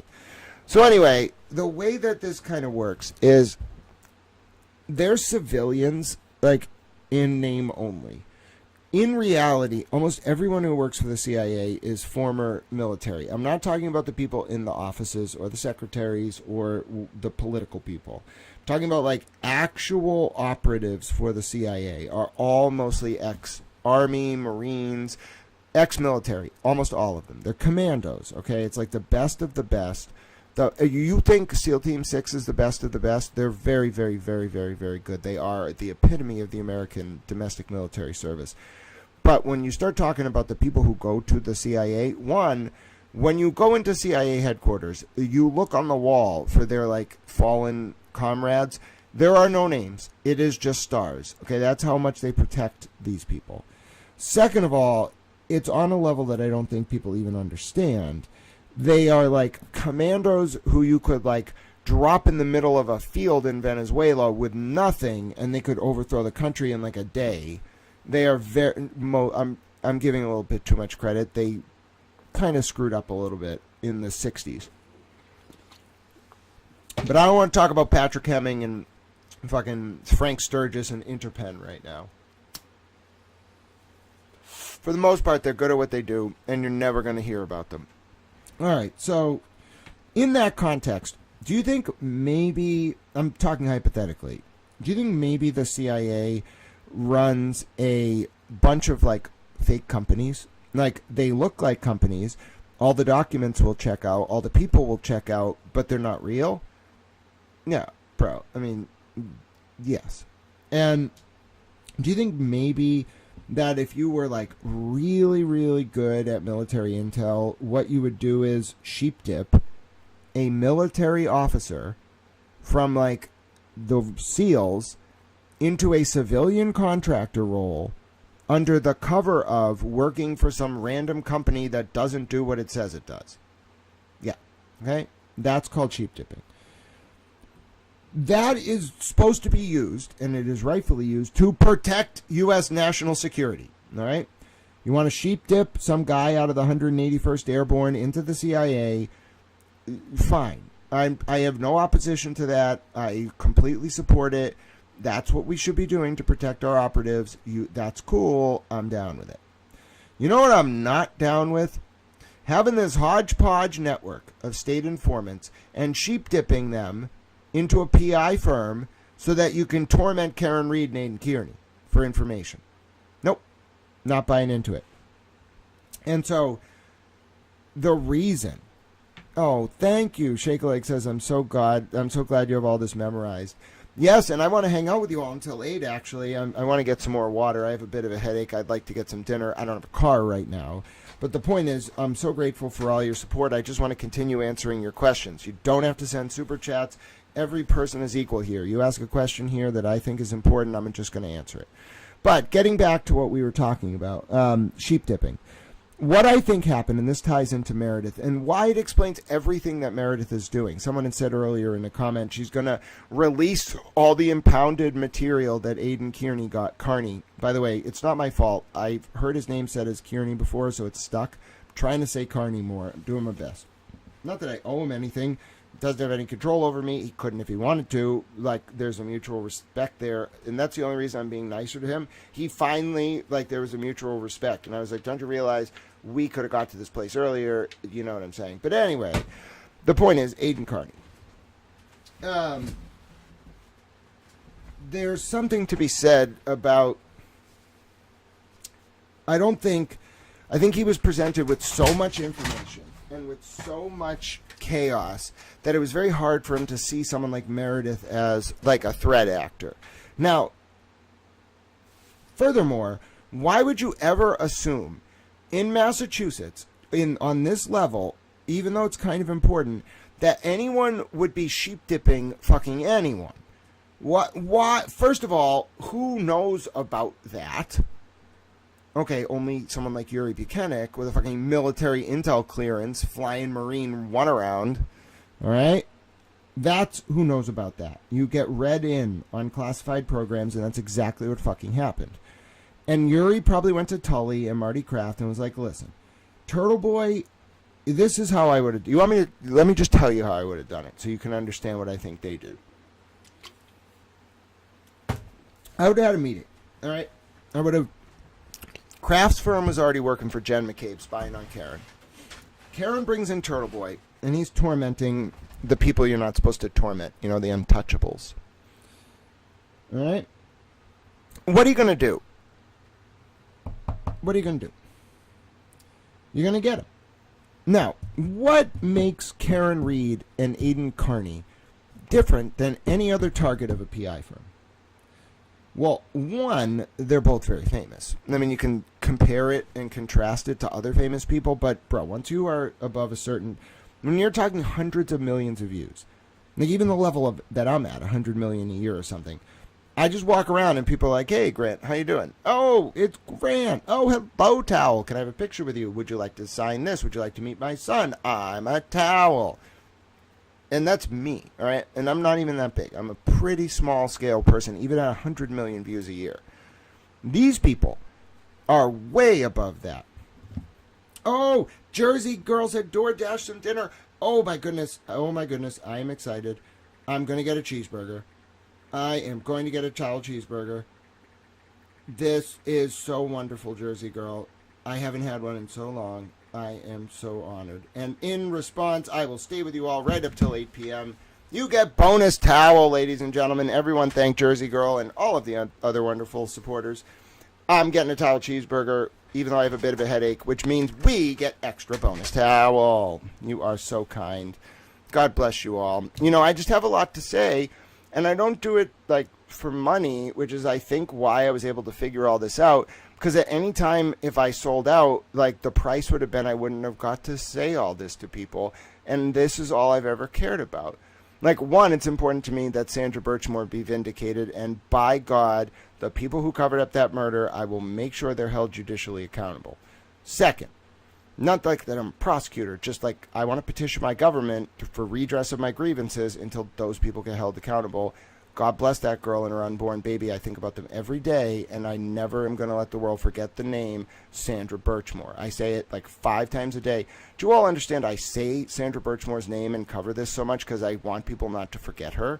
I don't want people to forget John O'Keefe, which is why I say his name so much. But I want people to remember Sandra Birchmore forever because that's all I can do at this point. Like, but I can't indict anyone. I cannot make decisions about who's getting a cooperation agreement, who's getting what. I just want people to never forget that girl because she was wronged, and she was wronged because they thought she had nothing, and they thought she was nothing and knew no one. And if I was there with her in that moment, I would have done everything to keep her alive, just like I did with Lindsay. I feel very guilty that even though there's nothing I could have done, I didn't know her, I wasn't in that world, if I had just known, I would have given my all, you know, and so that's why I'm so committed, because if I had been there for her, I would have done this then, and I can't, so I have to do it this way, and it kills me. I go to bed every night just so upset about the Birchmore case. I cannot tell you, like, I don't talk about it, like, that much. It's not about clout, it's not about being one of the only people who's right or covering it. I don't fucking care. I don't want a movie. I don't want a documentary. I go to bed every night so upset about what they did to that girl. I cannot get it off my mind.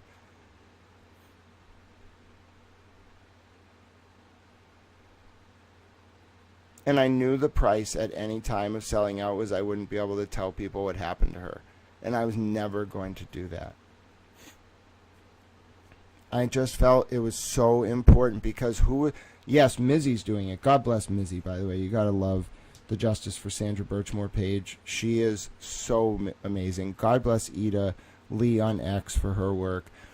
I mean, these women are so brave. And people are like, oh, Grant, like, you just don't like men. No, I think there are some really brave men out there. Like, look at how I talk about different men who put themselves on the line, like especially Ray defending Lindsay, etc. I am very complimentary when I think a man is willing to go to bat for the vulnerable. Okay, it's not a man versus women thing, but like women in particular who manage to get the respect of men and hold them accountable and understand politics and be mothers. I mean, bro, these people are like superheroes. I've never seen anything in my life like some of the women involved in this situation. They're literally like redefining what I understand human accomplishment can be.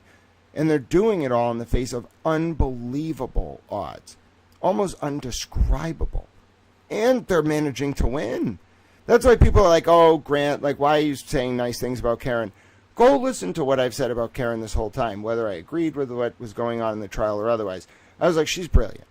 And what I was really saying is she's brave, all right? And I think she figured it out at a certain point because she gave me this really weird look one time that was kind of like when we were turning a corner. It was right in the early part of 2025. I wasn't there yet because the second trial hadn't happened, but I think I wanted her to like apologize. I didn't want her to apologize to Lindsay. I just wanted her to meet Lindsay so that they could talk about how like they were fighting similar structures of power that were abusing both of them. And I couldn't make it happen, but like she looked me in the eye one time, Karen did, probably like February, March of 2025. And the look was like, it wasn't angry. It was more just like, you'll get there, kid. And I was like, I'm going to get where? Where are you taking me? I'm not going to Mexico for a Dave Matthews concert. But going back to Sandra Birchmore, that's what I think made me so upset. Like, I saw what was done to Lindsay, okay? Now, I knew about Birchmore the whole time. I mean, you can ask Cullinane about my posts going back to 2023. I was listening to what Dave was saying, especially season 2 of the Kirk Minahan podcast. And by the way, can we also keep Kirk Minahan in our thoughts, ladies and gentlemen? Now, Dave Cullinane, I respect a lot. And people are like, oh, but Dave Cullinane posts like memes. Okay, I post memes. Dave Cullinane, when you actually talk to him, is a fucking genius. He just is like in this like news apparatus. Like he's got to do things like in the structure of his system, which is cool, bro. Like Barstool does cool stuff. So I'm not going to hate on that. At the same time, I think even Dave Cullinane would tell you it was Kirk Minahan. Kirk Minahan figured this out. So even with me, like, Kirk Minahan right now is not doing well. He announced he was taking a break. Bro, I'm like, I got to do this for Kirk Minahan. I don't know Kirk Minahan. I know Dave Cullinane, but I don't know Kirk. I have to do this. Like, this story has to be told. It just has to. These people were right. They were right from the beginning. It was as bad as possible. And even though I was listening to the Case Season 2, the podcast that Kirk did with Dave Cullinane, even though I was reading what Dave Cullinane was writing, even though I was talking to people, asking the right questions, saying the right names to get the information I needed, it wasn't until I saw what they did to Lindsay Gattani that I was like, oh, these motherfuckers. And I don't get that angry very often. I'm a very stoic person. If you like hurt a child in front of me, I probably won't hurt you. I mean, if you threaten a child's life or hurt a child in front of me and I need to use force to stop you, I will, but I'm not going to be happy that I have to use force. I'm going to be like crying as I'm like doing it, but I'm going to stop you from hurting that fucking child. Barring you doing that or like beating a defenseless, like disabled person or something in front of me, I'm not really going to get mad. just don't have that much to get mad about. Like, what's the point of getting mad? Like, if you piss me off, I'll remember it, and then when I have to make a decision about your funding or whatever the fuck, I'm gonna fuck you over. Rightfully so, because I know you engaged in misconduct. All right, I have a very long memory, so I do not get mad. I don't need to get mad. It's a waste. You know what I do, though? That I did say Dave Matthews. That was definitely one of those literary flares. But to put this in context, hold on, now I have to play back. I have a live replay, so I. Oh, right. So there's no point in getting mad. I just don't get mad. I don't see a point in it. It's not helpful. It's counterproductive. But you know what? I want to take a screenshot of that wonderful dinner donation, so when I order my cheeseburger, I remember. That's how I'll never forget exactly. But that made me so upset when I saw what they did to Lindsay. And that's why, like, it really is Kate Peters' fault that I am doing this. Like, she tricked me, or the people around her tricked me. All of them manipulated me because they felt that I think they felt I wouldn't go along with what they were doing if they read me in, quote unquote, on the intel. Excuse me? Then don't fucking involve me. How dare you? Seriously. Don't involve me if you are not comfortable telling me what you're fucking doing, because the second I find out that you manipulated me, that wasn't anger. That was why I was righteous. Then I find out that you manipulated me because the state police look at vulnerable women without political connections or money and caught up in the system as leverage, as sexual objects, as less than, and then they murder them and cover it up.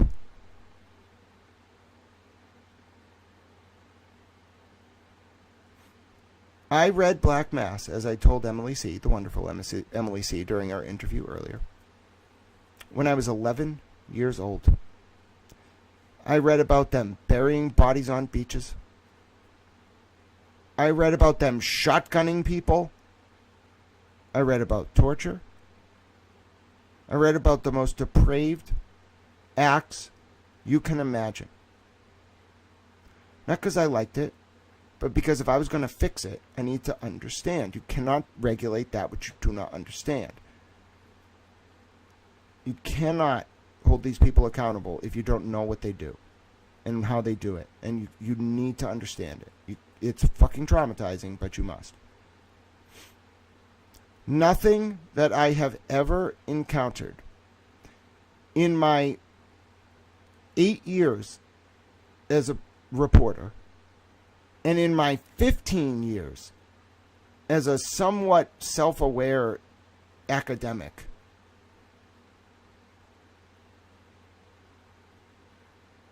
ever approached the level of depravity that I saw staring me in the face related to what happened to Sandra Birchmore. And I know what happened to Lindsay Catani was horrible. Okay? And I don't want to speak for Lindsay. I never will. But I think you could ask Lindsay, and I will someday, even with everything you went through, do you still see the Sandra Birchmore situation as just like grotesque and even somehow even more horrifying? And I bet she would say yes. Because it was literally the murder of a woman who had been abused since she was a child by cops while she was pregnant. And then it was covered up by state cops who used to work in the police department where the man who killed Sandra worked. I have read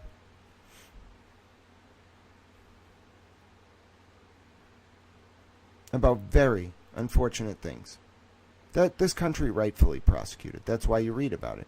It's in the files because we need to know so that if it happens again, we know how to stop these people. That's the point. I hate studying this shit. Makes me fucking sick. I hate it. It drives me crazy. I feel it's so personally because of the systemic failure.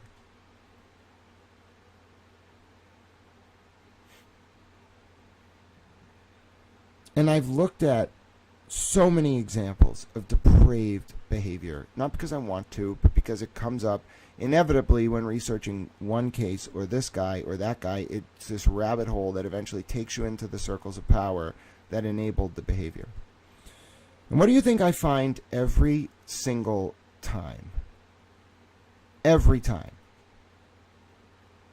Powerful men, cops, prosecutors, governors, DAs, whatever, running around in plain sight, ribbon cutting, accepting awards, taking medals, while at night there's a group of women who they are around that know what they're really like. And no one's allowed to say anything? Excuse me? You know what I'm saying?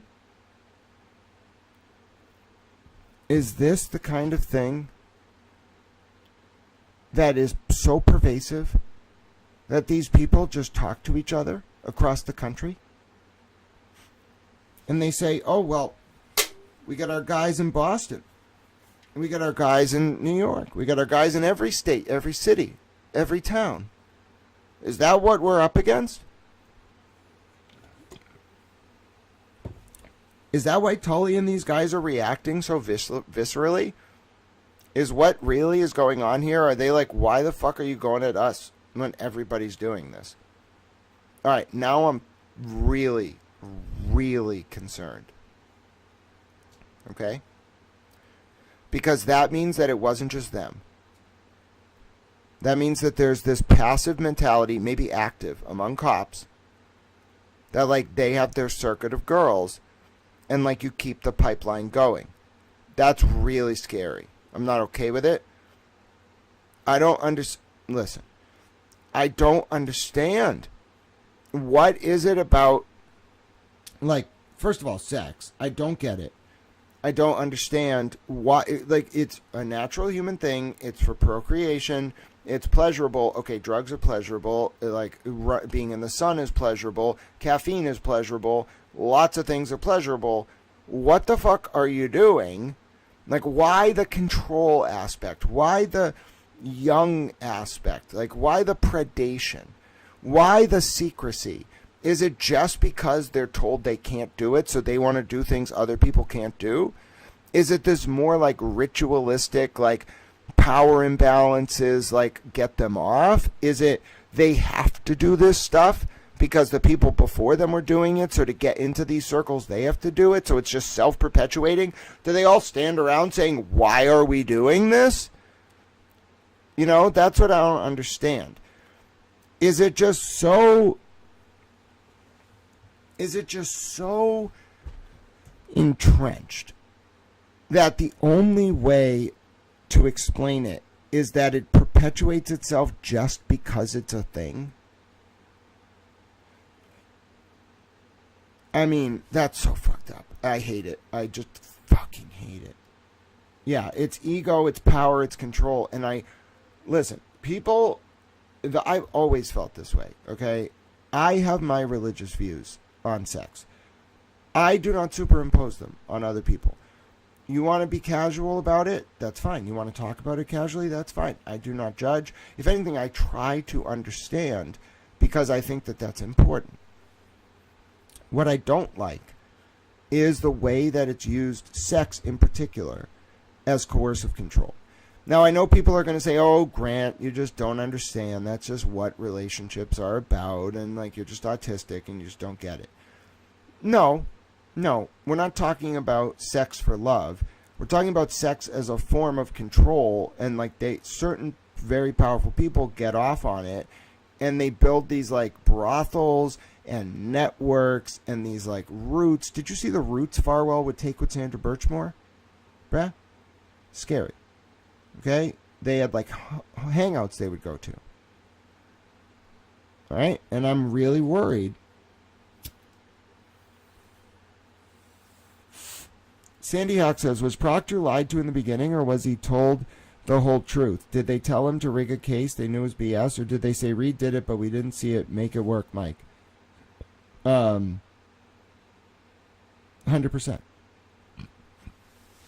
Listen, I think this is what happened. You know my most realistic theory? I'm not going to talk about how John got on the line, because I understand nobody was there, all right? I know people think people were there, but the reality is we have no video, we have no eyeball witnesses, we don't know, all right? So it's forever, especially after the verdict in the second trial, it's forever going to be an open question, how John got on the lawn. But let me tell you what I think happened after. This is just a theory. This is what I think, based on all my knowledge of everything.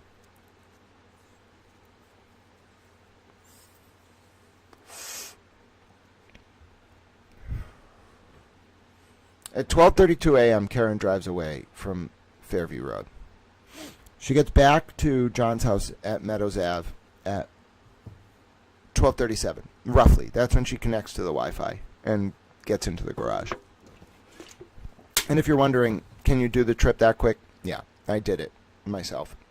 Now, I didn't do it in the winter, in the snow, but like I did the most likely route she took, and it's about 5 minutes, maybe 5.5. Depending on if you catch that double light before you take the right to go to John's house. Like coming from Fairview, you take a left at a light, you go straight, you go through 2 lights, you take a right, you go straight, you get to John's house like 1.5 miles up on the right. Maybe 1 mile. So anyway, and I was going the speed limit, by the way, so who knows if Karen was driving fast, slow, I don't know. She gets to John's house at 12:37, and she calls him and leaves the one voicemail that just makes no sense. Like, no matter what you think about Karen Reed, no matter what you think about John O'Keefe, it does not make sense to call John a pervert at that moment. They weren't fighting about, if you read their text, by the way, I have read every one, because they were in the second trial and first trial. If you read John and Karen Reed's text that morning, they were not fighting about that. It wasn't. It was not. It was more just like, Karen just is like more like double income, no kids kind of person. Like, she's just not as much into like raising kids, which is fine. Different strokes for different folks. But they weren't fighting about anybody like cheating. Like, I don't even think John cared about Higgins. Like, they weren't fighting about that. She wasn't saying like, you're a deviant. That morning, I'm talking about the morning and the afternoon of the 28th. She just wasn't. I read them all. They were not fighting about that. They weren't really fighting. They were like saying Karen did get a little snippy, and John actually got snippy with Karen a little bit and like accused her of like being a drunk kind of, and she was kind of like, come on, John. Like, she kind of teased him with the plumber thing, being like, I'm going to have a plumber come over. And if you're wondering why did she say that, it was because John and his dad did plumbing. Okay, John's dad's still a plumber. Okay, even though I think he has a bad back, from what I understand. But, like, she was just, like, they were taunting each other a little bit. That was, like, not a fight. They were just kind of needling each other. And then finally, John's like, I'm going to go to C.F. McCarthy's with Michael Camerano. Do you want to come, Karen? And John was thinking, all right, Mike's got to go pick up, because I remember the text. John was saying, Mike's got to go pick up his, like, daughter or something. So, Karen, why don't you come meet us, and then you can be my ride, Karen. So, that was the plan all along. Like, they were basically on, like, okay terms by the time they go to meet at C.F. McCarthy's. They meet there, and then 3 hours later, right, where all that really had happened in the bar, you can see is, like, Karen's and John are, like, touching and hugging, and then, the group leaves, and they go, say what you will about the play fighting, whatever. It's not like Karen and John were fighting on camera. They go in the car over to Fairview, and then just like a half an hour later at 12:37, after she drives from Fairview to Meadows, Karen's calling him a pervert. Sorry, that's out of nowhere. It doesn't make sense in context. It doesn't really explain. It's not explained by any of the other evidence. It's never contextualized via testimony. It's just this lingering statement right in that moment. All right, why do I say this? Am I shaming them? No, I don't care. It's not a big deal who people have sex with or what they're doing. I don't really care. Why is it a big deal in this context? Because it implies that the people in the house weren't eating birthday cake, which I have said all along, okay? And I don't think people realize, even, I'm not going to say any names or who they're close to, but people closer to this case than you realize, who were not there that night, who maybe know some people but not everyone involved, have said to me, yeah, I have some questions about why they were all there. Not related to John, but just why they were there at Jen McCabe, or Jen McCabe's sister, whatever it was, Nicole Albert's house, at 12:30 in the morning during a blizzard for an after party to eat cake. Now, what does that mean? I'll tell you exactly what it means. It means there's a very high likelihood that those people did see John on the lawn. Not as a black blob. They saw John on the lawn. But that helps them, right? To say that, doesn't it? No. Because any of them say they saw John on the lawn, they just ignored a body and all left. None of them called the police until the next morning.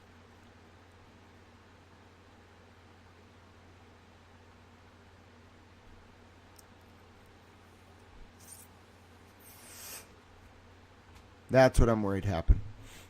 That whatever led to John being on the lawn, there were people who looked out, saw him there, and said, we are doing things in this house that are unseemly, whatever, more than unseemly. Maybe Ryan Nagel just going over and be like, oh, I don't want to pick up Julie Nagel anymore. No, bro. It's 12:30 in the morning in a fucking blizzard. I was not born yesterday. So anyway, it was snowing that night. That's my opinion. It was literally snowing. So anyway, a bunch of people in the house that, notwithstanding what led to John O'Keefe being on the lawn, now have a body on the lawn. John's body. What are they going to do? They're going to call the police right then? That's what most normal humans would do. Especially if you believed Karen had done it. You call the police immediately. Because that's the crime scene preserved as good as possible, that if you believe Karen was responsible, get Karen. Why wouldn't you call the police? It must be pretty bad.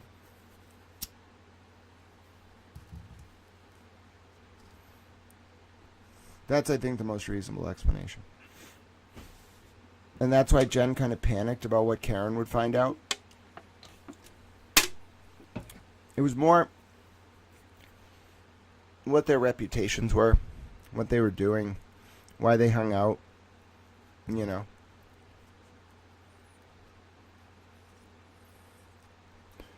And if you think about it, that gives them a lot of reason to call Proctor or Kevin Lank or whoever the fuck and be like, listen, we really fucked this up. We really fucked this up. We didn't call you when we should have, and we fucked this up. And you don't think that a lot of this weirdness is probably because MSP was like, wow, they really fucked this crime scene up. Which is true. The taillight pieces, how much do you want to bet they got moved themselves by a plow? They fucked that up. And I think they live with the guilt. I'm not kidding you. I really do believe they feel very guilty because they made some selfish choices and they compromised the investigation. And then it got worse because they happened to know the investigators. Because then you think about it, these investigators, they're grunts, kind of. I'm not being mean. They're grunts. Even the military intel guys. You kill a military guy or a cop, it's all no holds bar. You killed a cop. It's not like they're not gonna be like, oh, was it 8 people? They're gonna find someone they think did it and then get them. So that's what happened here. Like Karen got in the crosshairs of these people who were going to avenge John's death, and then the witnesses were like, all right, these guys are going to go really hard on Karen, so we just have to make sure we don't get caught up because, like, we didn't call quick enough. All right, that's what I think happened. And they did them some favors. I really do think they did. I think they did them some favors. MSP tried to make the witnesses' stories make more sense, okay? Come on. The best that Adam Lally and them could come up with was that they were going to Nicole Albert's house to eat birthday cake at 12:30 in the morning during a blizzard after the bars. Bro, I'm 36. Okay? That's not what people my age do. You're lucky if we're up till 12 o'clock. Okay? Like, the body does not like being up at midnight. Not in a blizzard. Like, what? It's 12:30. In January. It's cold. In Massachusetts. And it's snowing. And it's going to get worse. No. Come on. Like, it's just... That's the one part that's just so Occam's razor that people can't see about it because it's dark. It's very dark. It implies something that... And I'm not saying I necessarily buy it either, okay? But it explains a lot. Because no one acted normally. Witnesses do not hire private investigators. I'm sorry, they don't. Not like that. To spy on the visitors to Karen's home? No, I'm sorry. That is what makes me just very suspect of it all.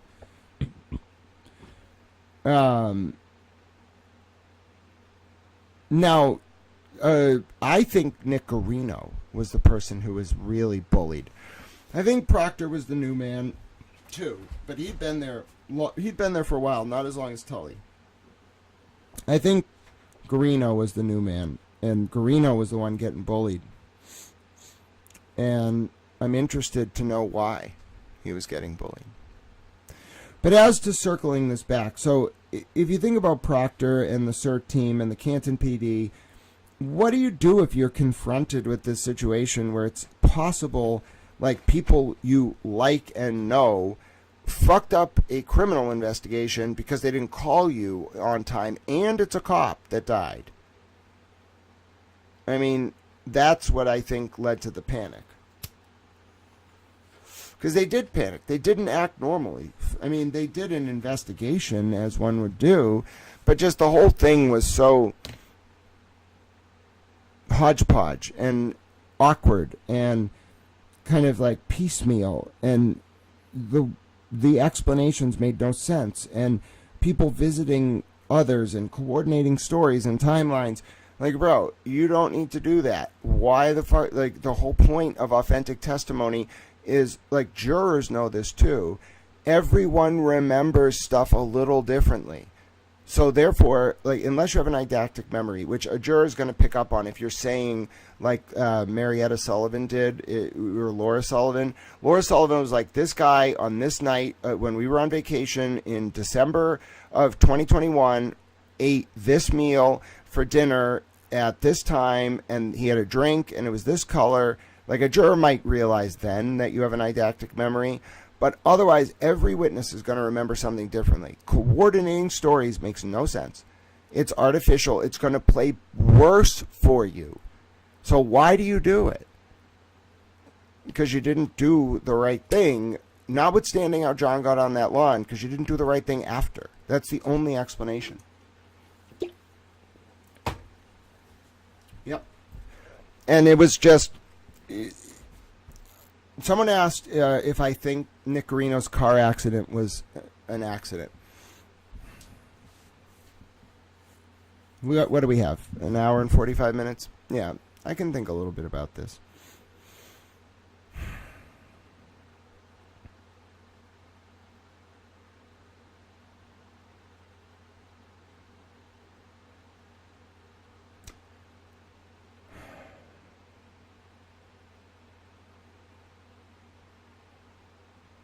Actually, let me play a little of this video. I want to mull this over and get another cup of water. But I'm going to answer the Nick Garino question as soon as I get back. So please remind me, who was it? Dusty Rose, as soon as I get back from this short 2-minute break while we listen to this video, please ask the Nick Garino question again. I just need to think about this before I answer it.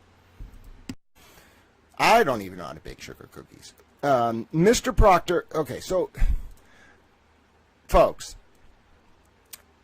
January 28th, 2025, they must have just got this, and it's also impounded. So is this, how did he get this? What is this? So they're not talking about the recent Facebook post. They just gave us a swerve and a half. What was Proctor talking to Yuri about? How did they know about this?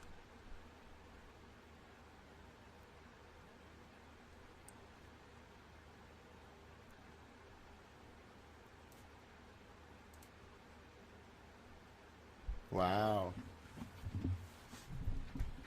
My mind is racing right now.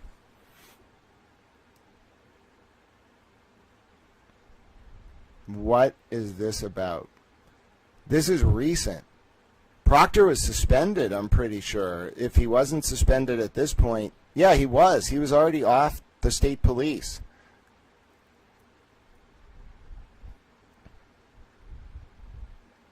And he's talking to Yuri, who was the intermediary for Tully, apparently. They were, oh yeah, oh no.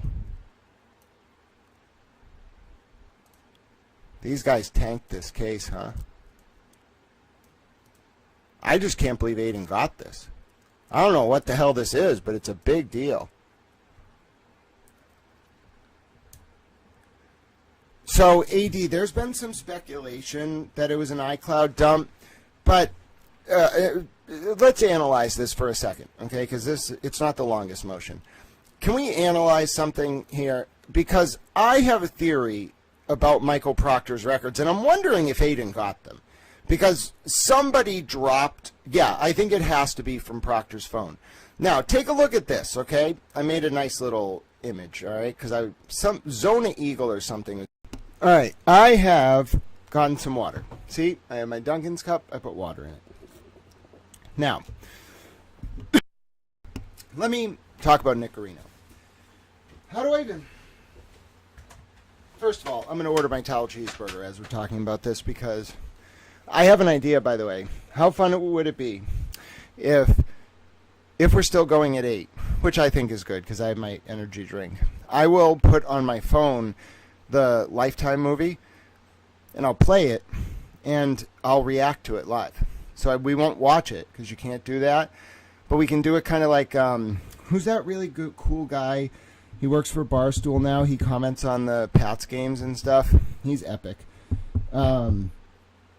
We can do it like that, all right? I'll watch it and tell you about what I think about it. I think that would be interesting. And I can't stream it because it's on Lifetime, but if you don't have Lifetime or if you're going to watch it and you want to hear my thoughts, I'll react in real time.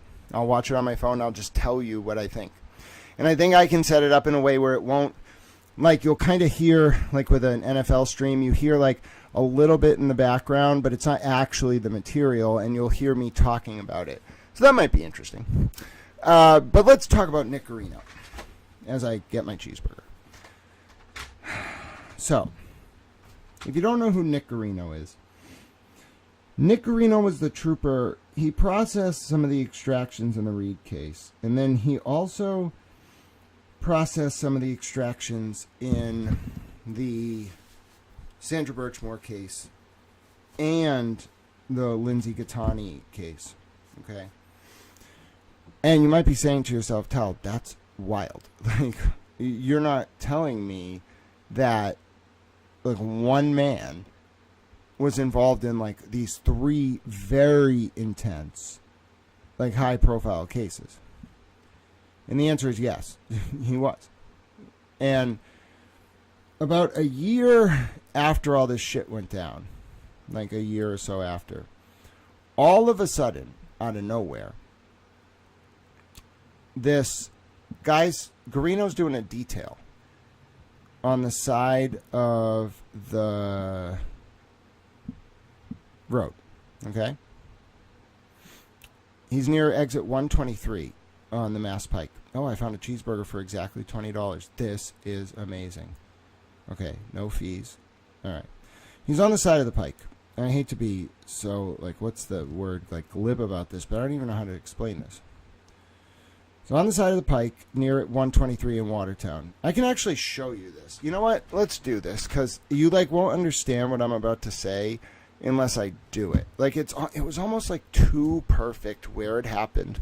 So let me get the machine here that we can use. Oh, it's time. Yes, I'm about to eat a cheeseburger. I don't eat enough. I have colitis, too, so, like, it's really frustrating. I'm just like a physical wreck. And it wasn't even my fault. Like, I lost a lot of weight. When I was a freshman in college, I, like, 100%, like, worked my butt off just so that I could go from, like, a big weight, like 300 pounds, to, like, 200 pounds or, like, 175. I screwed myself. Like, I got a surgery to remove skin on my stomach after, and it caused all these complications. And I never would have got that surgery if I knew. And then couple that with the colitis and the other stuff, I'm just a physical wreck. And I don't know, it's my price to pay, I suppose. Like, if I were physically healthy, I think I wouldn't be able to be so committed to my principles. Like, my disability informs the work that I do, because, like, I feel so sympathetic to the people who, like, for whatever reason, are limited in their capacity and then get taken advantage of. Like, if the system or someone powerful takes advantage of a vulnerable person, I get so mad. I get so upset. And I just all day go around trying to make sure that doesn't happen. I wish I could be everywhere at once. I wish I could clone myself. That would be wonderful. Or if I had that machine like Hermione has in Harry Potter where I can just turn time so I can go to multiple classes at once, that would be great. It would be wonderful. Oh, yes. So let's go on a field trip with Towel. And you might be saying, Towel, why are we going on a field trip? Well, because you're not going to understand the Nick Garino situation unless I take you on a field trip. All right, everybody, find a towel buddy. We're going on a field trip. Everyone get on the bus. Please be safe. Please make sure there are no seat belts on the towel bus, so you should bring a towel. And you might be saying to yourself, I don't have a towel. Well, that's why you have a towel buddy. All right? You can't just get on the bus. You have to bring a towel. Now, we are going to take a look at this stretch of road right here. This road. Where's this road? Where's the exit? There it is. No, that's not it. What? That's down in Newton. Where's the pike? Oh, I see. That's not the part of the pike that I want. Where's Watertown Square? This is a Travishere mockery. That's Watertown Square. So the part of the pike that I need is going to be right about here. I think this is it. Got it. All right. Everybody ready for field trip with towel? Get your towel buddies, ladies and gentlemen. We're going on a field trip to where Nick Garino got crashed into. And you might be saying, I don't want to do that. Well, you know what? You're not going to understand what I'm going to say if we don't go on a towel field trip. All right, towel field trip. Here we go, ladies and gentlemen. We are on a towel field trip. Everybody get your towel buddies. Dusty Rose, I will be your towel buddy. You get a special towel buddy. Now, this is the section of the road that I'm talking about. Now, you might be saying to yourself, that just looks like a road. Well, yes, it is a road, but you have to understand what this section of road is. So, when you are coming into Boston and you're ending your journey on the Mass Pike eastbound, you are going to come into this section of road. Now, it's okay right here, okay, when we're like over near Newton or whatever, and we're coming down this part of the road. However, when you get to this part of the road, okay, right past here, oh shit, things get very dangerous. Let me just tell you right now, you don't want to fuck around. As soon as this shit happens right here, I don't know what the fuck this thing, I don't know who the fuck the genius was that didn't give us enough road. But when they get rid of that fucking breakdown lane, bro, you are in no towels land. Let me just tell you, you don't want to fuck around. Everybody's going really fast. They're only supposed to go like 50, but they're all going like 75, even in the slow lane, because they don't know how to drive, and they're morons, and they don't realize how dangerous this section of road is. So then it stays like this, okay? And you might be saying to yourself, yeah, but that's not a big deal. No, it's a really big deal because there is no breakdown lane, and then in the infinite wisdom that is the design of the Massachusetts fucking turnpike, we go over here. This is a fucking exit. Okay? The exit is just a lane. There is no exit. There's a fucking wall. And you know what happens at this part? Well, people are like, I want to exit. Okay, well, the exit fucking lane is like a foot wide, so they all back up to here, and this is a permanent problem anytime that's not like 11 in the morning or like 2 at night. So you got a line of fucking cars trapped up this ramp trying to go to fucking Watertown. Now, you want to talk about a clusterfuck and a half. I think this has since changed, but let me just show you why we had this problem to begin with. Because when you go up this ramp, I'm trying to go up the ramp, please. What is going on here? Okay, can we go forward? Thank you.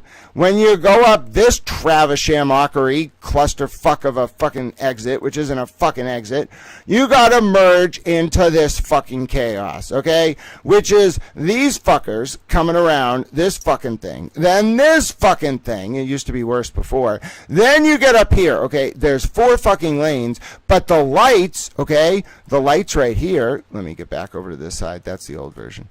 The lights over here, oh no, you think this would just be simple? No. There are 2 different sets of lights. These lights on the left control these lanes. These lights on the right control these lanes. So then while these people are going straight, all this traffic gets held. And then the line on the pike, because it's Massachusetts, goes back like an hour and a half. And then you get a line of fucking cars here. And then there's just traffic driving by them. And this is where Nick Garino was hit by a drunk driver.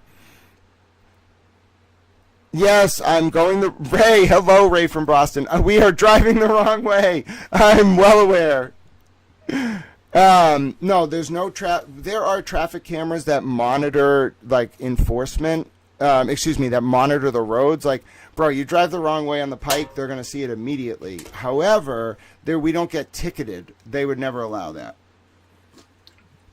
Based on cameras. We have very liberal lawmakers, and every time they try to do anything with cameras, the lawmakers are like, no. We might let you use it for surveillance, but you're not using it to ticket people. Like, you want to ticket someone, you do it the like old-fashioned way. You need to see it, you need to establish the probable cause personally, and then you can ticket them. I'm not saying everywhere in the world does it that way, but in Massachusetts, they're very anti, like, using technology to ticket people. Anyway, pulling us back to the subject of discussion.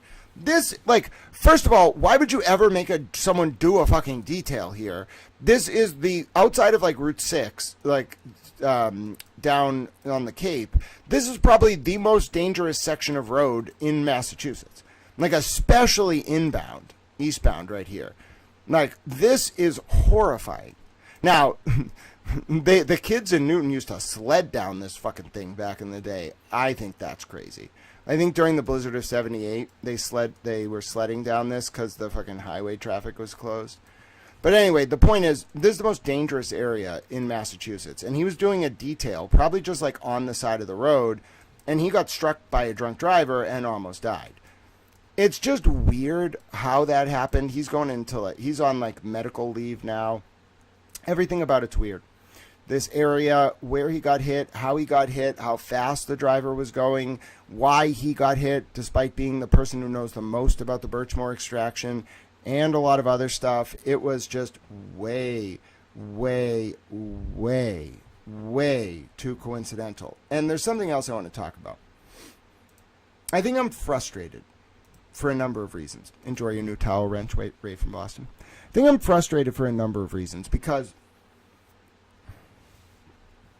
I've only seen true fear, like actual fear of death, once in my life.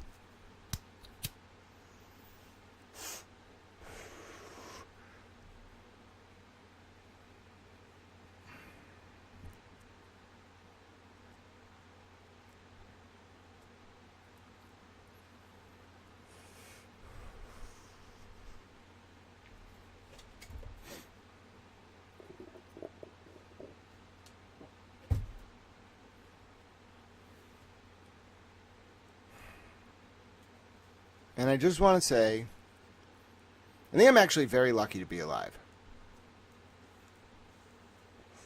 Like, extremely lucky.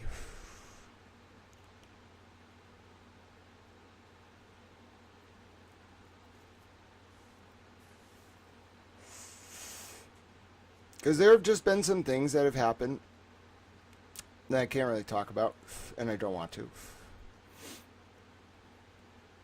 That looking back, so I'm on the spectrum and I'm kind of oblivious. So things just happen sometimes. You know? And I'm just like, oh, yeah, that's obviously this. You know, like that happened because of this. But then I'll be like, you know, it's, yeah, I see crazy shit all the time. No. There was something that happened that I should have known. I need to be very general about this, I'm sorry. But I want to talk it through anyway. There was something that I should have known was a very fucking bad sign. I mean, I did, okay? I did and I didn't. Like, I knew, but I didn't really have that, like, towel intuition. You know what I'm saying? Well, now I have a better sense of what that moment was. And it was like looking into the eyes of like death. And I think, let me try to describe this to you, my mentality about all this. When I go to how do I explain this? When I go to any governmental institution at any time, I'm always just like, this is America. No matter what you've done wrong, you know, like, you still have to, if you get caught, like, answer to the public. Like, that's like my foundational premise of dealing with the government. So if the government were ever like, not the government, but someone in the government were ever like, I'm going to hurt you, I'd be like, no, you're not. And just look at them quizzically. Now, no one has ever said that to me. But only in the context of this case, in this situation, have I seen a look in someone's eyes where it was just like, I'm afraid they're going to kill me and my family, and I don't think there's anything anyone can do about it. I mean, I don't know if I can really appropriately explain to you how scary that was. I mean, not in the moment, I just had to move on. I didn't have time to deal with it. I couldn't, because it's not my burden. I can't explain more, I'm sorry. But only in this case, and only in that moment, did I actually see the fear of death in someone's eyes. And I was like, oh my God. Now, well, Petty, I support you for being mad about that. God bless you very much. And I also want to reiterate that I wish I could say more. I can't. I'm sorry. Like, if this were 2 years from now, maybe, like, you could get more out of me about what I was just talking about. But not right now. I'm sorry. I have to make judgment calls. And that's when I think I've said as much as I want to say. But the point is, you get what I'm saying. If you start looking into this and really look into it, you're going to get really freaked out very quickly. And this is not one of those situations where it's like, oh, you're going to find ghosts and vampires and demons under every rug. No, you're just going to find exactly what the fuck you expect to find. Dirty money, dirty people, violence, death, and abuse of children, which is the worst part. Okay, yes, Stacy Q, enjoy your super towel wrench. We are the blue wall of justice here. Now, I'm still awaiting my towel cheeseburger, and we're going to maybe do a watch along. I'm not going to actually stream it, but I'll watch the Karen Reed Lifetime movie and comment on it if I can get it going on my phone at 8. Otherwise, we'll just talk about it another day. But I do want to re-emphasize something here, which is I'm deeply concerned. I'm deeply concerned because after putting all of this together, it hasn't stopped. Like, that's what's supposed to happen. You put it all together, you tell the people in the places that need to know, and then it stops. This is the first time in my career, and I'm still only 8 years into this, where I have come up against a situation where you can tell everybody from here to Timbuktu and back, and nobody can do anything about it. Does that mean that's perpetually going to be the state of this? No. But I've just never met such entrenched fucking power. Ever. I've never come across it. I've never seen it. Like, I've obviously seen corruption scandals about police before. That's dime a dozen. Even about the state police. I've never come across this kind of power. Oh, God bless you, Petty. LaBelle. Petty says she lost her son at 29 to epilepsy, and I thank you for sharing that with us, Petty. And right now, I'm sure that the people in the chat are thinking about you and your son that you lost, and I am as well, and I hope you always continue to keep his memory alive, and you share anything you want anytime about your son who passed away. And God bless you, Petty. I'm so sorry that happened. And I think that's the saddest part of this. After how much death and murder and abuse and trauma and horrifying behavior, like, how much can you read about and document and type and just say over and over and over again, and nothing changes? You can't let that beat you down. But then it becomes a question of, is this telling of the story part of the pursuit of justice itself? And then that's where you get, I think, a lot of reform, because people realize, if I'm talking about something and it is not changing, and the powers that be know, then something must be very wrong. And that's the vibe I get from this entire Karen Reed case. I just, from left to right, top to bottom, up, down, in between, the vibe is simply that there is something lying beneath here that is rearing its head to the surface and getting worse by the day. Oh, Petty LaBelle's birthday is coming. We will, if I'm live that day and you're here, I will make sure to honor that. And that's a very important anniversary to mark. But yes, at 8 p.m. Eastern, we are going to, I don't know if, I'm not going to stream it, but I will at least watch and react to the Lifetime movie. So if you're interested, if you can't find it, that's okay. But if you want to hear my commentary, I'll give my thoughts. I'm going to try to watch it on my phone. And we love you very much as well, Petty LaBelle. And Mytel Cheeseburger's on the way. But let me continue and let me see what else I want to talk about here. I've talked a lot about what I think is going on. But the thing is, and what's so unique about this situation is, so a lot of times you'd analyze this after the fact. You would say, okay, these networks were doing this, you know, like this, like Informant was doing this, because none of this stuff ever comes out. Ever. And I think the only reason it came out today was because, and in this case, and in this context, was because people refused to accept the status quo. There was something about this unit that made it so much different, the state police unit, than everything else going on. And where it's all heading, I'm not sure.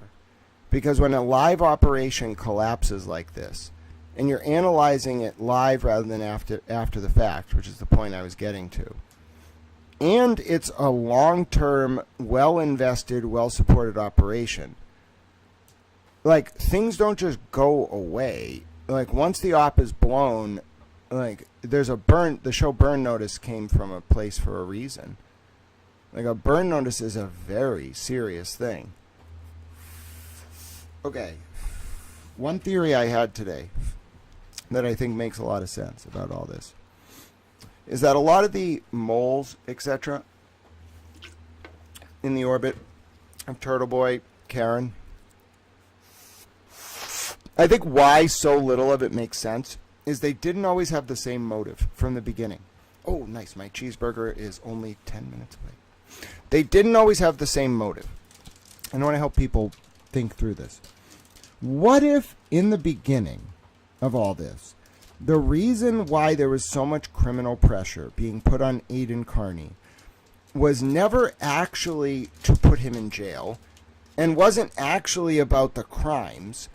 It was just a pressure tactic so he would tell the state police what he knew about whatever Karen was doing that they wanted to know about. So say that was the initial plan. All right? The schema starts there. So you run that op for a while, putting a lot of pressure on Aidan. Simultaneously, you're getting people close to him that he thinks support him, but really are moles, okay?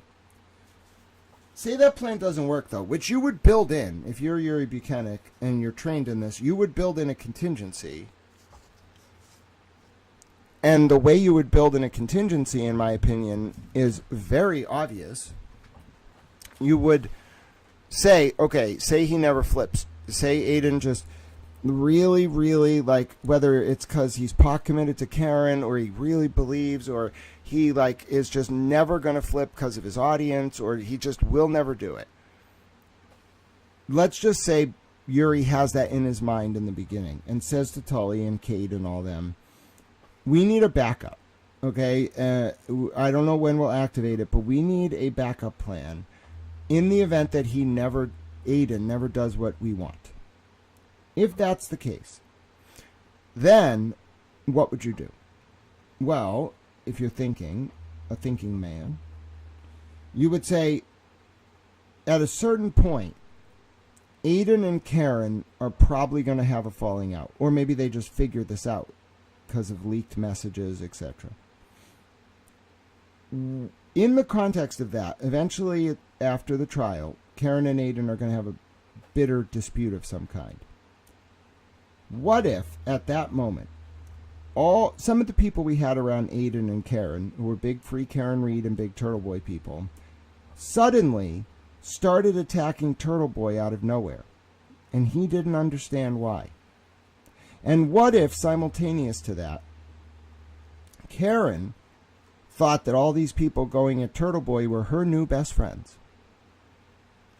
Well, then you'd have another op built out of the collapse of your first op with a lot of people with a lot of credibility telling Karen what she wants to hear, Turtle Boy bad, while in reality feeding information to Kate and Tully. It's genius. It's fucking genius. That's why you have to understand, they're never going to admit to this. It's well funded. They put a lot of resources into this. They paid a lot of money, their time, hundreds of hours, years of people's lives. And that's why they're viscerally reacting. Like, they're literally losing their minds. Like, they're lashing out all these people. Even though you don't see it directly, they're losing their minds. Because they put so much into this, and the one thing they couldn't have was, first of all, this is why it's double apoplectic and why I'm kind of just sitting here with a smirk. They could not have Aidan figure this out. Okay, that really fucked them. Like, if Aidan figures out Meredith might be a mole or might have been a mole, Broyles might have been a mole, like, etc., they're fucked. Like, all their people are burned. They're useless as soon as Aidan picks up on it. You know what's even worse? If, as Aidan's figuring that out, Karen's like, wait a minute, now they're all coming over to me. Because if Karen sees it, then your backup plan has also just collapsed. Now, Karen's kind of pot committed. Personally, I think the Roccos are the, like, what's it called? There's, like, a very special word when you're, like, a really good informant or, like, a high-value informant. Whitey was in it on the federal level. Like, they designate you as, like, this, like, special kind of informant. I forget what the fuck it's called. It's like Jewel or some kind of fucking program. Anyway, I think the Roccos are that. I'm sorry, it's just my opinion, but you really want to get to the heart of this. Yeah, like, Meredith just jumped off the Turtle Boy ship, like, immediately, as if... And that's the other thing. Think about the timing. Like, she got so close to him. Like, think about... You want to know what's really scary? If you were Kate Peter and you wanted unfettered access to Aidan Carney's life and his data and all that stuff, and you couldn't hack him in anything or anything, what would be the next best thing? The person he trusts most. Just have Meredith there long enough to, I don't know, get his fucking phone extraction, get a bunch of recordings. I don't know, maybe, like, didn't Meredith film her ex, like, doing blow and then send it to a bunch of people that he worked with? All right, so she literally fucking honeypotted him. Lindsay was an unwitting honeypot. In my opinion, Meredith actually honeypotted him. And people are like, no, people would never use love like that. Like, no. Yes, they would. Yes, they would. Yes, they would. That's the easiest way to do it. Like, you oxytocin and all those fucking chemicals. Your brain just does not make sense. You ever been in love? You don't do rational things. Like, try to be rational about being in love. Good luck with that one. The point is, like, no, like, it was absolutely used against him. And she burned him at, like, such a specific moment. Like, she got everything she fucking needed and then burned him. Like, what? Like, no, she was, like, a perfect intel asset. Literally perfect. And you ever look at Vinny the Chin Gigante? Crown Jewel program. Yes, exactly. Yep. Lily Lime. Hello, Lily Lime Media. It's so good to see you, dear friend. Thank you so much. And yeah, like, if you look at Vinny the Chin, what's crazy about Meredith, no pun intended, she is such a fucking good Vinny the Chin, like, redo, because, bro, you walk down the street, like, acting like a fucking crazy person, no one's gonna think, like, that you little dainty, like, fucking crazy person are a fucking, like, ruthless fucking mole. That's the one thing, like, I could sense from her vibe. I didn't actually say it, because, like, I don't know. I don't have a soft spot. Like, I'm not a sexist in that I treat men and women the same, but I'm, like, sympathetic to people who are exploited, and more women than men tend to be exploited. So, the vibe I would give Meredith when I would even see her was just, like, at a certain point, I asked her if she would... The one funny interaction I had with her, which I'll always remember, it was, like, so... It so embodied, like, Meredith as a person. So, I kept saying that Meredith was in a harem, and Meredith was getting really mad about it, and I couldn't understand why. She wasn't, like, mad at me. She just kept, like, getting mad on social media about it. Finally, she came up to me at a hearing or something on camera and was like, why do you keep calling me the girl in a harem? And I was like, well, I thought you're in a harem. I thought you knew that. And she was like, I am not a prostitute. And I think she realized at that moment that I was not calling her a prostitute, because I looked at her and I was like, why do you think that's what that word means? And she looked at me and was like, I thought you were calling me a prostitute.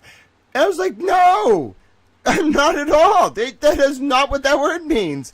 And she was like, oh. And I was like, I'm really sorry that you thought, I mean, first of all, I was like, I'll stop calling you a girl in a harem. But also, I was not calling you a prostitute. I just want to be very clear, Meredith. Like, I'm sorry you took it that way. I was not calling you a prostitute. I was saying you were in a harem. That's very different. So anyway...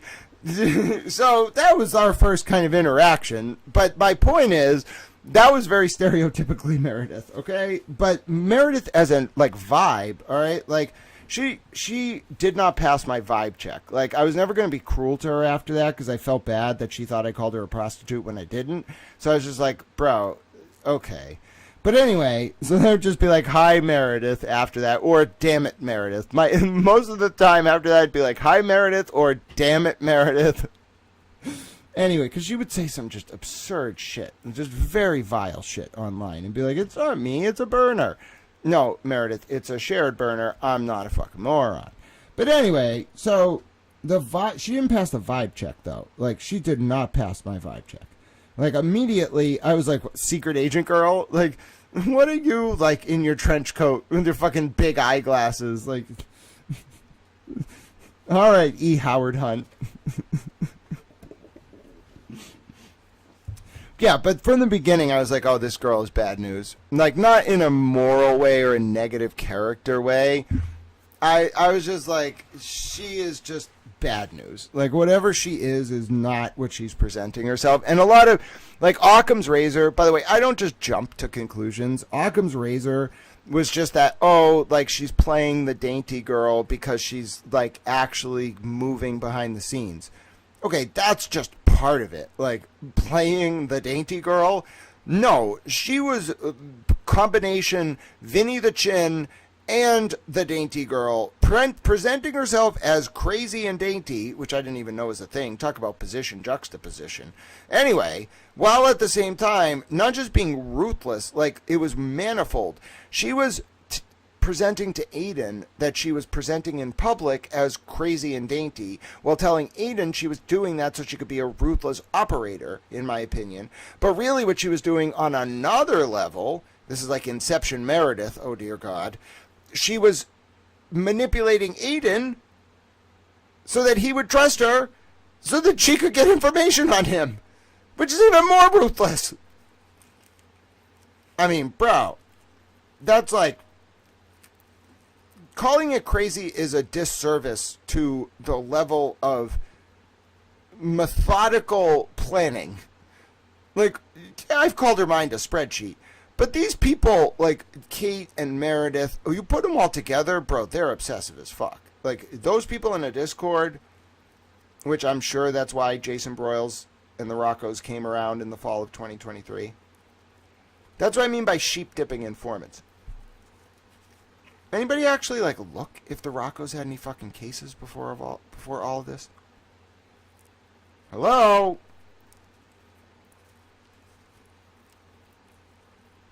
That's why I actually need to talk to Karen. I need to be like, are you an intel asset or are you impressionable? Like, I'm not trying to insult you, bro, but I need to know, because either you're letting these people do this because you're onto them, or you're just, like, not aware of how this works. All right? So anyway, you have to do background briefings. You have to do defensive briefings. You need to understand when you're in that world, like, nobody is just doing it. Like, there's going to be 90% of people who are just supporting you because it's the cause. Nobody's that involved just there's never just because. It's always for a motive, okay? It's never just gratuitous. Money, influence, clout, intel. And you need to screen out the people who are getting around you for intel. It's like rule number 1. Who fucking exposed Karen to this shit? Broyles, same thing. Civil record, I'm sure he's done some shit that they know about that's uncomfortable. Bro, Broyles and the Roccos working on that billboard. Broyles going away. Broyles reappearing as Haley. Wait, what? Ladies and gentlemen, we have an update. What does IRGC launch military drones on Iranian? Trump prepares attack. The IRGC is the Iran Revolutionary Guard Corps. If they launched a military drone attack on their own people, what that means is that it's likely that the United States, with Israel's support and probably support from France and probably a few other countries, is going to bomb the ever-loving fuck out of Iran. I mean, like, right now. Because what's going on is there's this revolution occurring in Iran, and I didn't want to cover this, but if we're literally going to bomb them tonight, I will take the live feed. It can get really brutal. So Iran is a very large territory. I'm sorry for the shift, but this is actually a very important breaking news event, which I will try to contextualize for you. So, in short, Iran was ruled by the longest dynasty in the history of the world, the Persian dynasty, up until 1953 when the Shah abdicated because, well, actually, let me rephrase. We overthrew the old Shah, or the whatever it was, and replaced him with a new Shah. Like, he was a Shah, but he wasn't the same kind of Shah as the other Shahs. Does that make sense? And he was still part of that Persian dynasty, but he was like a Western puppet, all right? The USA literally overthrew Iran. Like, we went in there with the CIA and we overthrew them. In fact, did you know at one time there were 4 mints in the world? There are 4 places that printed U.S. dollars. Most of them were in the United States, 3 of them. One of them was in Tehran. And you might say, why was it in Tehran? Well, because that was the biggest United States base in the world after we overthrew the Iranian government and installed the Shah. And you might be like, why, bro? Well, I'll tell you why. It was because Iran is very geostrategically important, okay? It's between Afghanistan and fucking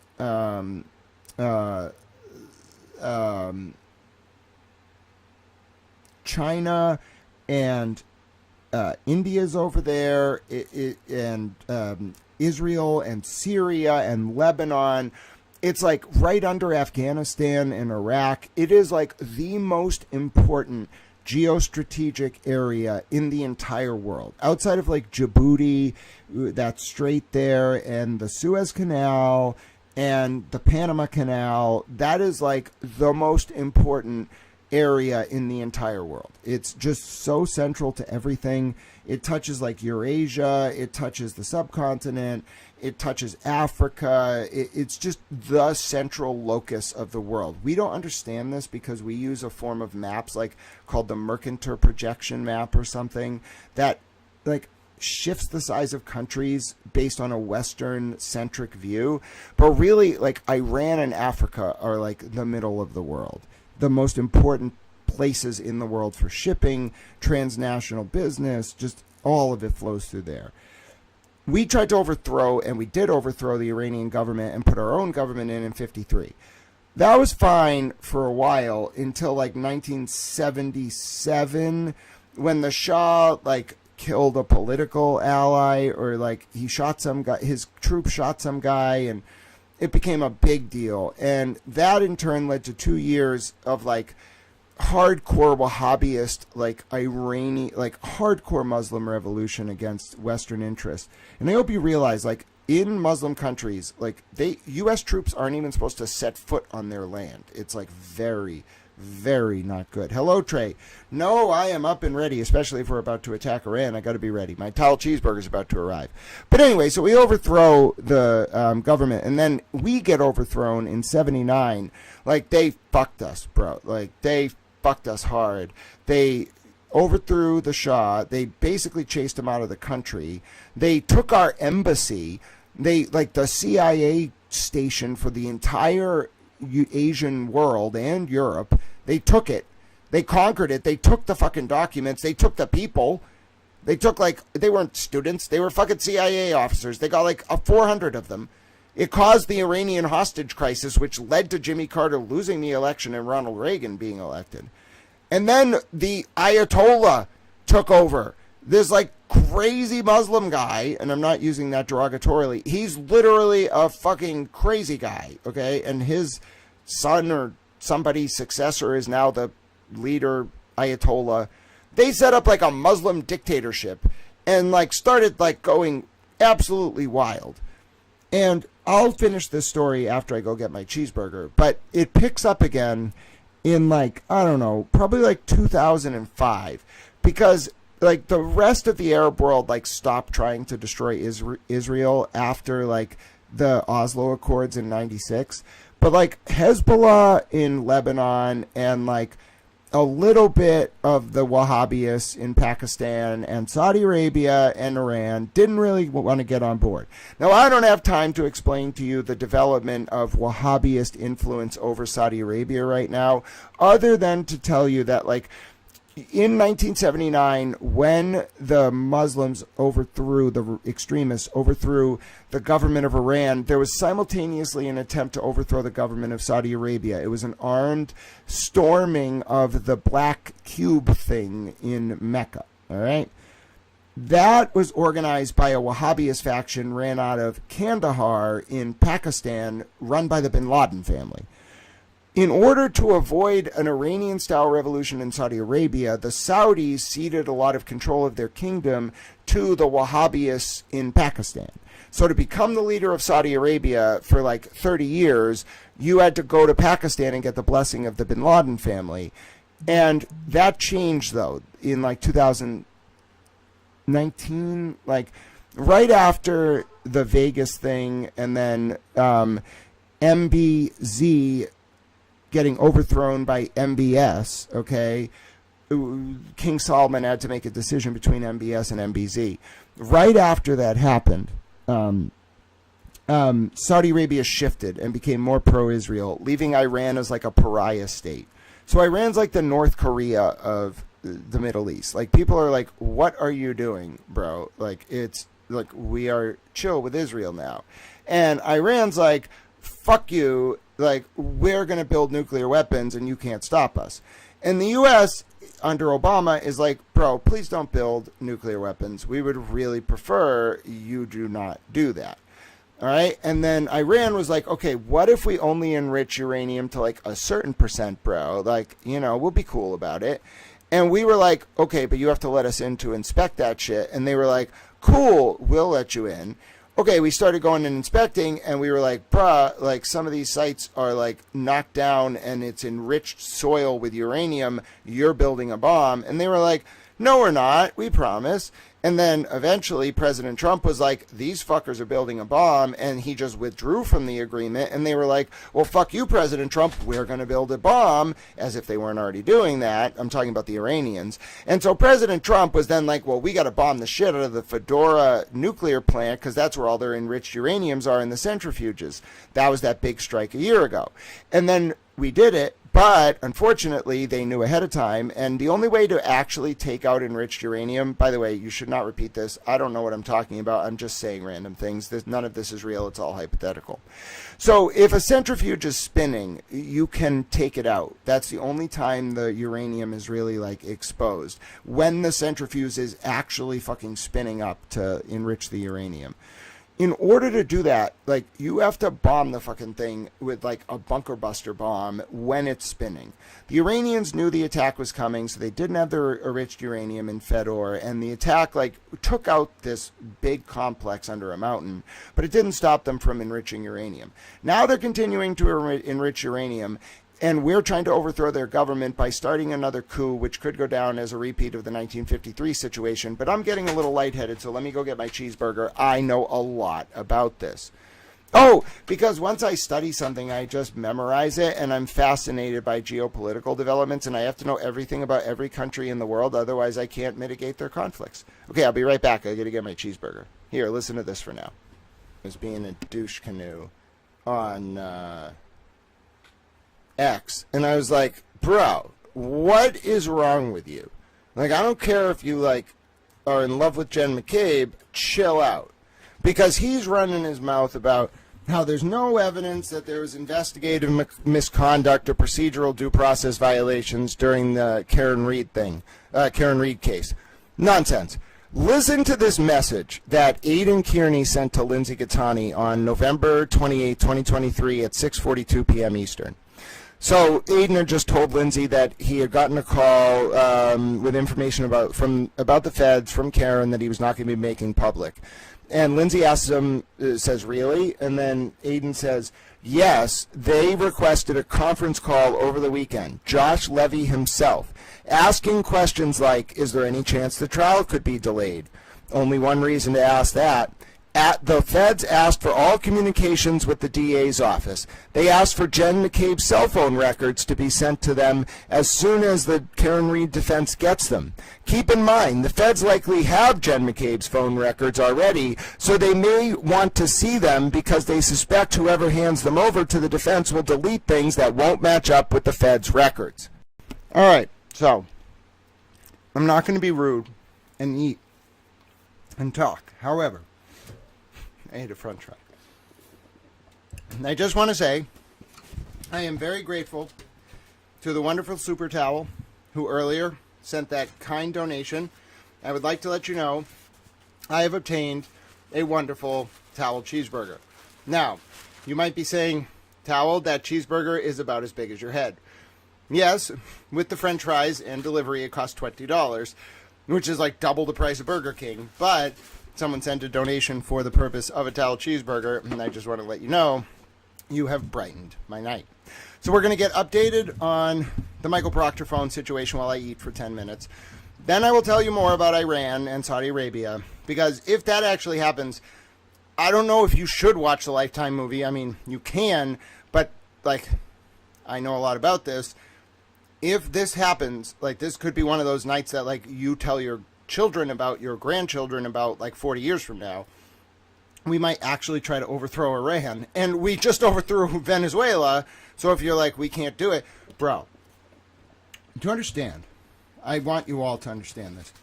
There's certain stuff, even though I learn about it, I still don't talk about it. Sorry, I'm so hungry and I have a headache. So there's certain stuff I learn about, I just don't talk about. I read something about what we did in Venezuela I've never heard about. We went in there.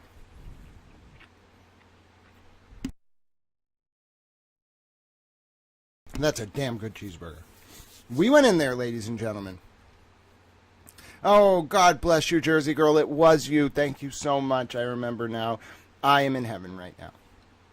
We went into Venezuela. We used a graphite bomb to shut down their entire telecommunications grid and their power network.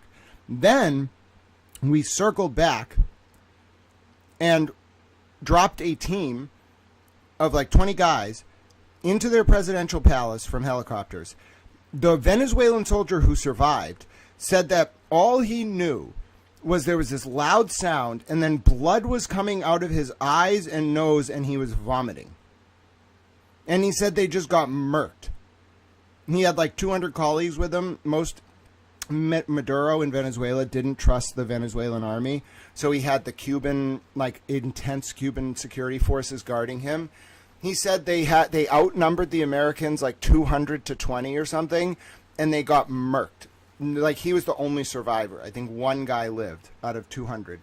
And he said that, like, even though he lived, he was really fucked up. Like, we went in there, we overthrew their country with 20 guys and fucking directed energy weapons and a graphite bomb. Like, that's some shit. One second. And you will never in a million years hear about that stuff normally because they don't live. So when this Venezuelan soldier was like, yeah, we didn't know what hit us. Like, our defenses went down, our power went out, we couldn't communicate, our radar went down, and then we saw helicopters. They landed. There was a loud sound, like he's described it as like a high frequency, like buzz. And then he said he looked to his left and right, and like people were vomiting and bleeding from their eyes and their fucking nose. And then he started bleeding from his eyes and his nose and ears. That's the craziest shit I've ever heard. What he said, his exact quote was, "Oh, Trey, God bless you for your future cheeseburger donation. I am so grateful. I'm very, very grateful for you all." This Venezuelan soldier said, and this was his quote, "I don't care who any of you are, what country you are. If you think you are going to beat the American government, you are out of your mind. No one will ever beat them."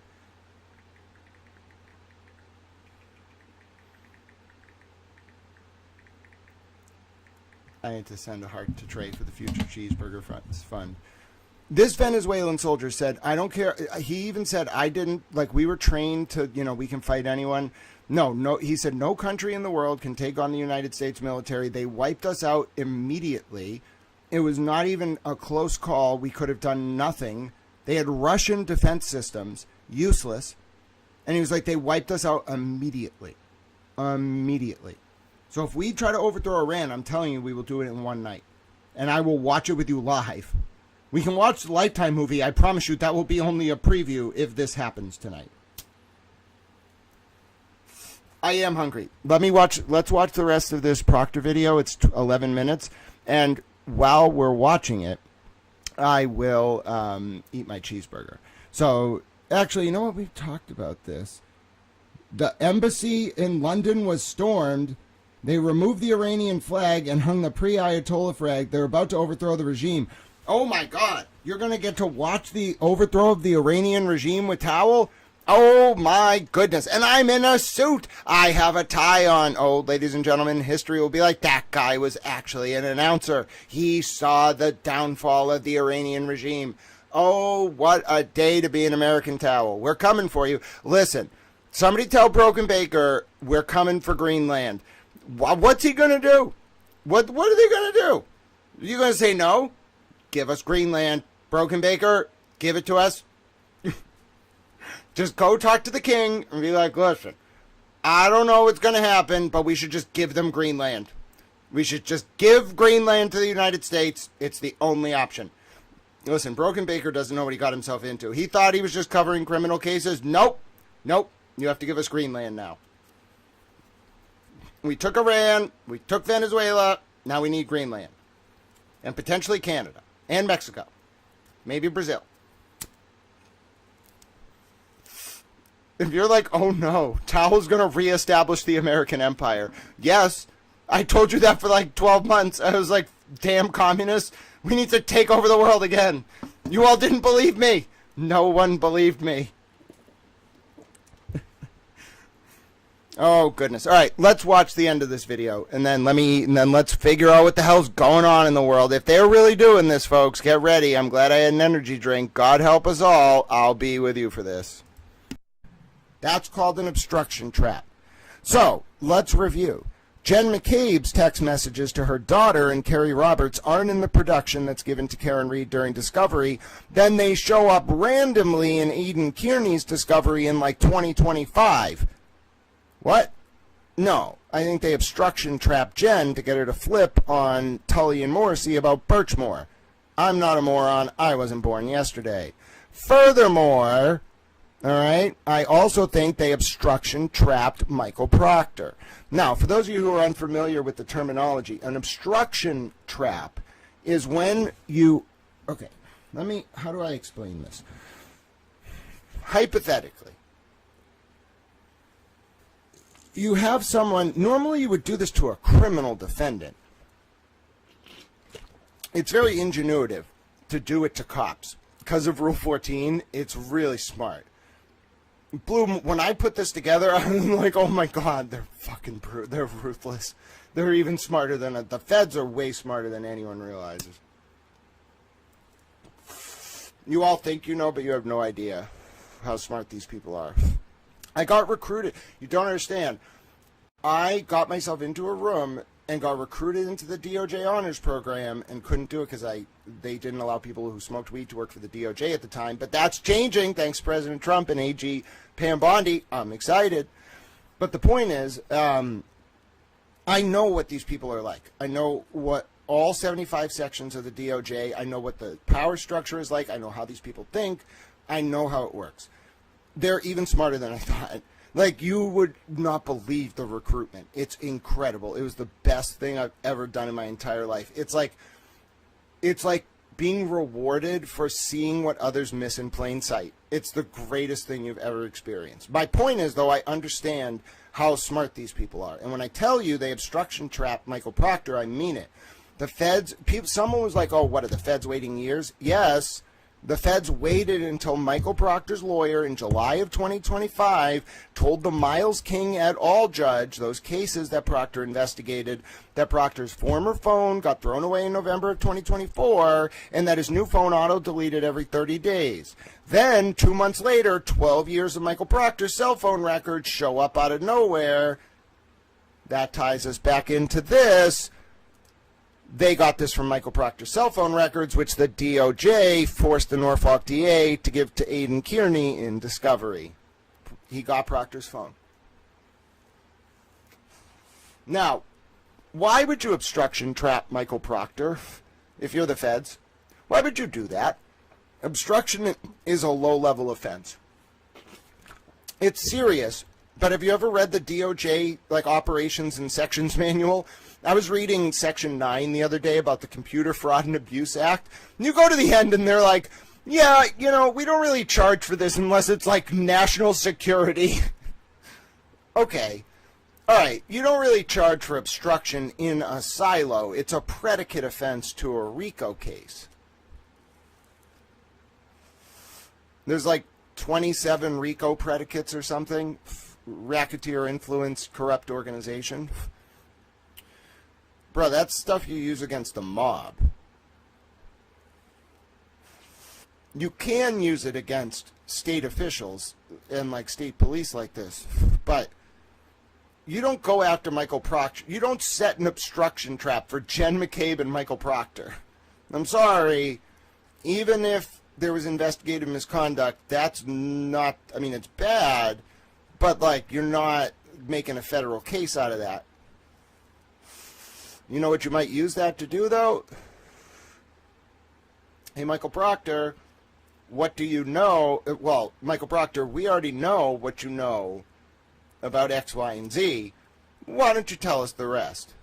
Hey, Jen McCabe, I'm role-playing as the FBI. Hey, Jen McCabe, your friends are going to get in a lot of trouble. We know what you know. You should probably tell us the rest.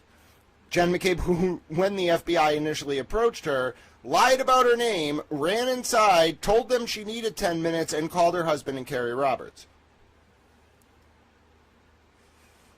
First of all, I'm not a lawyer. This is not legal advice. Unless you are calling the FBI because you are helping them. If the FBI shows up to talk to you, the first thing you should say is, I'm calling my lawyer. It's funny listening to me give advice in hindsight, because, yeah, I'm not a lawyer, and this is not legal advice, but yeah, if the FBI shows up and you are not helping them, your first call is to a lawyer, not your husband. It's to a lawyer. And then that lawyer's going to show up and be like, I want to record this interview. And they're going to be like, we don't want to do it if you're going to record it. And he's going to be like, yeah, but you can write a 302. And if I don't have the recording, you can just use what you write in the 302 to get the person on 18 U.S.C. 1001. And they're going to be like, oh, that's really smart. And he's going to be like, yeah, that's why I told you I want to record it. And they're going to be like, oh, okay. All right. I wasn't born yesterday, but most people have no idea how the FBI works. Bro, you do not talk to don't talk to regular cops without an attorney. You do not talk to the FBI without an attorney unless you are helping the FBI, in which case you probably don't need an attorney. They're going to be very grateful. If they're coming for you, they already got you. Run the other way in the sense that you need to get an attorney. Don't actually run. They'll still get you. Now, why am I pausing this? Because we have a statement. Ladies and gentlemen, the Massachusetts State Police Union president has issued a statement before tonight's Lifetime movie premieres in 40 minutes. It says, Officer John O'Keefe's death has undergone extensive reviews by state and federal authorities without producing evidence of a conspiracy. Claims that Massachusetts State Police investigators framed Karen Reed are unsupported by facts and ignore the agency's standing as a national leader in homicide clearance rates. The State Police Association of Massachusetts remains hopeful that the straightforward facts surrounding what occurred that night will lead to justice for the O'Keefe family. Oh, okay. What do they know about this documentary or this dramatization? Amen. Bless our military, says Solo. My husband went to Vietnam in 1972. My baby was 6 weeks old. Thank God he came home. We've been married 55 years. Oh, that's wonderful, Solo. Thank you for sharing that with us. And God bless your husband and his service to our country.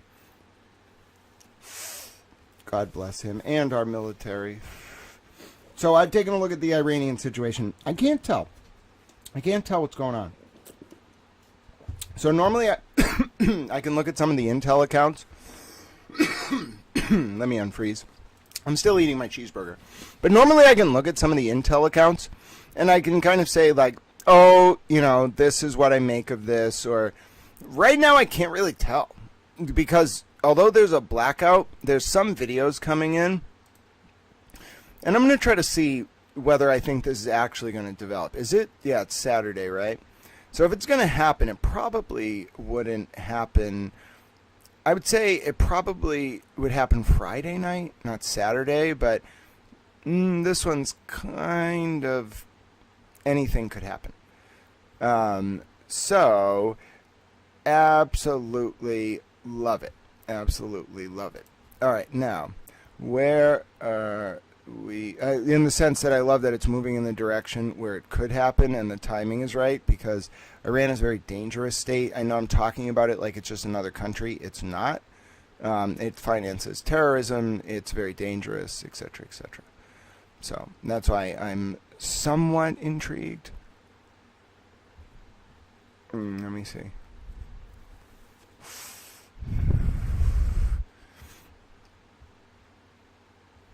But yeah, really, it really, really can be like the kind of thing where they intentionally don't talk about it because they're moving. But, oh no, who is posting about Chloe? How dare you post about Chloe?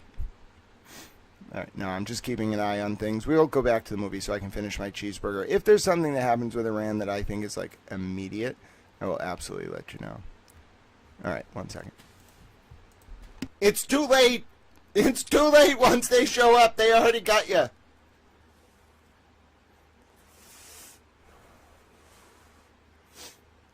Someone asked if I think the feds are going to prosecute anyone. Yeah, I do. Not related to the Reed case. That's just tangential. It's pressure. They caught them doing some bad stuff in that case with the evidence, little obstruction. But I'm telling you, I know how these people think. They do not prosecute minor offenses. Unless it's very political, and this is not that. They do not prosecute minor offenses. The feds don't do it. It's just not how they play ball. There is one or two options here. One, actually, you know, I think this is the most likely. I'm not even going to give two options. I think the feds bifurcated it. The feds have proprietary oversight of the Farwell probe. Whoever covered up Sandra Birchmore's murder and tried to let Farwell get away with it to cover up whatever the hell was going on in Stoughton with the recruitment of young girls into some kind of cop brothel, that's my opinion, the feds are on it. They're on it. They're never going to get off it. They're going to get Farwell to cooperate. He's going to spend the rest of his life in prison, and they're going to get the people that let him get away with that. I believe it's Fanning. I just keep hearing that name over and over and over again. Different circles, people who don't know each other, people who don't talk to each other, people in government, out of government. John Fanning, John Fanning, John Fanning, John Fanning, John Fanning. Don't take your eyes off John Fanning, John Fanning, John Fanning. It's just over and over and over. NBC News, I think Lindsay Gattani pointed this out during the Ray from Dallas interview when they ran their special. Who was the only cop that got flashed on screen?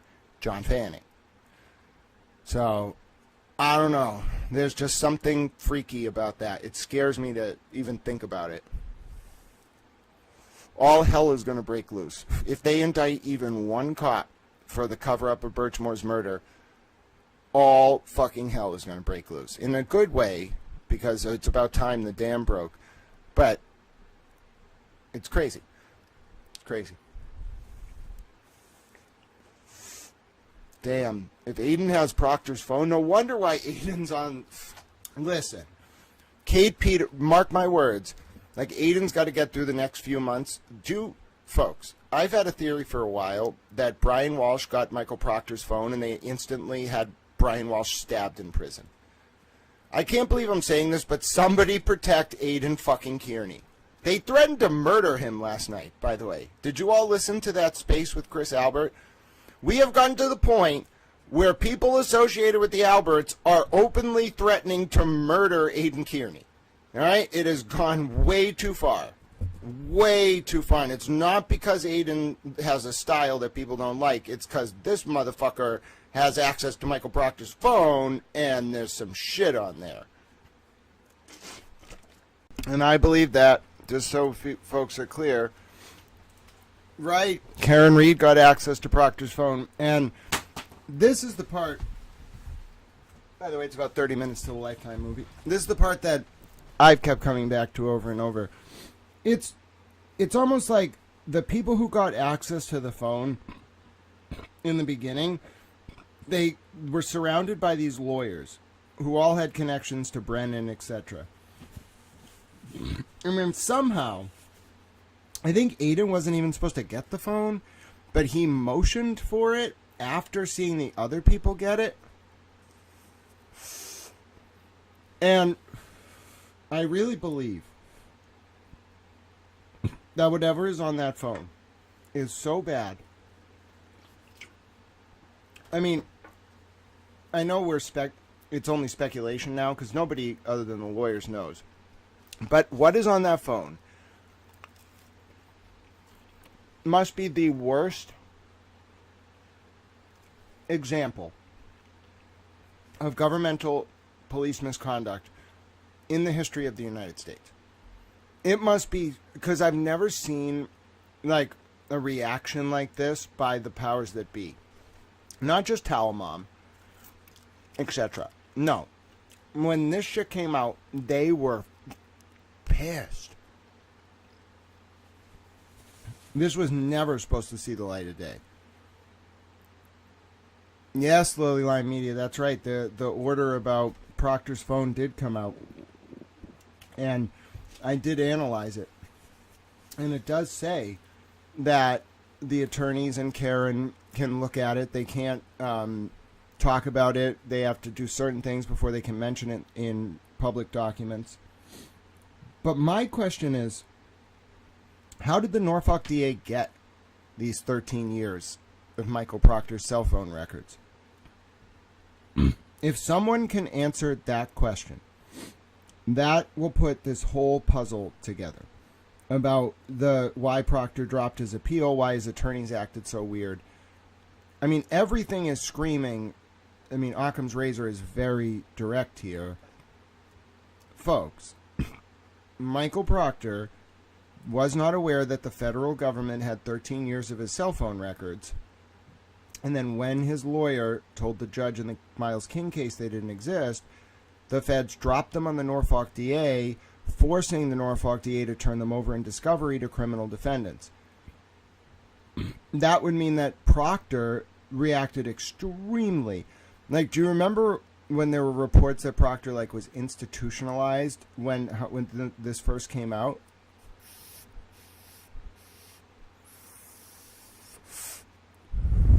Whoa! Did anyone look at when did the forensic room launch? One second, I want to open the window. It's getting a little warm in here.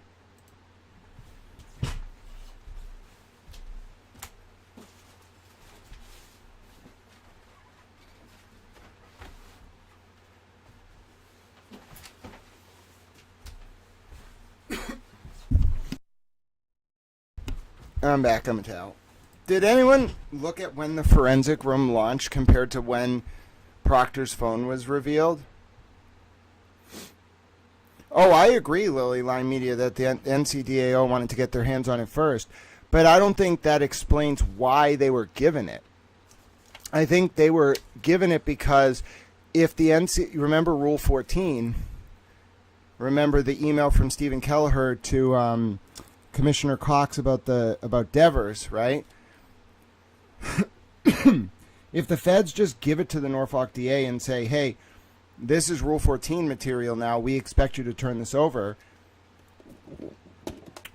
Yeah, the Norfolk DA got to see it first. Yeah, there were some rules about it.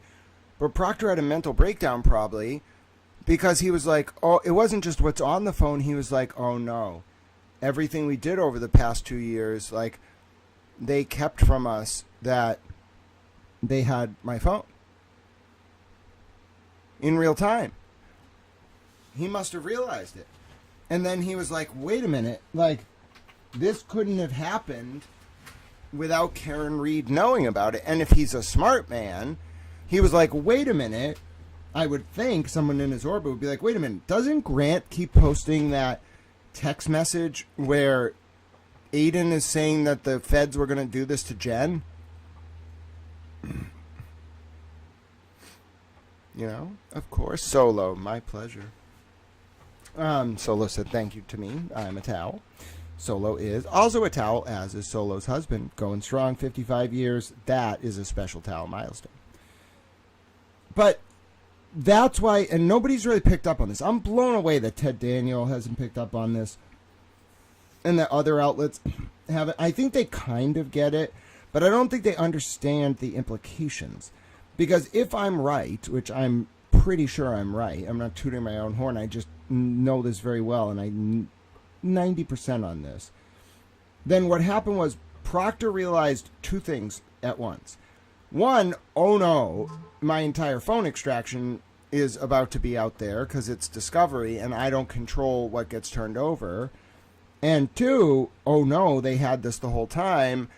Oh no, why would nobody tell me about this? Oh no, I was being monitored. Oh no, I just told the court these records don't exist. You see what I mean? Like, he lost it. He definitely had a breakdown because he was like, oh fuck, they got me. Now, what's weird though, and I don't know if anyone can explain this, why hasn't anything happened? Like, I get that investigations take a while, but clearly, like, this was not a coincidence that the records came out. And the reason I asked, did the forensic room start right around then? What if the release of these records is what caused the documentary from Netflix to not happen?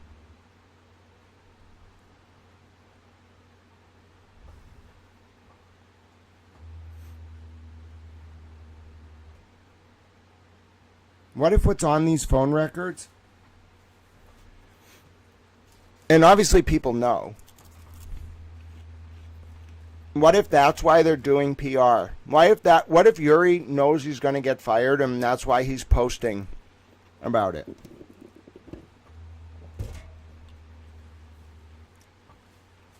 What if even what we're assuming is the worst case scenario, cop brothels, whatever, and I mean that when I say it's the worst case scenario that I can even imagine, with underage girls being recruited, etc., groomed.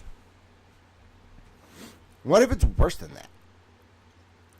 Like, I don't know what that could be, but what if these guys, these troopers, were just flagrantly saying on these texts, like, oh yeah, this guy's, black, we don't like him, etc., which I'm hearing might have happened.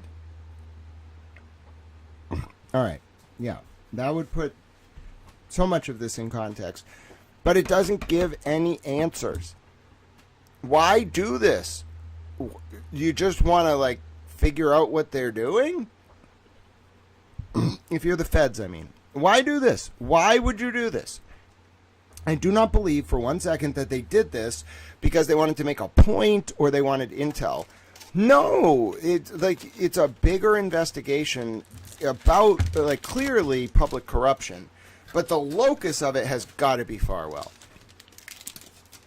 He did not get a second. Sorry, I'm burping a lot. He did not get a second indictment for the murder of Sandra's unborn 8 to 10 week old baby boy out of nowhere.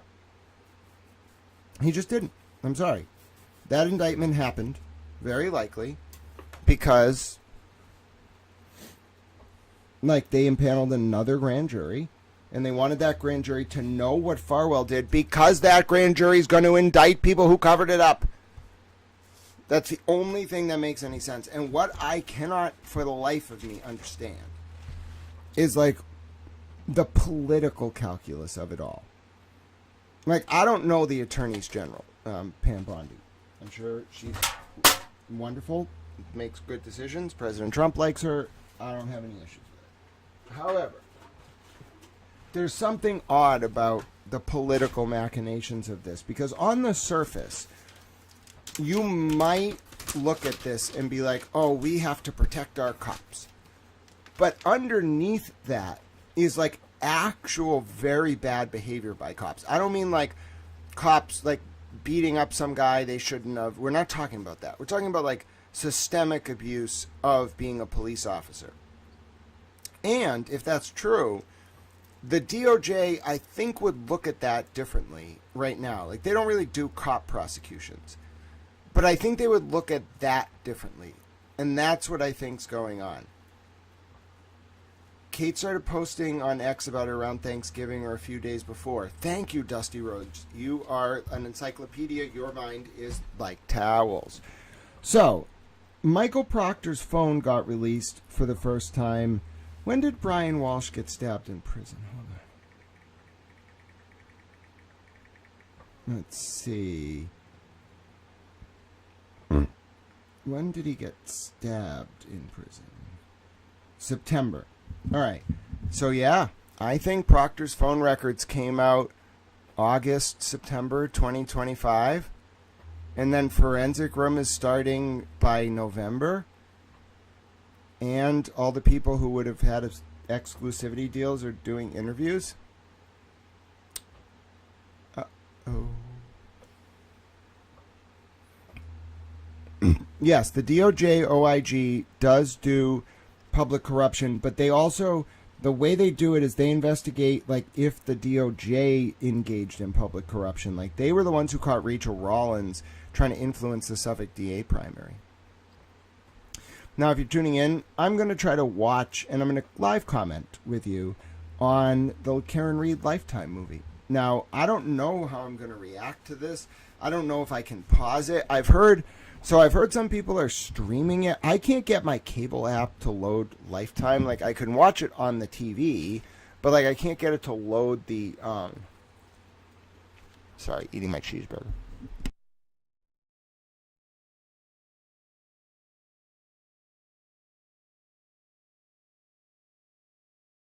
I can't get it to load the actual live feed on my phone app, even though I'm on my Wi-Fi. So, I'm going to try it on the alternative platform, and we'll see if that works. And I'll give you my thoughts. I'm sure a lot of you are going to be, like, very blown away, because if you have never watched a Lifetime movie, they're a little weird. But, yeah, I'll live comment on it, unless I need to end the stream, but that hasn't happened yet. And they opened so Kate started posting about it around Thanksgiving, so the fourth Thursday of November, and then Dusty Rose says they opened their X account December 4th, 2025, about 2 weeks after Kate started talking about it. There you go. How much do you want to bet they lost that documentary because of Proctor's phone? And wonder, what if my mom was going to be in the documentary?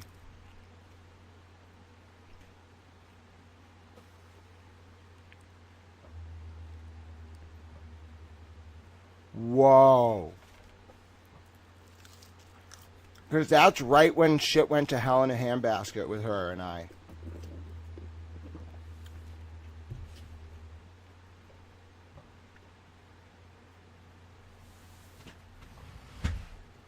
Oh, you're very kind, Lily Lime Media. I'm going to try to access it. I think someone was using like another platform, and I think I'm going to try to access it. But if I can't, I'll let you know, because if you all want to hear me live react, I'll do it. I'm really now wondering, because my mother, like, everything went to hell right around September, October. For no reason. Like, I'm really thinking they lost their deal.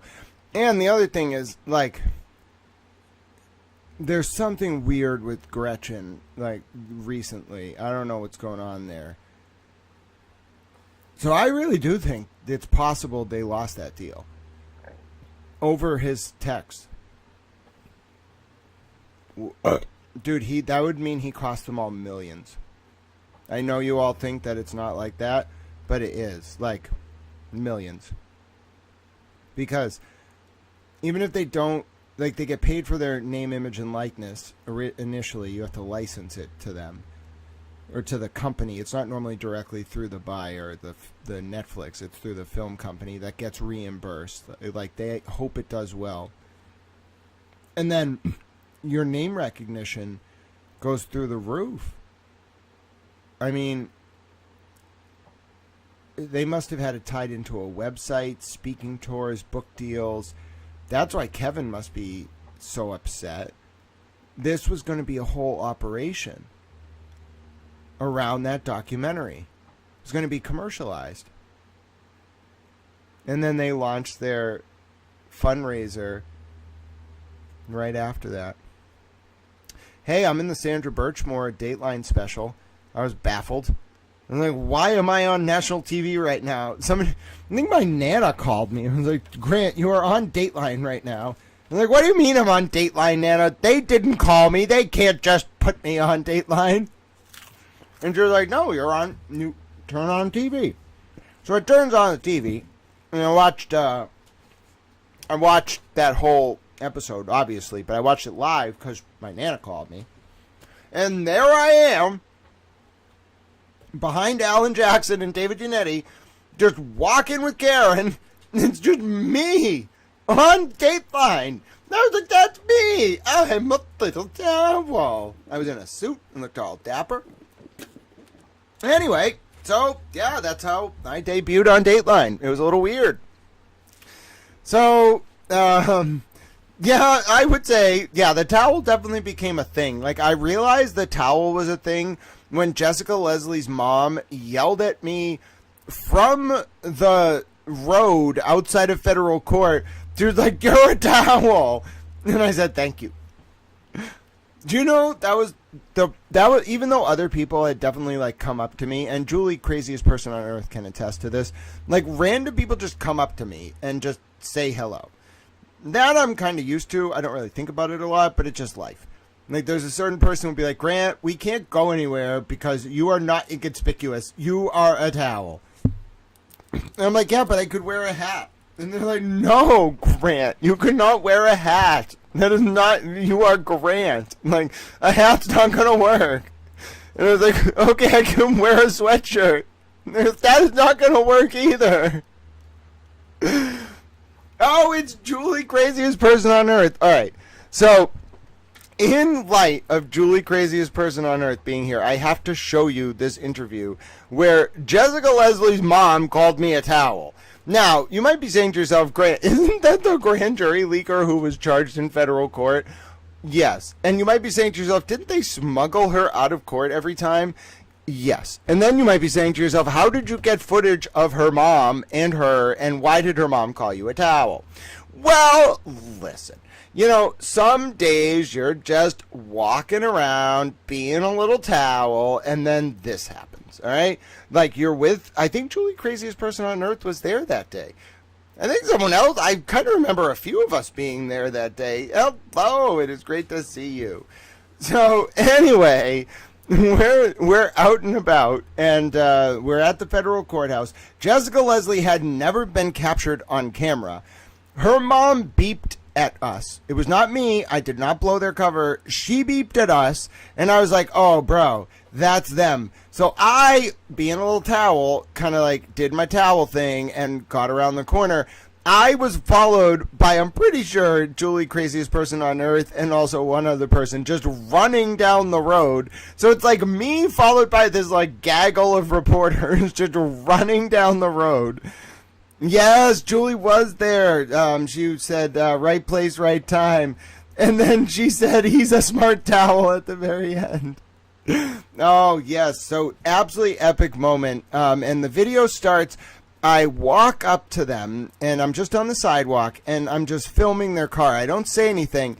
Now, Jessica Leslie's mom thought she was being all sly by beeping at me before they drove away because she thought she could get away. But I know the seaport, all right? You talk to Julie, craziest person on earth, she'll tell you, Grant knows those traffic lights. And I told her, "Listen, they're going to get caught at that traffic light. I'm going to get them." So I, being a little towel, got around the corner as they're stuck at the traffic light because they don't know Boston like Towel knows Boston. And I got what is the only public footage of Jessica Leslie and her mom, which ends with her mom calling me a towel.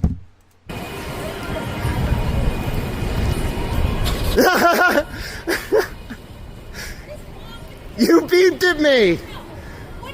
You beeped at me. You beeped at me. You gave yourself away.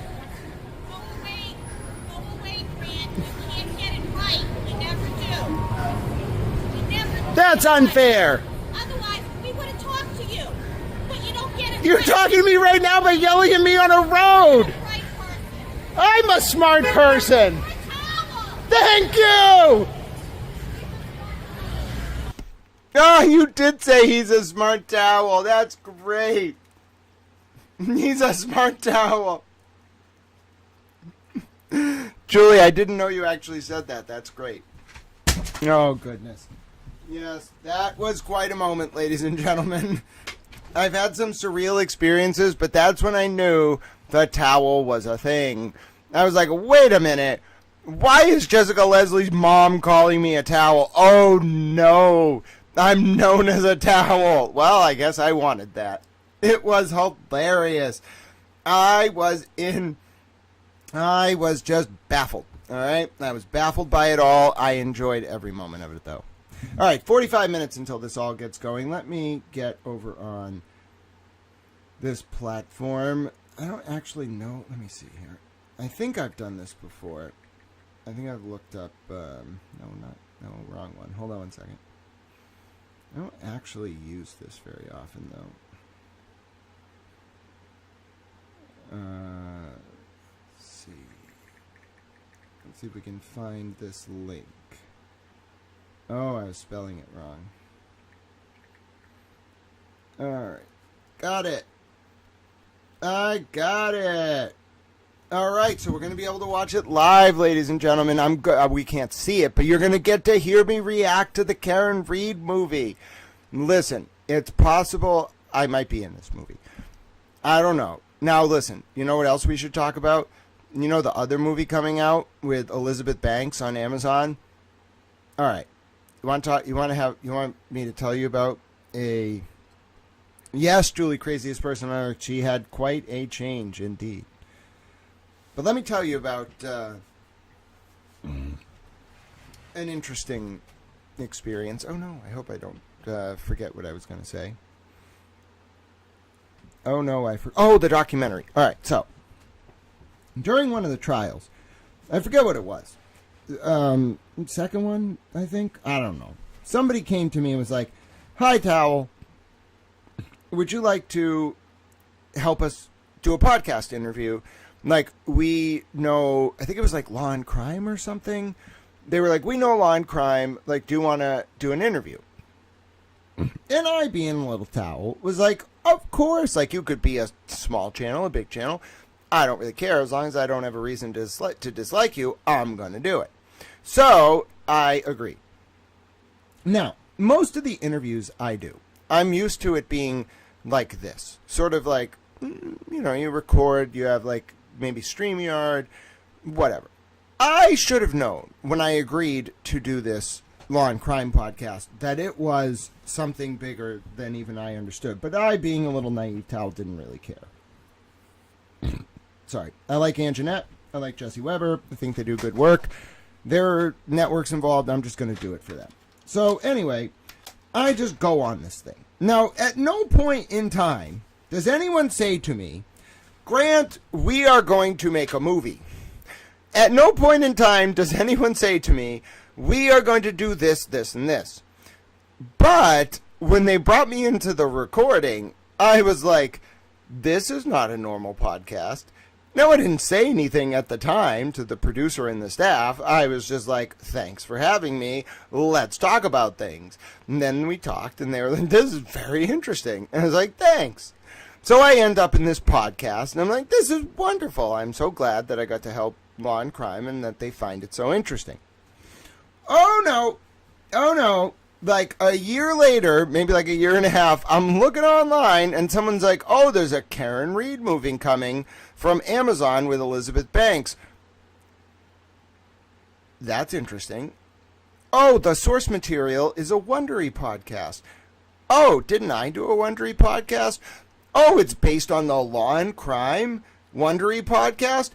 Oh, wait a minute. I was in that. That's when my mind was blown. I was like, oh my God, Hollywood is epic. They want you so natural. If it's a real project, if it's not like this PR machination thing like Inside Baseball, if it's real, they don't tell you what you are doing. They want you completely natural, and they're just like, "Talk to us." You talk to them, and then they're like, "Oh yeah, we made a movie." Oh, okay. I hope my information was helpful. It's brilliant. But like, unless you went through it behind the scenes and saw how they did it, you wouldn't see it. You know what I'm saying? You wouldn't see it in that sense. So what I'm going to be doing is I'm going to live react to this to the best of my abilities. You won't actually see it. It'll kind of be like someone commenting on a football game. Like, people do a lot of those reaction streams. You won't see it, you won't hear it, but I will provide my commentary. No doubt something weird is going to be in there. There's going to be like things that people talk about. It's expected to start in about 9 minutes.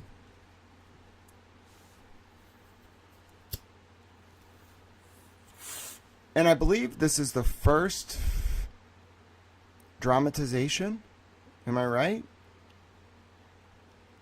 I'm trying to think back now whether there was like an initial attempt. There might have been like an initial attempt, or maybe it was a trailer for this.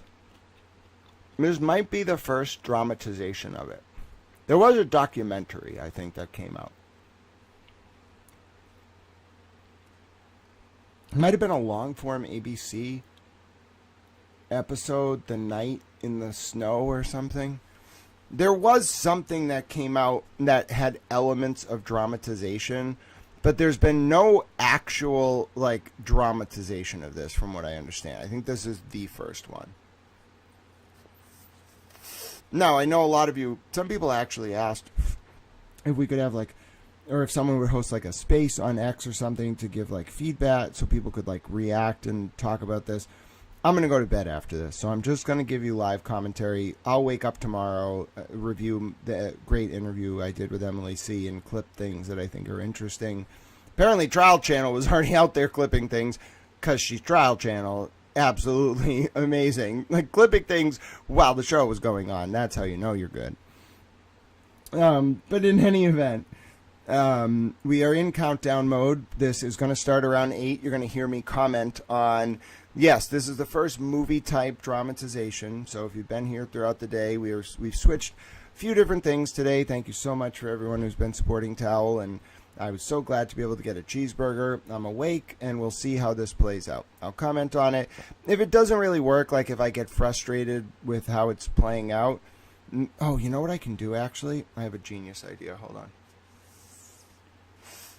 on. You ready for my genius plan?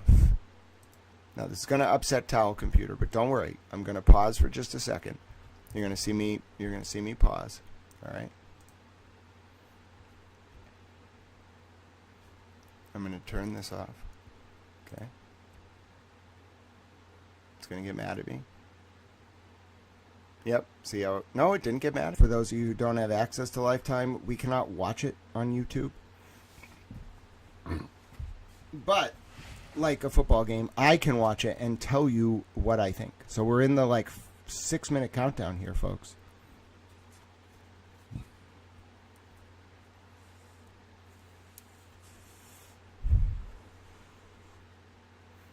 Oh, and Turtle Boy's in this, apparently. So this is going to... I know a lot of people are going to be multi-screening this, so I'll be one of those channels providing live commentary. Some people are going to be just watching it. We're not going to do that here.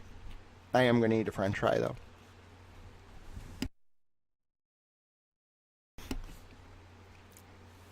I also don't understand why services allow this. Like, I would never stream this on YouTube. I don't know why anything out there just allows streaming of this content. I'm kind of glad. First of all, I'm very grateful to Lily Line Media for the offer to be able to use their login if we needed it, but this is convenient, but I don't know why they facilitate it. So if you're just tuning in, we are within 5 minutes, ladies and gentlemen, of me providing live commentary on the Karen Reed Lifetime first dramatization that we're aware of. Julie, craziest person on earth, in chat, holding us down there. First dramatization we're aware of. Now, I know a lot about this case. So maybe I'll be like a harsh critic, but if you're watching in real time, you will literally hear me comment in real time. I'm not going to talk all the time. I'm going to just talk, I'll be listening and watching, and I'll be saying things as the movie's playing. So maybe I'll pause it. Let me see if I can actually pause it. Hold on. Oh, I can. So I can pause the feed I have, which is great. I can rewind. It has DVR. So I'll be able to tell you what I think of different actors. Maybe I don't know if I'm in there. It would be cool if I'm just in the background with a suit on. But they also hired actors, and the actor they picked for Turtle Boy doesn't really look like Turtle Boy. Like, Turtle Boy's not really, like, skinny and lanky. He's more like, I wouldn't call him stocky, but, like, he's, I don't know. I would not have picked that actor. I would have picked, like, a military guy. Like, a shorter, like, military guy,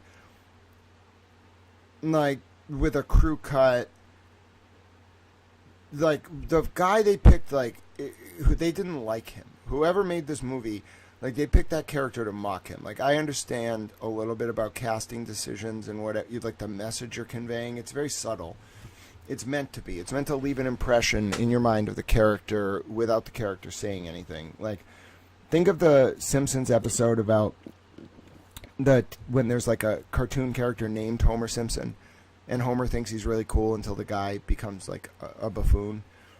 Like, how you present a character says more about the character than what the character does. Like, think about wrestling, you know. Doink the Clown versus, like, Undertaker or something. So, I think they didn't like Aiden. And Sammy the Bill. Yes, Trey, exactly. Sammy the Bull, yep. Sammy the Bill. I was like, is Sammy the Bill Sammy the Bull's cousin? I was like, who's he mean? Sammy the Bull, yeah. Sammy the Bull's a good example. I think Sammy the Bull would actually, like, he's older than Aiden, but his younger years. No, his face is too slender. Like, he's stocky, but the jaw isn't wide enough. You need, like Aiden has a very specific face. Like, his jaw muscles go out. So it's not like it's not like a cut jaw. It's like, it's not, yeah, like a square jaw is a good example of it. But it's not very prominent. It's subtle, but either way, Sammy the Bull wouldn't work. But you're getting what I'm putting down. But the character they picked is like an internet nerd. Like, that is just, that they are mocking him. And I didn't think that was, like, on point. All right, enjoy Joy. I'm going to be commenting, and maybe you'll hear my analysis after. It's coming up on 8 o'clock. So if you will be watching along, that's fine. You're not going to hear me talk at every minute. You're going to want to get your version ready on Lifetime. We'll be starting from the beginning, and maybe at commercials or whatever, we'll all be synced, okay? So you'll be able to hear me, and you might hear me weigh in with something like, oh, that's ridiculous, or what is going on? But I won't do actual substantive commentary until the commercials start. And I might also say, oh my God, look at that character, or, oh, I can't believe that's who's playing that person, or I can't believe they made this call, or wow. So we're going to do this together. It's going to start, like, right now, and it's TV, so there's no, like, waiting. It starts when it starts. So that's Squatty Short Guy with military hair. Yep, you got it, Trey. We are on the same page. He doesn't have to be that short. He can. It's not like the height that matters. It's more like, nobody really cares on screen how tall you are. It's more like what your face looks like. It has to be right. All right, folks, it's about to start. I am excited to provide this commentary. Why is Mike Crawford dancing in a sombrero? I mean, you got to admit that's kind of funny. You know, even if it's mean. Oh my goodness, he has a full salsa outfit. Oh, that was great. If this is my practice for commenting. Somebody put a video up on the thing I'm watching of Mike Crawford dancing the salsa in a sombrero. You don't understand. That's adorable. Now, I realize it might be a little derogatory, but I don't think that's the reason I find it adorable. I just think it's great that they made him in a puppet that's doing a salsa dance. Now, you may get that kind of commentary during this live stream, okay? We're going to watch. I had an energy drink at 5 o'clock. There's nothing I can do about it. We're going to watch this together. All right, you're going to stream it or what? Is it starting? Are you going to stream it or what? Oh, it's starting. Here we go.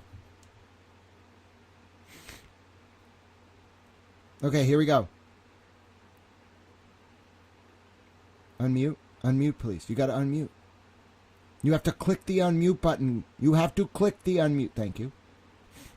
I know you have to actually click it, and there's ads, so you have to click them like 6 times. Oh, come on. Oh, come on. Just keep clicking away from the ads. Yep, close the pop-ups. And eventually then you can just click the unmute button on the player. Oh, my God. Come on, you can do it. He did it. All right, here we go. Why can't I hear it? 1 second. Okay, we're ready. Here we go. All right, it's starting. Based on a true story. Incidents, characters, and names have been fictionalized or altered for dramatic purposes. Here we go. Lifetime Pictures presents. It's Karen in a documentary. Oh! She says she remembers everything.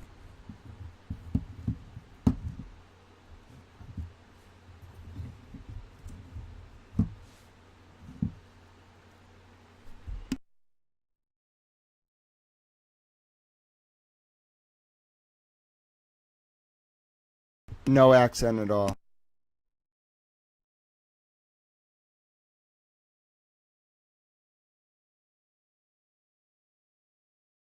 Welcome to Canton. They're at CF McCarthy's.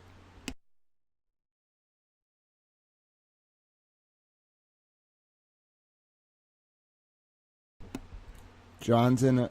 Well, that's John.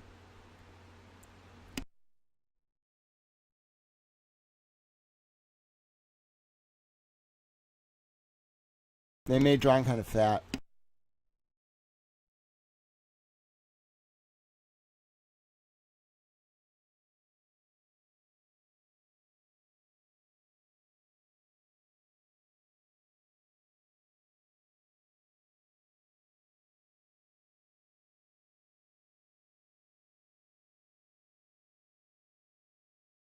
Chris Albert!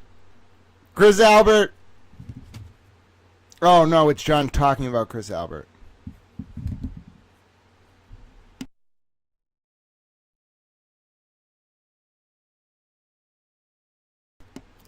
Yeah, they have Karen like talking about going back to John's. Yeah, it definitely implies Karen's like very sexual.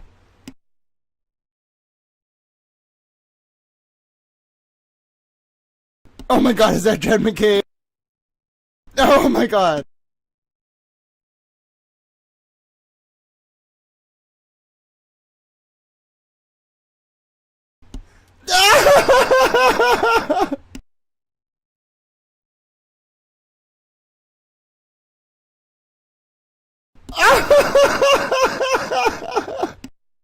This is not happening right now. Oh my god.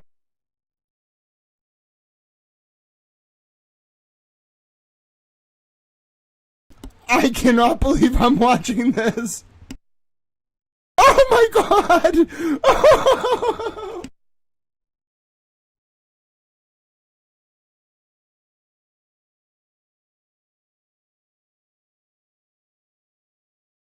Dude, what the fuck is going on right now? Oh my god. Why is Chris Albert a fisherman?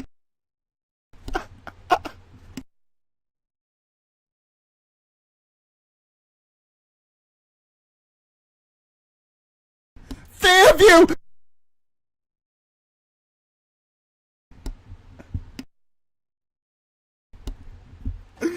I can't.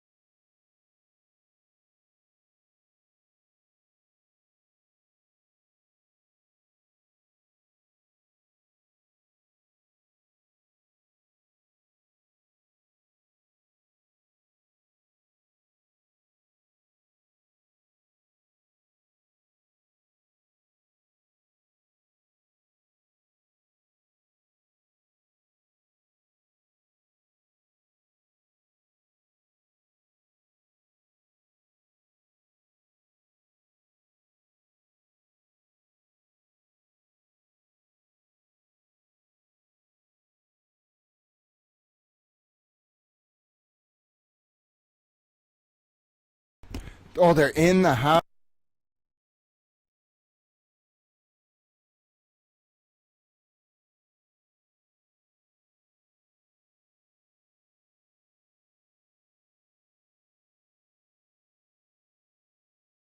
Jen texting John.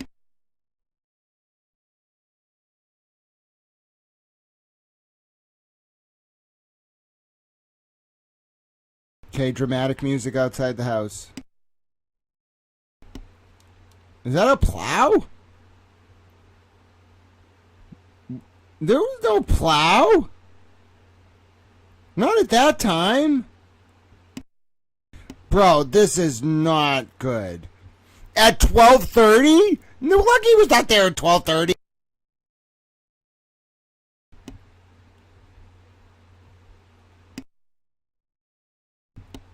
All right, now the credits are rolling. Very interesting.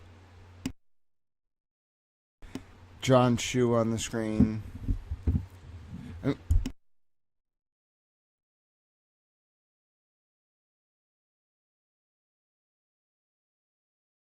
Now it's an...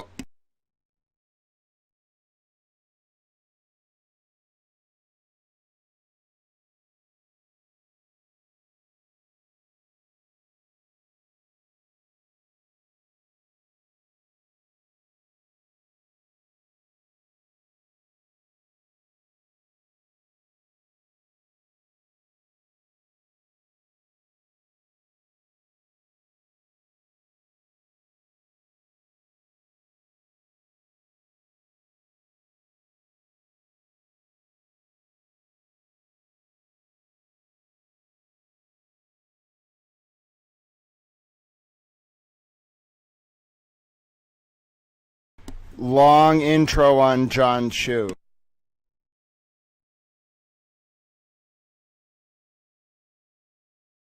Will's losing his mind over the shoe.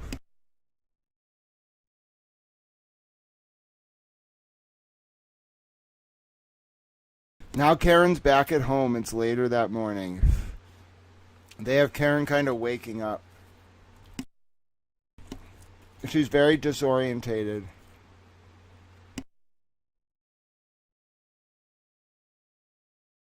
It's 4:30.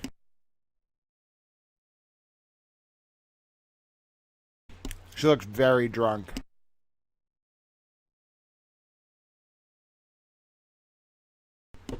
Wow, so they didn't show what actually went down. They jumped.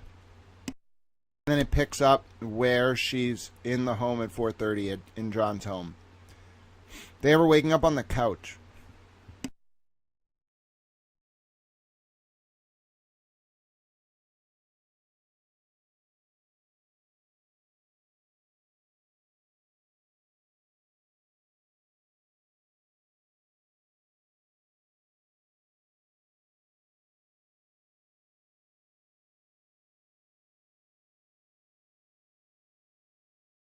She's in a panic.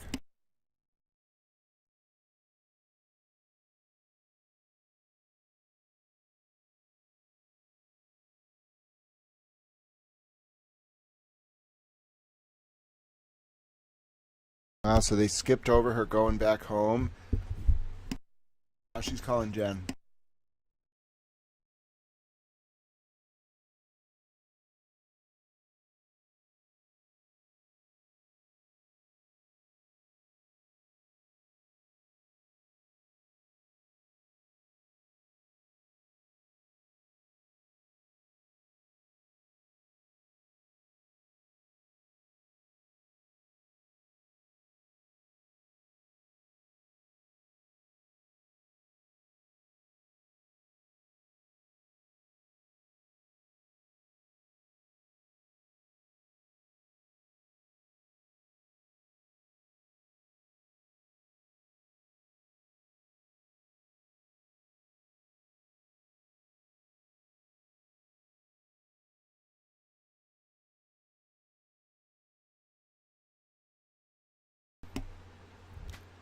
Very interesting timeline.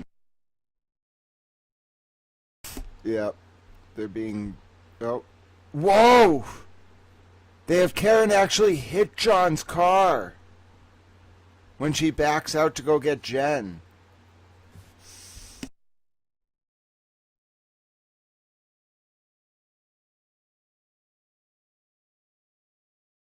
Yeah, and I will comment during commercial. Karen's calling John as she's driving her car.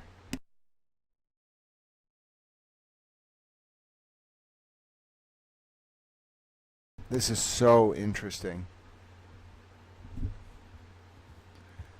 Now she met up with John and Carrie, with Carrie and Jen, and they get into the other car. Now they're on camera at John's driveway. Now they're all getting into Carrie's car.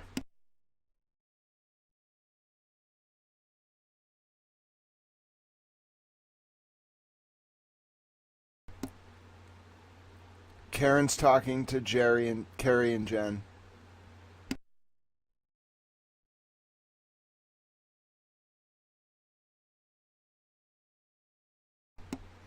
Wow.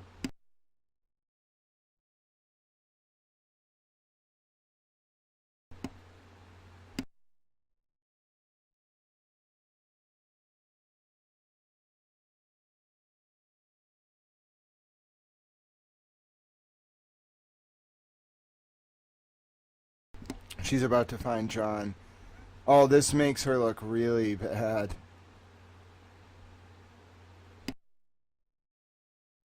Wow.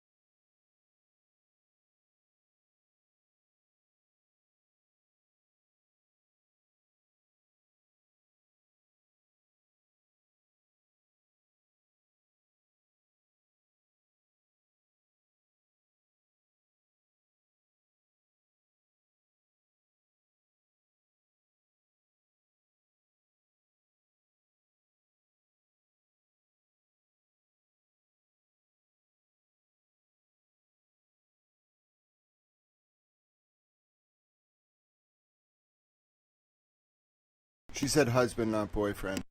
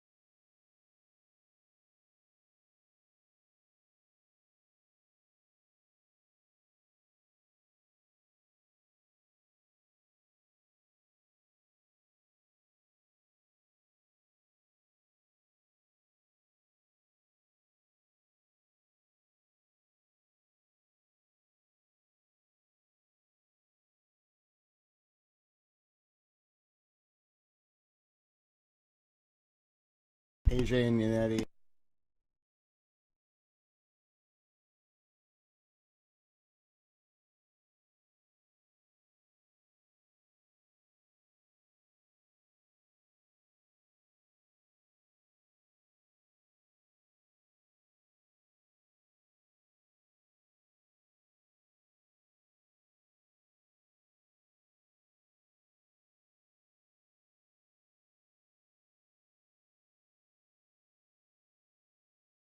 All right, we have Judge Canoni for the first time. I'm trying to go back and get that exact screenshot. Hold on.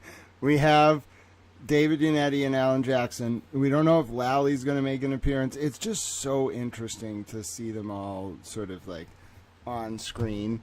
They're in commercial right now. If you're watching this, listen, I don't know what to make of this, all right? I just want to put that out there. I'm just baffled by the whole thing. I think people should understand, like, this is meant to be a dramatization, so it's not meant to be factually accurate, I guess, you know? But at the same time, people are just absolutely baffled. Like, I'm watching a lot of the reactions to this, and, I mean, surprisingly, it's not, like, the most accurate thing I've ever seen, but, like, they kind of left this big gap between like 12:30 12:24 a.m. and like 4:30 and 5. That's the hook. The hook is that like you don't know what happens between those time periods yet. Now, I don't know if that's really like, oh, that's Lally. Hold on. I don't know if that's really like true to the record. I mean, I guess that's technically true to the record, but I don't know if that's like true to, what's the word for this, like exactly how it's so interesting because they avoided the most controversial part by making like that the mystery. It's a mystery. They got this right. It's not a drama, it's a mystery. It's always been a mystery. That's the whole point. It was a mystery. They got that, like they nailed that 100%, that it's a mystery. But the way that they're presenting this, using that chunk of time as the mystery, I mean, I love it. I love everything about it. It's ingenuitive. And you can't, people are looking at this based on its film quality. Folks, not in this chat, but elsewhere. It's not about its film quality. It's a Lifetime movie. You have to look at it for the structure.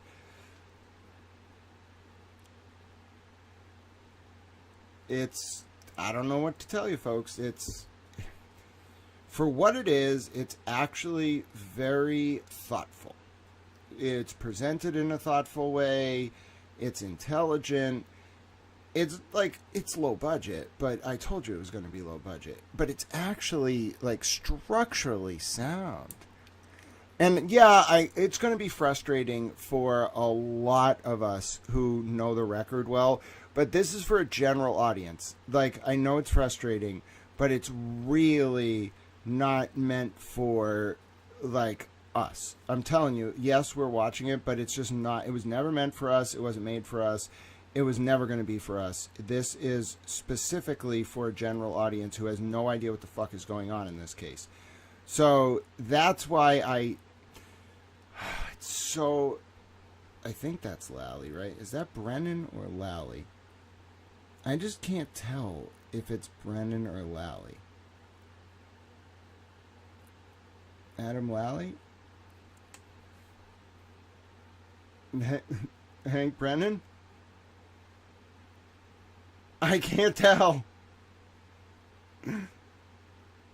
But it's just using that specific, because what they're doing, they're defanging from a literary perspective. They're defanging a lot of the controversy by making the controversy the mystery. They're not taking a side.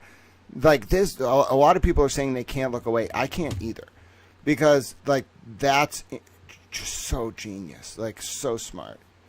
All right, they're about to start up again. I'm going to start commenting. So if you've been watching, I mean, making the mystery, like, avoiding the controversy by making it the mystery, I love it. All right, it's back. Here we go. Now the CERT team's on scene. Proctor! Proctor!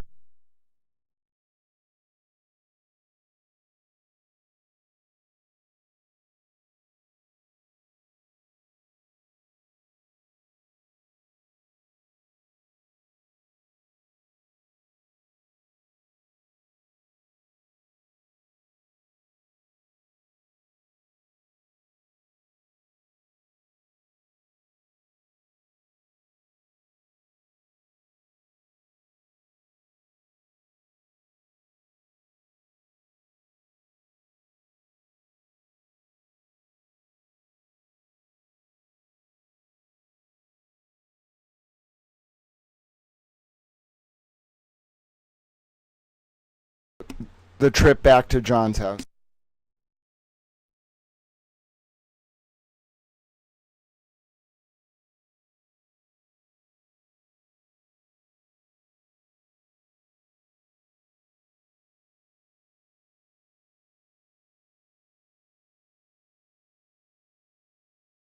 We're about to see the O'Keefe family.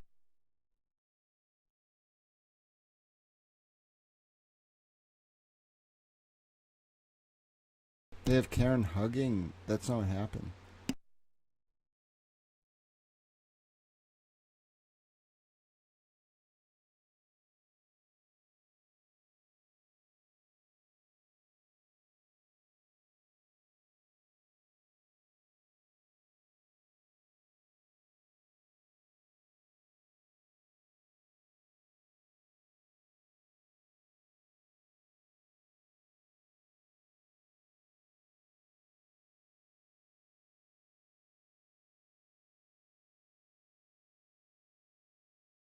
They weren't upstairs.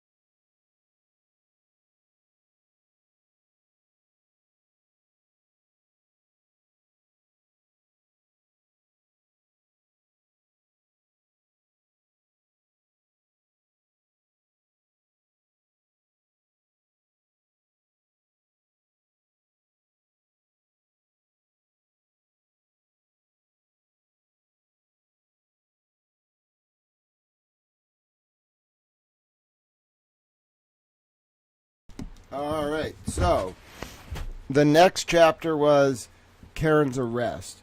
It was weird. Like, it went from... So these are some still shots you can see. I've been posting screenshots online for the people who can't see it. So that's Jen McCabe. There's the shoe. Bill Reed, David Yannetti, and I'm pretty sure Alan Jackson. Judge Cannone. We don't know if this is Hank Brennan or Adam Lally. I think it's Lally, but who knows? They both had glasses, I think. Michael Proctor, Peggy O'Keefe, John's mom, Mrs. O'Keefe, and Michael Proctor texting about Karen Reed. It said, I thought he was drunk. Did he get beat up? She hit him with her car. Zero chance she skates. She screwed. She hot at least. Yeah, she's a babe. No ass, though. The owner of the house going to take some shit. So I'm pretty sure that's relatively on point. And then they had Karen crying in the shower before she gets arrested.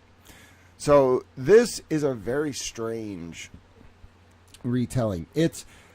All right, so I get why people are calling it a fever dream, because they don't understand what this form... First of all, it's a Lifetime movie, so it's low budget. Second of all, you have to understand what the creative director's doing. He's doing that on purpose. Like, he's giving you that sense of, like, out of place, out of time. Like, what you're meant to feel...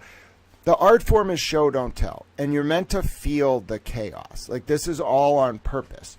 Everything that he's doing is on purpose. The creative director.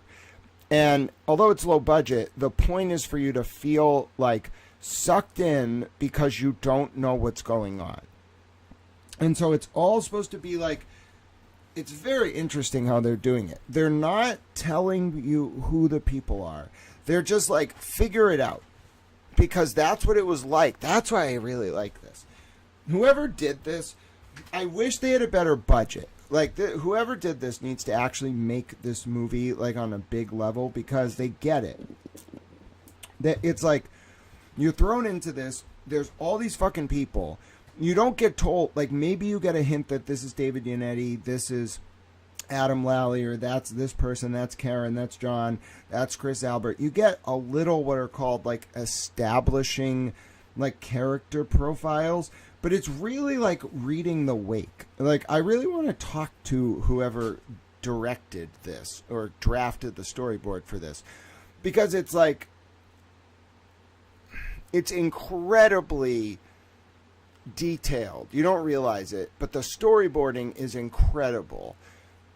Say what you will about the actors, like, you can't get lost in the surface stuff. The story it's telling, the form of it is recursive. And it's also disorientating, and it's overwhelming, and it's fast, and it's like, pick up what's going on or get lost.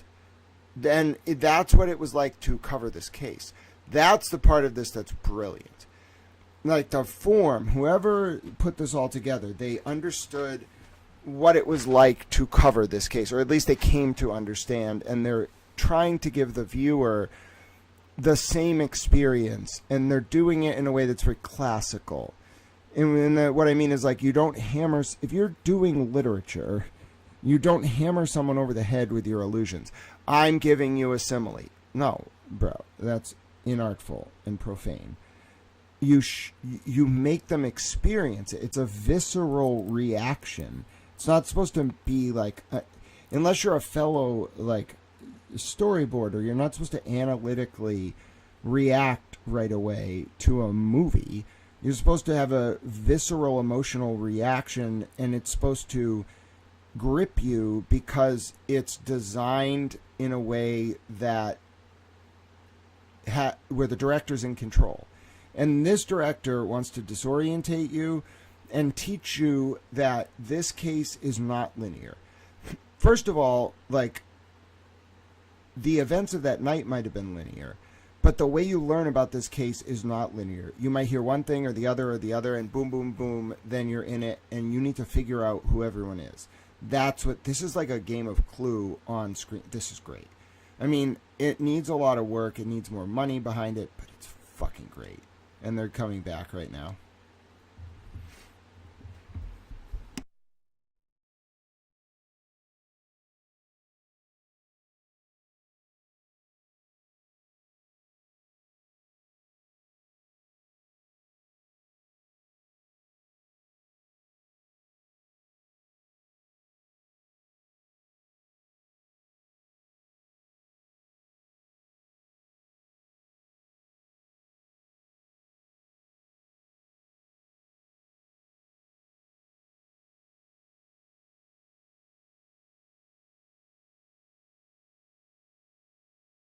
They back at the bar?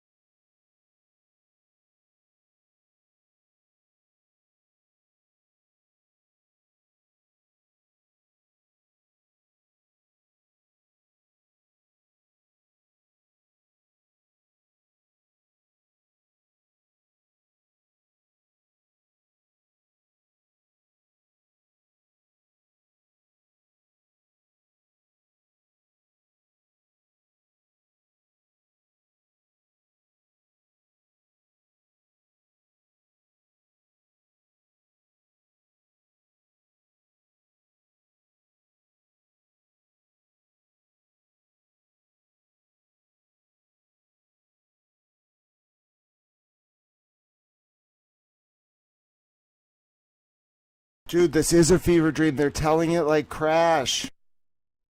They're telling it in circles. I love it. Will, it's not supposed to be a factual retelling.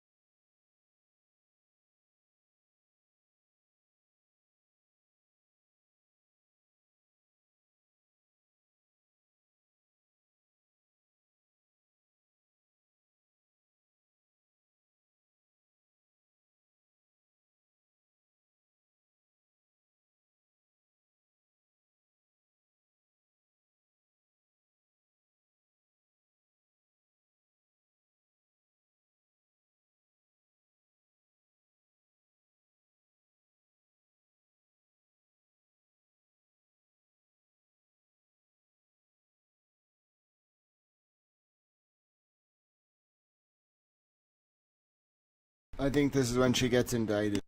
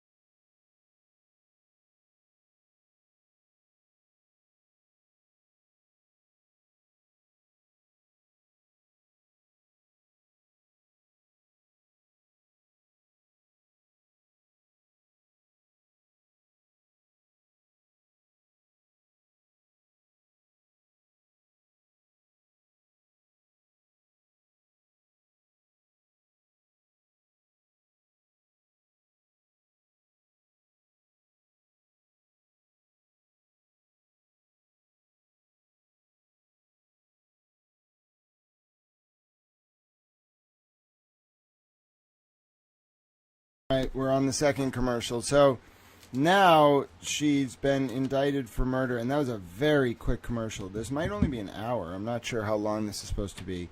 No, it's got to be longer because we're not even close to done. It's almost 9. It's so interesting. It's not well acted, but it's like if they... I see what they were going for, which is what makes this really fascinating. This is we're not streaming it because it's on Lifetime, but if you're watching this and listening to the commentary here, it's how I would have told it. Like, I think they were limited. What this tells me so far is this story needs a proper treatment. This is fine. It's like the minor leagues. It's a good first draft. But give this to a director, like somebody who actually can do this. You have like Crash, the movie Crash, and 11:14, and Eyes Wide Shut, and Midnight in the Garden of Good and Evil, and it is like the archetypal story. I'm looking at this now. Like, you can use the form of it to play with time. And what's great is there's no establishing shots in this at all, which is perfect. It is the perfect film technique for this story. You are just thrown in, and it's like, figure out who this is. Figure out who this is. You get it's her lawyer. You get it's Karen. You get these are the cops. But the hook is who and why. Now, it has to pay off. I don't think they're going to be able to pay this off in a way that, like, I'm going to like, because it's not Hollywood. It is, but it's a Lifetime drama. This story told, like, with a full production budget, like, it could be one of those films, like, you can't cut a minute of it. Like, that is, like, like a 2-hour, 40-minute runtime wouldn't do it justice, and they would still want to cut it. It would be like a modern Greed or a modern Metropolis.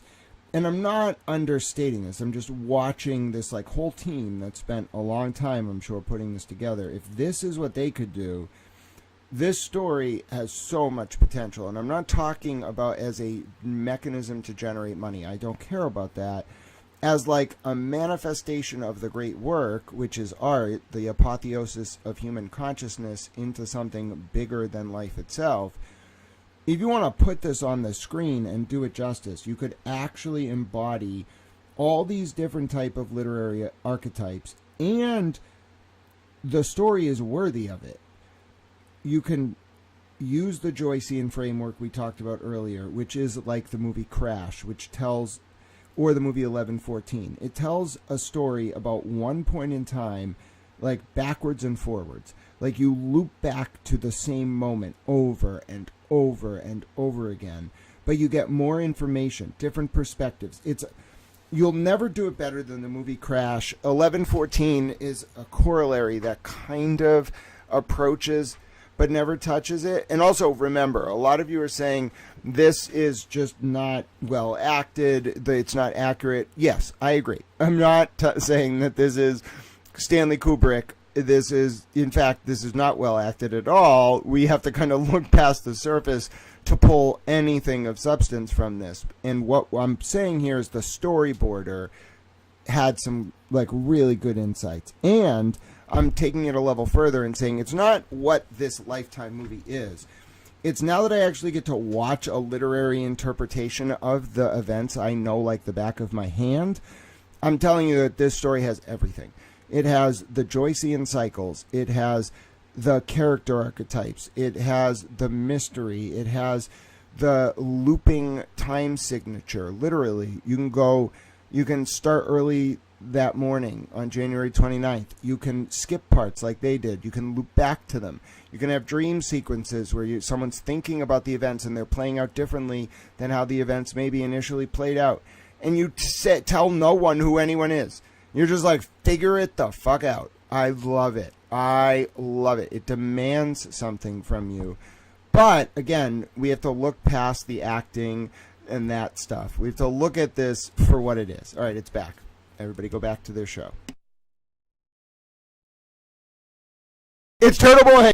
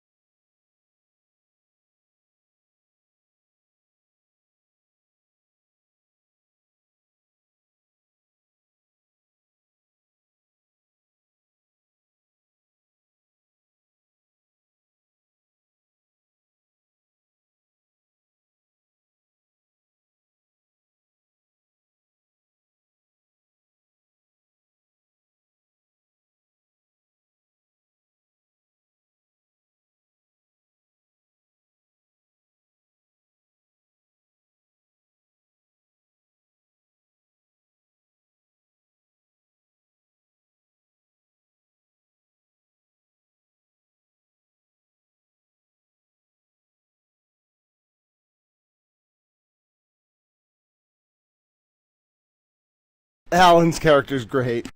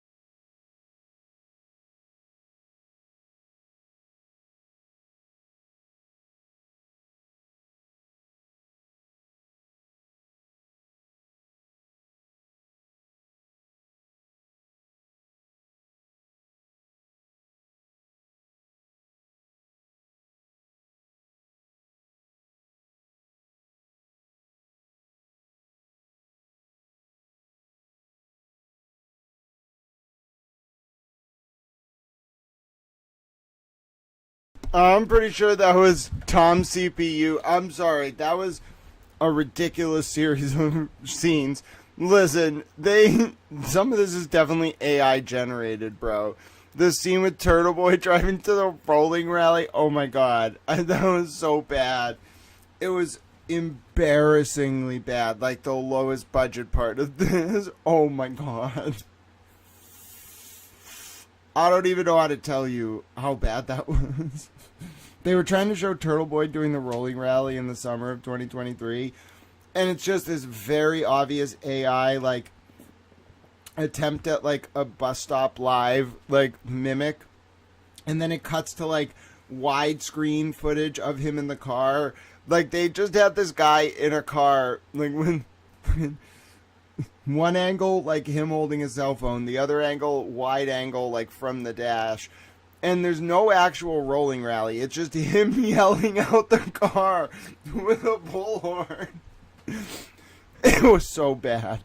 Why even put it in there if it's going to be that poorly done?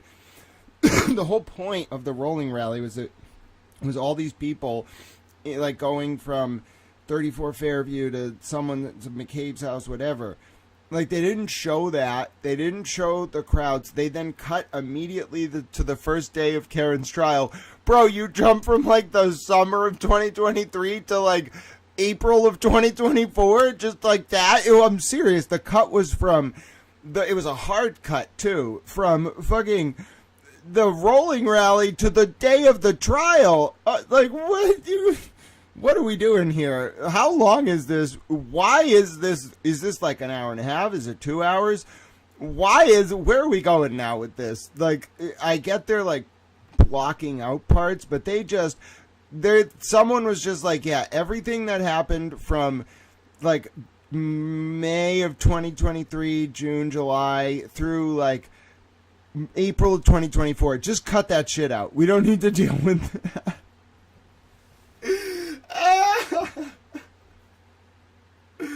I can't imagine that conversation. Okay, so we should just jump cut from the rolling rally to the trial. Yeah. Well, what about all the pretrial stuff? What about the federal investigation? No. We'll go back to it later. Just jump cut. Oh my god. That part, there's no justification for. Everything else up till now, you could justify the gaps in it by the fact they would go back to it later, like recursively. That part was just brutally bad. I mean, bad on a level that, like, it's 2 hours, all right, so we're halfway through almost. It was bad. Bad on a level, like, it was just, they needed to hint at something. Like, that period of time from the summer of 2023 until April of 2024 is, like, everything. I'm just like, why? Like, oh, I could not have dealt with this. I would have been so frustrated. Because that isn't like cutting. That's just excising the most important part of the story because it's hard to tell, which it is. But, like, they better go back to that because it's not like Turtle Boy was doing the rolling rally, and then the next thing that happened was, oh, poof, we are now, whatever the fuck it is, like, starting trial. No, like, oh my god, bro, like, you're not even going to talk about him getting jailed? You're not going to talk about, like, what? No. I mean, listen, there are going to be some people who are going to be furious about that. They just cut out Aiden being jailed? Oh, oh my god. Like, that's brutal. They're just not going to talk about it?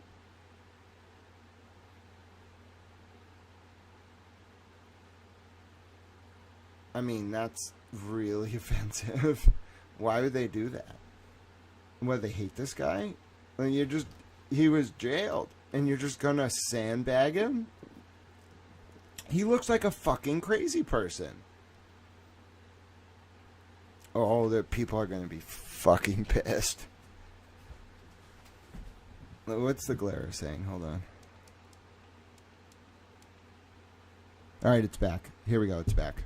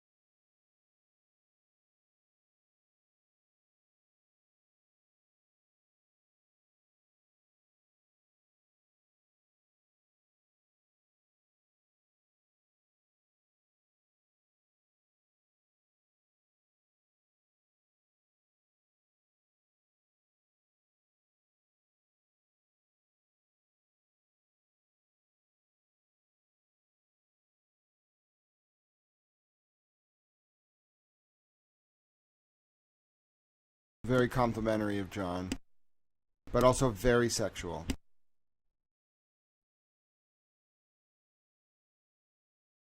Oh, yeah.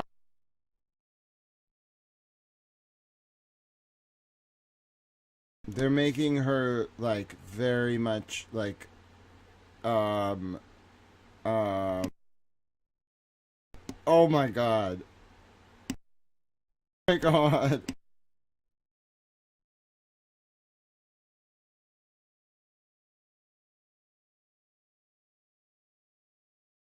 Why is her boob hanging out?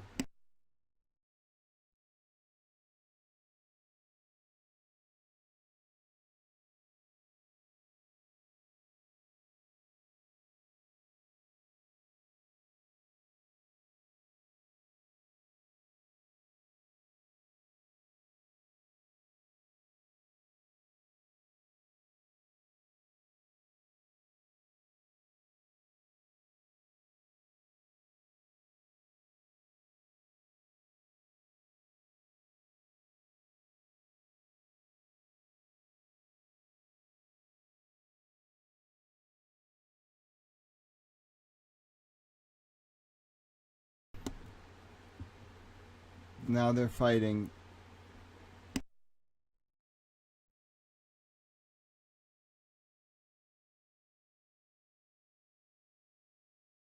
John doesn't like the kids going to donkeys and getting spoiled.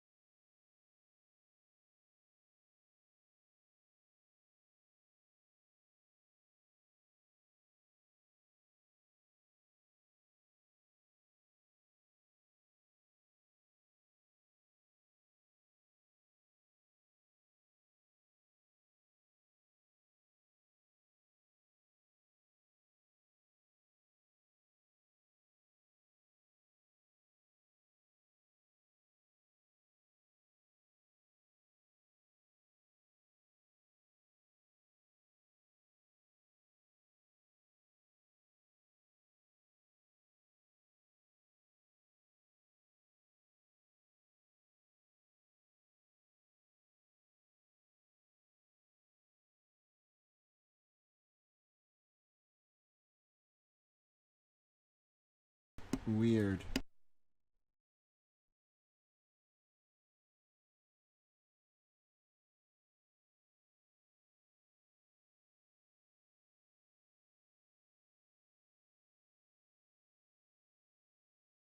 Aruba.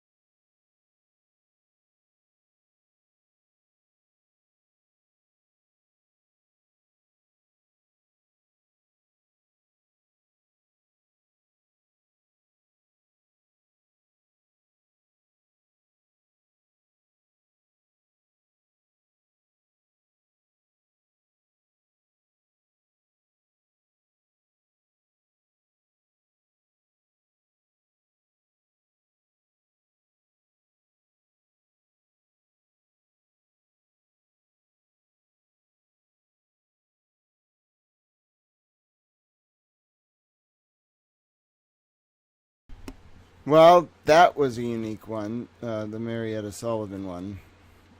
I mean, that was, I don't know what to say. I mean, that was not what.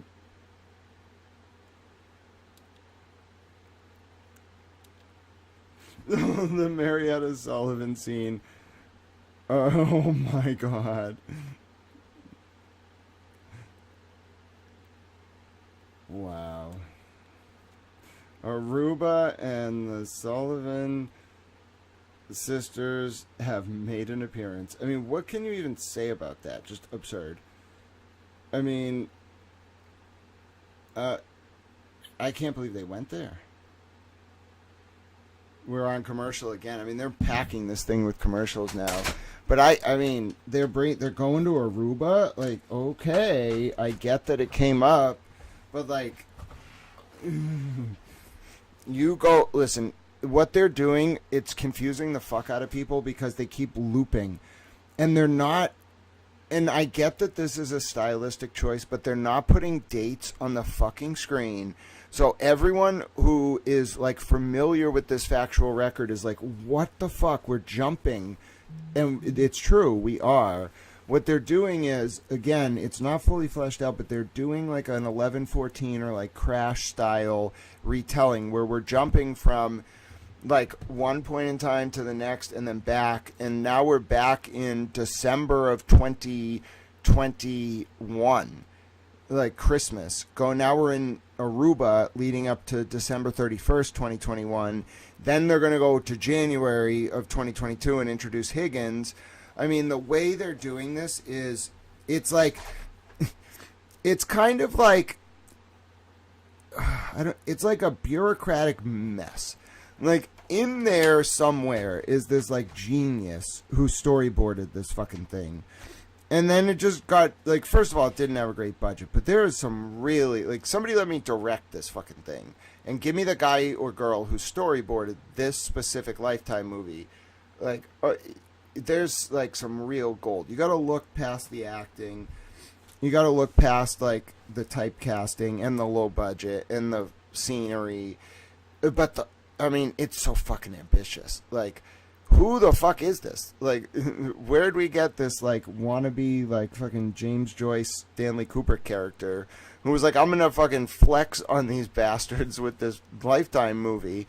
Because this is incredible. I mean, it's not a masterpiece. I'm being very careful to be very clear. This is not well acted or well funded. But whoever fucking came up with this storyboard is brilliant. Yes, Solo, it seems like a mess because it's not funded well enough. Like, the idea is right to tell it in loops. Like, you're in January of 2022, then you're in January of 2022.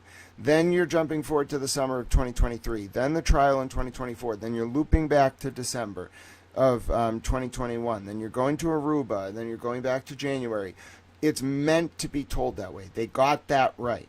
They don't have the budget for this. It's way too ambitious. It's underfunded. It's lackadaisical in its like presentation, but its core is brilliant. Like, I am well versed in this. It's not meant to be factual. It says it in the beginning. It's a dramatization, but I mean, for someone who has an appreciation of like the art form of storytelling, this is great. I mean, I need more from it. I need this person to be like developed. I need the idea to have a budget, and it needs to be well acted. But this could be like, cinema's a dying art, but I mean, if you really want to like write a masterpiece or direct a masterpiece, this is the canvas to do it on, if that's what you're really interested in. But you better have a fucking authentic motive for doing it. Don't tell this fucking story for money. I'll be fucking pissed. You better tell it because you think that justice will be served, because you are going to tell it in the way you're going to tell it. And it's worthy of it. It's a brilliant canvas. I'm telling you, it's a literary, just motif rich story. You have so many archetypes, you have so many different, like, the timeline is perfect to tell it this way. Crash and 1114 are about one moment in time. This you can fucking tell in loops over and over, and that's what this is trying to do, but it's confusing the fuck out of people. And it's live again, so I'm going to go back. Hold on.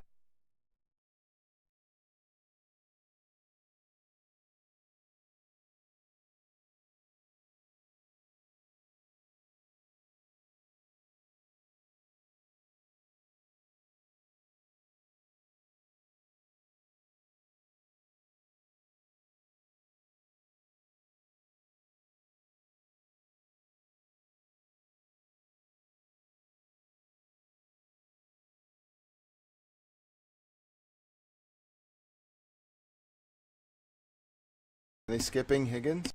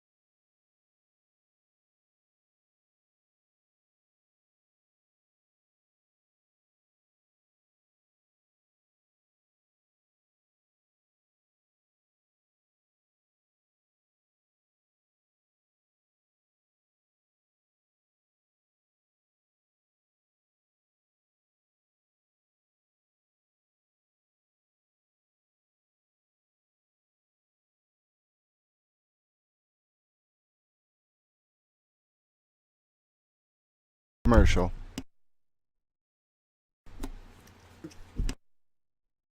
So, I was watching Turtle Boy react, and it was Turtle Boy's like, it could be worse.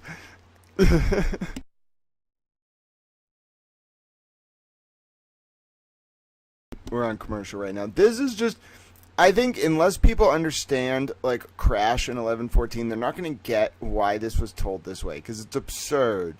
If you're like, this is like being on drugs. If a regular person was watching this, they're going to be like, what the fuck? It is absurd. Even those of us who know the case, it's kind of like, oh my god. Because like, trying to tell this story, like, first of all, they're just leaving stuff out at this point. Like the Higgins stuff, they should have told right there. Like it links Aruba, and I mean, oh my god, it just, but there.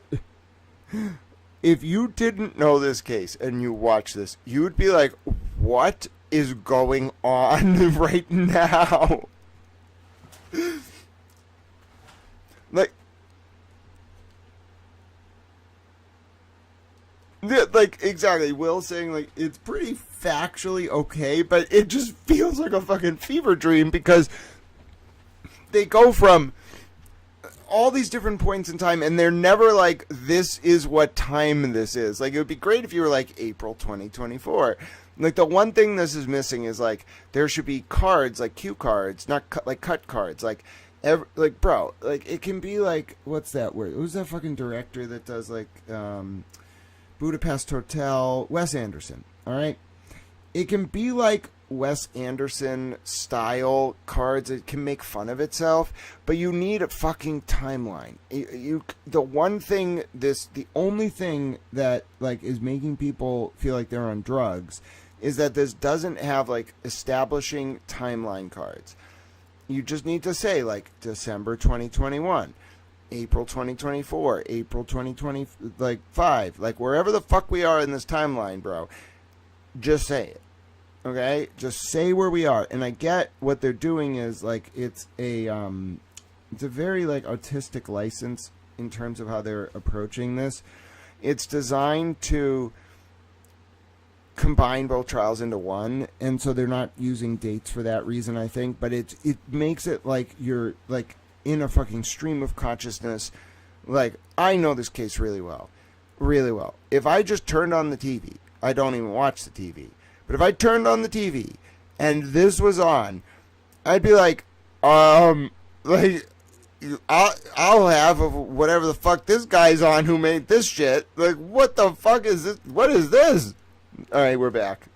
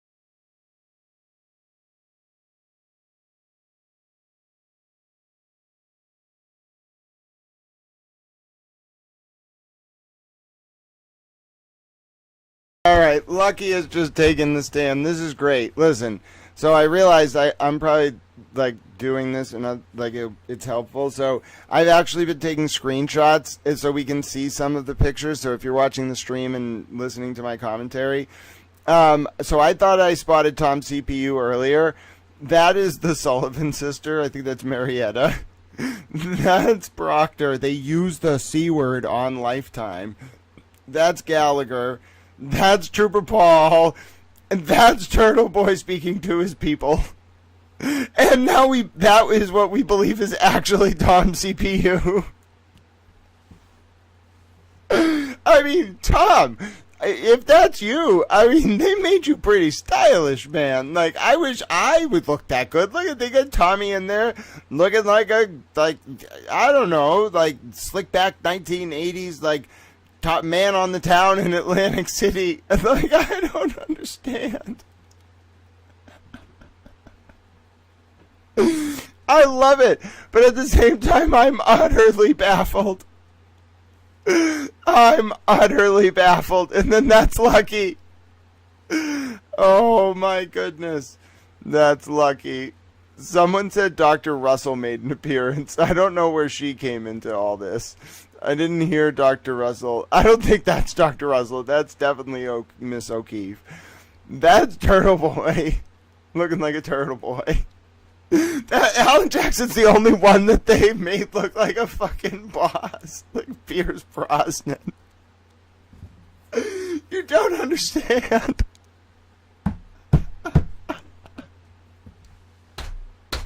This is the greatest thing I've ever seen.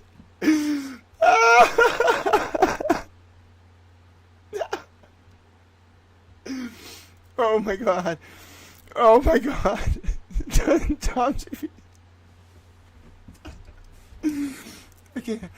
I can't.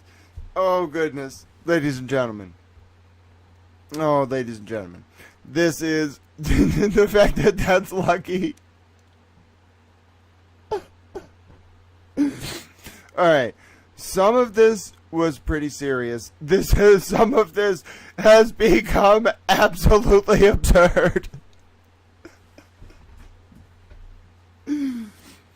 Oh my god. I haven't had this much fun in a long time. Whoever made this, oh my god. Imagine if the people who made the Lifetime movie were watching the streamers watching their movie. Listen, this is the greatest thing I've ever experienced. It's so bad, but it's so good. How can something be this bad and this good at the same time? Oh my god. So I'm not streaming it, obviously, because we're on YouTube and X, but my god, folks, I just cannot tell you. It should be impossible for something to be so bad that it is good. And this is that. Alright, not the picture of Tommy. That is just good for the sake of being good. But this movie, whatever the fuck you want to call this thing, is the greatest thing I've ever seen. Okay, it started.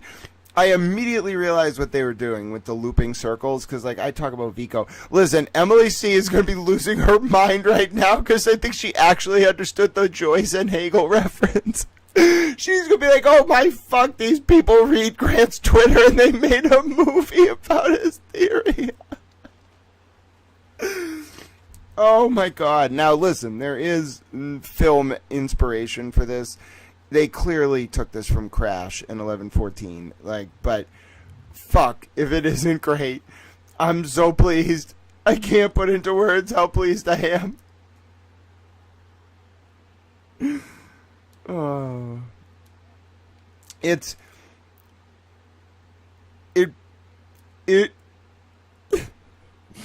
have to compose myself to sum this up. But it borders on brilliance, but, like, it tries to baffle. Alright, it's back.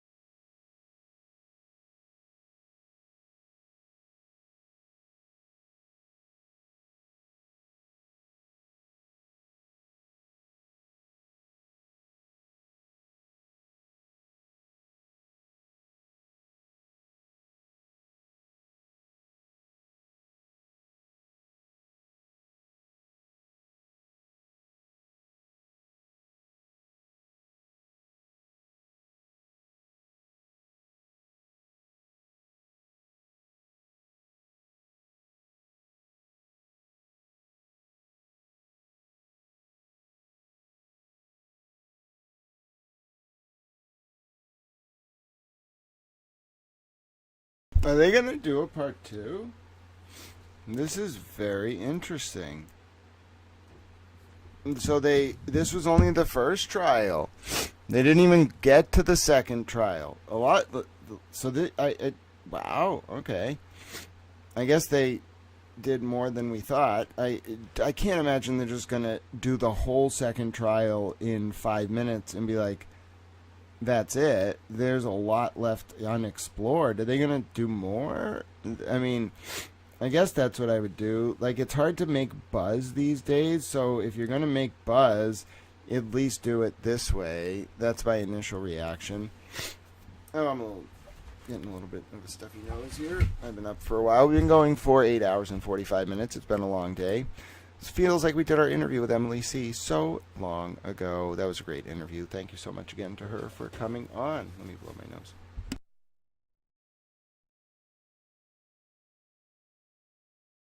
All right, there we go. All right, so we're going to see how this ends, and then I'll do the review of it. I'll take you through the screenshots I have, and then we'll close for the day. So what a wild presentation. I mean, I have my thoughts about it, and I'll say them in a few minutes. But just a fascinating sort of stylistic choice. Very bad acting. If you're watching along, I'm sure you agree with that. But it's a cliffhanger, too, which is kind of a throwback, like old school. Just cliffhanger out of nowhere. So, but yes, we are probably 3 minutes from the end of this.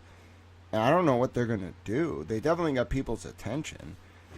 And it is a nice throwback. Like, I don't watch TV, but this is definitely like, okay, where are you going with this? Are you just going to end it? Will thought they were going to end it with a cue card. I highly doubt that. I foresee this being, like, part 2. Like, you haven't introduced Hank. You haven't introduced anything about the federal probe. Like, there's more to what they're trying to do. Maybe they'll just end it, but I don't foresee that. Let me just say the Lifetime commercials are just the same commercial over and over again. It doesn't make me remember what they're showing as commercials. It just makes me hate that advertiser. It's good to switch up your ads. That's why people don't watch TV. Alright, so in any event, we're going to see where this is going. It has 3 minutes left. What are they going to do with this? I can't believe I'm interested in a Lifetime movie. I mean, I get why. It's about something I know very well, but I'm just fascinated that they managed to make it not stupid. I mean, it actually has some, like, film merit. It's not well done. I mean, how do I put this? I see where they compromised. Like, it's not a movie. It's a TV movie.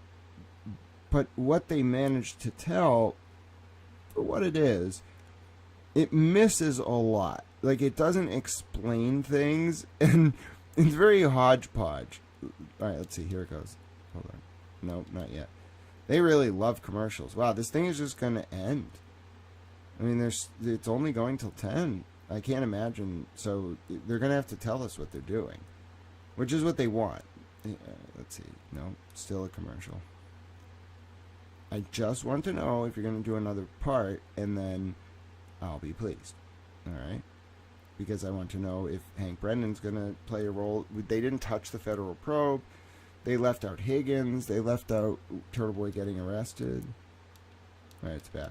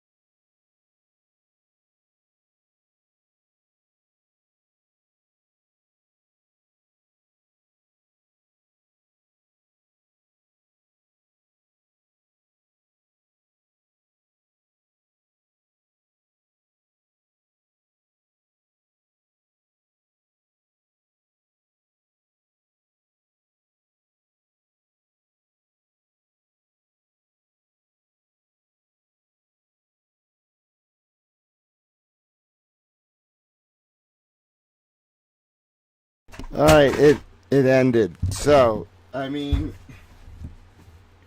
wow. Very interesting. Very interesting in so many ways. Just, I need a second to compose my thoughts as I post that. And, phew, that was the end. So what did you think? Did you find it interesting? I found it interesting.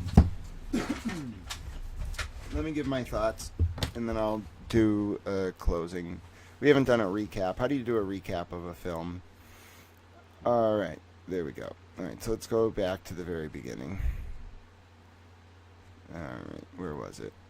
All right, so it was back here. All right, so. All right, my name's Grant Smith Ellis. If you missed it, the Karen Reed movie just finished, the dramatization, the John O'Keefe and Karen Reed movie just finished on Lifetime. It went from 8 p.m. to 10 p.m. Eastern.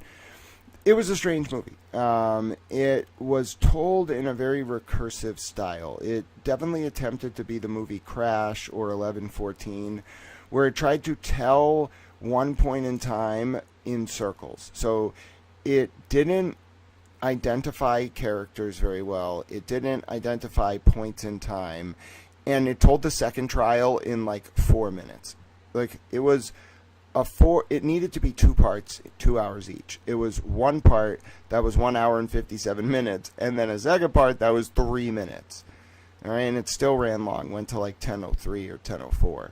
So it was longer. It needed to be 2 parts across 4 hours, first of all. Second of all, people are not going to understand this. It's going to be, TV's not even that popular, but this is going to fucking baffle the critics and anyone who watches this. It's going to baffle people if you don't understand the timeline of this case. The reason why is, what it did was it started on the night of January 28th into the morning of January 29th, 2022. And then it went sort of forward in time to like Karen's arrest, and then the summer of 2023, and then it went backwards, like, and then it went all the way to her first trial. Then it went backwards to December 2021 and Aruba, and then it screwed up because I don't know why they didn't include Higgins. They didn't touch a lot of people. They didn't even imply a third-party culprit. They must have been worried about lawsuits or something. Because what it ended up like doing was, instead of going December 2021, Aruba on December 31st, 2021, Higgins January 12th through 15th, 21st, 28th, 2022, then back to January 28th, 2029. No. It did go in that loop, but it just cut out Higgins entirely. It did Aruba, and then it went back through January of 2022. Then it went to the night again of 28th into the 29th. Then it went forward again, and then it started looping on itself over and over. It would it would loop back to like the night of the 28th and the night of the 29th through a dream sequence. Then it would go forward in time. And then at one point, I thought what was the biggest disservice to this whole thing was that it was doing okay from the storyboarding of it all. And people are going to say the acting was horrible, the budget was low. Yes, it's a Lifetime drama movie. It's a TV movie, all right? It's a dramatization. But what it did really well initially was the storyboarding. It was very strong. It was laid out very well. It knew exactly what it wanted to accomplish initially, and it did it. It told the story in a recursive circle, and it looped back. Where it fucked up was like an hour and 20 minutes in. So it went through, that was Bill Reed, and these are screenshots from the film. That was Karen, David, and Alan when they were first shown. Judge Cannoni in a wig, like Chloe in a wig. That was Adam Lally. Michael Proctor, Peggy O'Keefe, Miss O'Keefe. The text, Michael Proctor's texts that were like their own character. Karen in the shower crying when she finds out they wouldn't let her surrender and she had to be arrested. Turtle Boy losing his mind. That was how they introduced him. Alan Jackson looking like Pierce Brosnan. The standout boots on the ground folks. This is where it like kind of went off the rails. So they tried to show Turtle Boy at the rolling rally, which was fine, but then they immediately jumped forward to the first trial. Like, they cut from, I kid you not, the rolling rally to the first trial. They went cut from the summer of 2023 through to April of 2024. They didn't cover him being arrested. They didn't cover any of that. They just went immediately. And then, to make it more confusing, after going to the first trial, they looped back to Aruba and used that to, like, start the testimony of the first trial. So, like, they went from April of 2024 to December of 2021 and then back to April of 2024 because they had Proctor testifying. They used the C word on Lifetime. I was like, what the hell? They wouldn't use the F word. They replaced Karen's F words with GD, but they used the C word, the actual C word, on Lifetime. I heard it. I heard them say it. They didn't cut it. And then they started going through the first trial. They did Trooper Paul very dirty. They made him look like a bumbling moron. Then Aiden was speaking after the mistrial. We're pretty sure that's Tom CPU. All right, Tom CPU is a stylish man from the 80s who drives a Cadillac and walks down the Atlantic City boardwalk. All right, that's Tom CPU. He's a very stylish man with his sunglasses. I'm sorry, they just... Yes, Tommy's very like that, but he does not look like Al Pacino. That is... What is wrong with you? Anyway, that was Lucky, the snowplow driver. Alan Jackson on closing. And then Adam Lally on closing. That apparently there was a free Karen Reed billboard on the Boston Garden, which I'm pretty sure was an AI rendition. Then Hank Brennan did appear. All right, he only got a quick appearance. And then that's how it ended. All right, it literally was like 2 minutes of the second trial. Like, it went mistrial, like with 5 minutes left. And then the retrial was done in like 3 minutes. And then they did the not guilty. Like, it was a massive anticlimax. It's just like, I won't have what she's having. You know what I'm saying? Just a massive anticlimax. That's what I'm going to lead my Twitter post with. I won't have what she's having. The anticlimax that was the Karen Reed and John O'Keefe Lifetime movie. That's a little grimly mocking and sardonic. What do you want me to do? This shit is baffling. The point is, though, overall, if we're going to look at it from the lens of, like, filmmaking, it gets, like, a 2 out of 10. All right, like, it had some potential when it initially got off the ground, but it really fucked up the storyboarding for various reasons, and also the acting was bad, and furthermore, the, like, direction was bad. It just fell apart. For a TV movie, I don't know, 7 out of 10. It was funny. It was hilarious. It has a little bit of staying power.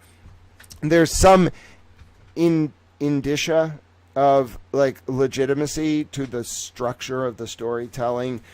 If we're looking at it from, like, the perspective of, like, my perspective on James Joyce and Hegel and Vico and recursive dialectical overlapping concentric social circles, interplaying that with time, like, it's not Crash, it's not 11:14. It strives to be those.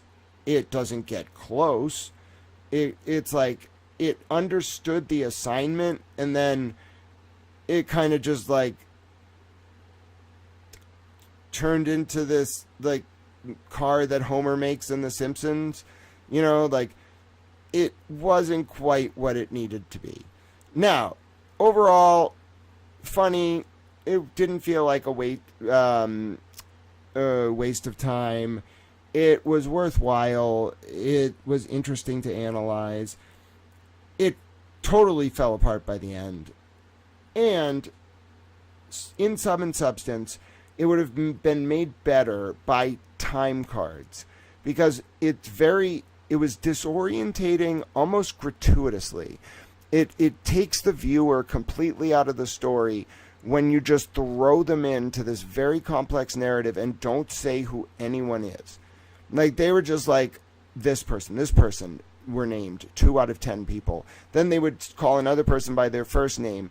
They would, and I get it's a dramatization, but what it did was, because of that, coupled with the completely ambiguous timeline, Like, you had to know the dates to understand what was just put on Lifetime. If you didn't, that felt like a fever dream, like stream of consciousness, being on drugs, whatever you want to call it. That was completely disorientating. There were no indications of when we were in time, what was going on, or how it was going on. You had to just know where we were. And even then, if you know the story well, the facts, it is still tough. My name's Grant Smith Ellis. That's my summary. Very interesting overview. Thank you to Emily C. for the interview today. It has been 9 hours. My name is Grant Smith Ellis. Thank you to Prince of Wales. I am going to get some sleep. This is a public information service. Before I get out of here, if you benefited from the stream today, if you learned something today, the public information service that I run here is designed to educate, inform, and entertain the wider public. We use entertainment as a hook in order to engender cogent public discourse and ward off the usurpation of our representative forms of government worldwide. If you want to get on board with that mission, if you want to help out, I'll go ahead and drop the donation links in the chat. Over 10 hours, I didn't mention them once, but I do have a Cash App, a Venmo, and a PayPal. Thank you to every single person who sent super chats and joined as members today. If you want to go ahead and donate, oh, I screwed up the links. I'll send them one more time. If you want to go ahead and donate, the Cash App is Cash App Grant Smith Ellis. The Venmo is at Grant-E1, and the PayPal is paypal.me/Grant Ellis. What I will also say is thank you to everyone who showed up in the chat. I wish I could go through all of you right now, but just know that I saw you all tuning in. It was a hell of a day in chat. I'm extremely grateful to every single one of you. And I also want to go to the super chats, which I think it lets me load up individually. Oh, goodness. Thank you so much to Trey N444 for future cheeseburgers. To Jersey Girl for some dinner. I loved my towel cheeseburger. Thanks for your insight and time in all this. My pleasure. Indie Girl says, loving your channel and chat. Thanks. Sorry I can't afford to be a member at the moment. Oh, God bless you, my dear friend. Joy Schumer says, Schumer sent 10 memberships and became a member. God bless you and thank you. Ben Burnett said, Grant, do you foresee any criminal charges against the McCabe's, Alberts, or Higgins in the next 5 years? I answered that earlier. Thank you for your support. Zelda Bob says, Grant, you are like Tarantino explaining the crossover scenario. I mean this with great admiration. God bless you, Zelda Bobo. Thank you for your support. Jen's dog Jonah, thank you for becoming a towel fan. Prince of Wales, of all the original aunties, Grant gave me freedom of speech and even gave me a wrench to keep me from getting timed out. Oh, damn right, Prince of Wales. And you're still here some 12 hours later. Well, God bless you very much, and God bless you to J.E. Walsh as well. Prince, P-R-I-N-T-S, Prince of Wales, thank you so much for that. It means so much to me that I was able to give you a space where you felt like you could voice your opinion, and that comment that you left means a lot to me. And I'm so glad I was able to give you that wrench so you wouldn't be timed out. Well, sending my towel love to all of you. If you've been on this stream for a while, you know we end the same way every single day here, which is, first of all, let me see what we voted on. The poll came in with 36% of the people were confused about the Karen Reed and John O'Keefe Lifetime movie. 30% of the people hated it. 19% of the people liked it. 15% said surreal. So a mixed bag of reviews indeed. My name is Grant Smith Ellis, as I mentioned. If you learned something today, though, if you want to pay it forward, if you benefited from this stream, found camaraderie like the Emily C. interview, you know exactly what I'm going to say. Look for reasons to pay it forward, ladies and gentlemen. Look for reasons to do small acts of service. It can be something as simple as looking for reasons to donate to our homeless veterans. Yes, ladies and gentlemen, our service veterans need your help. Not one of them should be homeless against their will, or we have failed as a country, and you can help them today by donating to a veterans service charity. And they put their life on our line. They put their life on the line for our country. The least we can do is make sure that they have the support they need. They want to live in the woods, we're not going to stop them, but no veteran should be homeless against their will. However, what if you want to help animals? Well, have you considered donating to an animal shelter run by veterans? You can help animals, you can help veterans, everybody wins. At the same time, maybe you just can donate to animals because an animal shelter because it's not run by veterans. That's okay. That helps animals.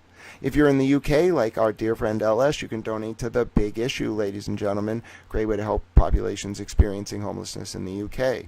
But it doesn't have to be a donation. It can be something as simple as reaching out to a friend or family member you haven't heard from in a while, smiling at someone on the street, or even donating 200 tomato plants like Francis Futrell did one time and having them designated honorary towels forevermore. I believe in that way we can live up to our towel eudaimonia, or summum bonum, our greatest good in the ancient Greek or Latin respectively, and therein change the current realpolitik from one centered on preserving, expanding, and demonstrating our power, to instead one centered on preserving, expanding, and demonstrating our capacity to engage in unconditional love. I believe it's possible because of you all, ladies and gentlemen. God bless you. My name is Grant Smith Ellis, and truly let these acts of service and kindness ripple outwards, therein bringing about a new digital epoch defined by Aquarius the Water Bearer standing tall and carrying a towel. Towel friends on the X, you got a few minutes at the beginning, so I'm just going to say goodbye to the towel friends on the YouTube. 9 hours later, I'm tired, you're tired, my name is Grant Smith Ellis. God bless you. Be well. Thank you to Emily C. for the great interview. Thank you to you all for all your great questions. Until we see each other again, be well. God bless. Be safe. My name is Grant Smith Ellis. Towel friends on the YouTube, I'm tired. I'm exhausted. God bless you. Be well. I hope you enjoy the rest of your Saturday. I'll see you again very soon. Until we cross paths again, know how much Towel loves you, how much I appreciate you all, and even in my tired state, how much I enjoyed spending the day with you today. Until we see each other again, thank you very much. God bless. Be well. Towel loves you, and thank you for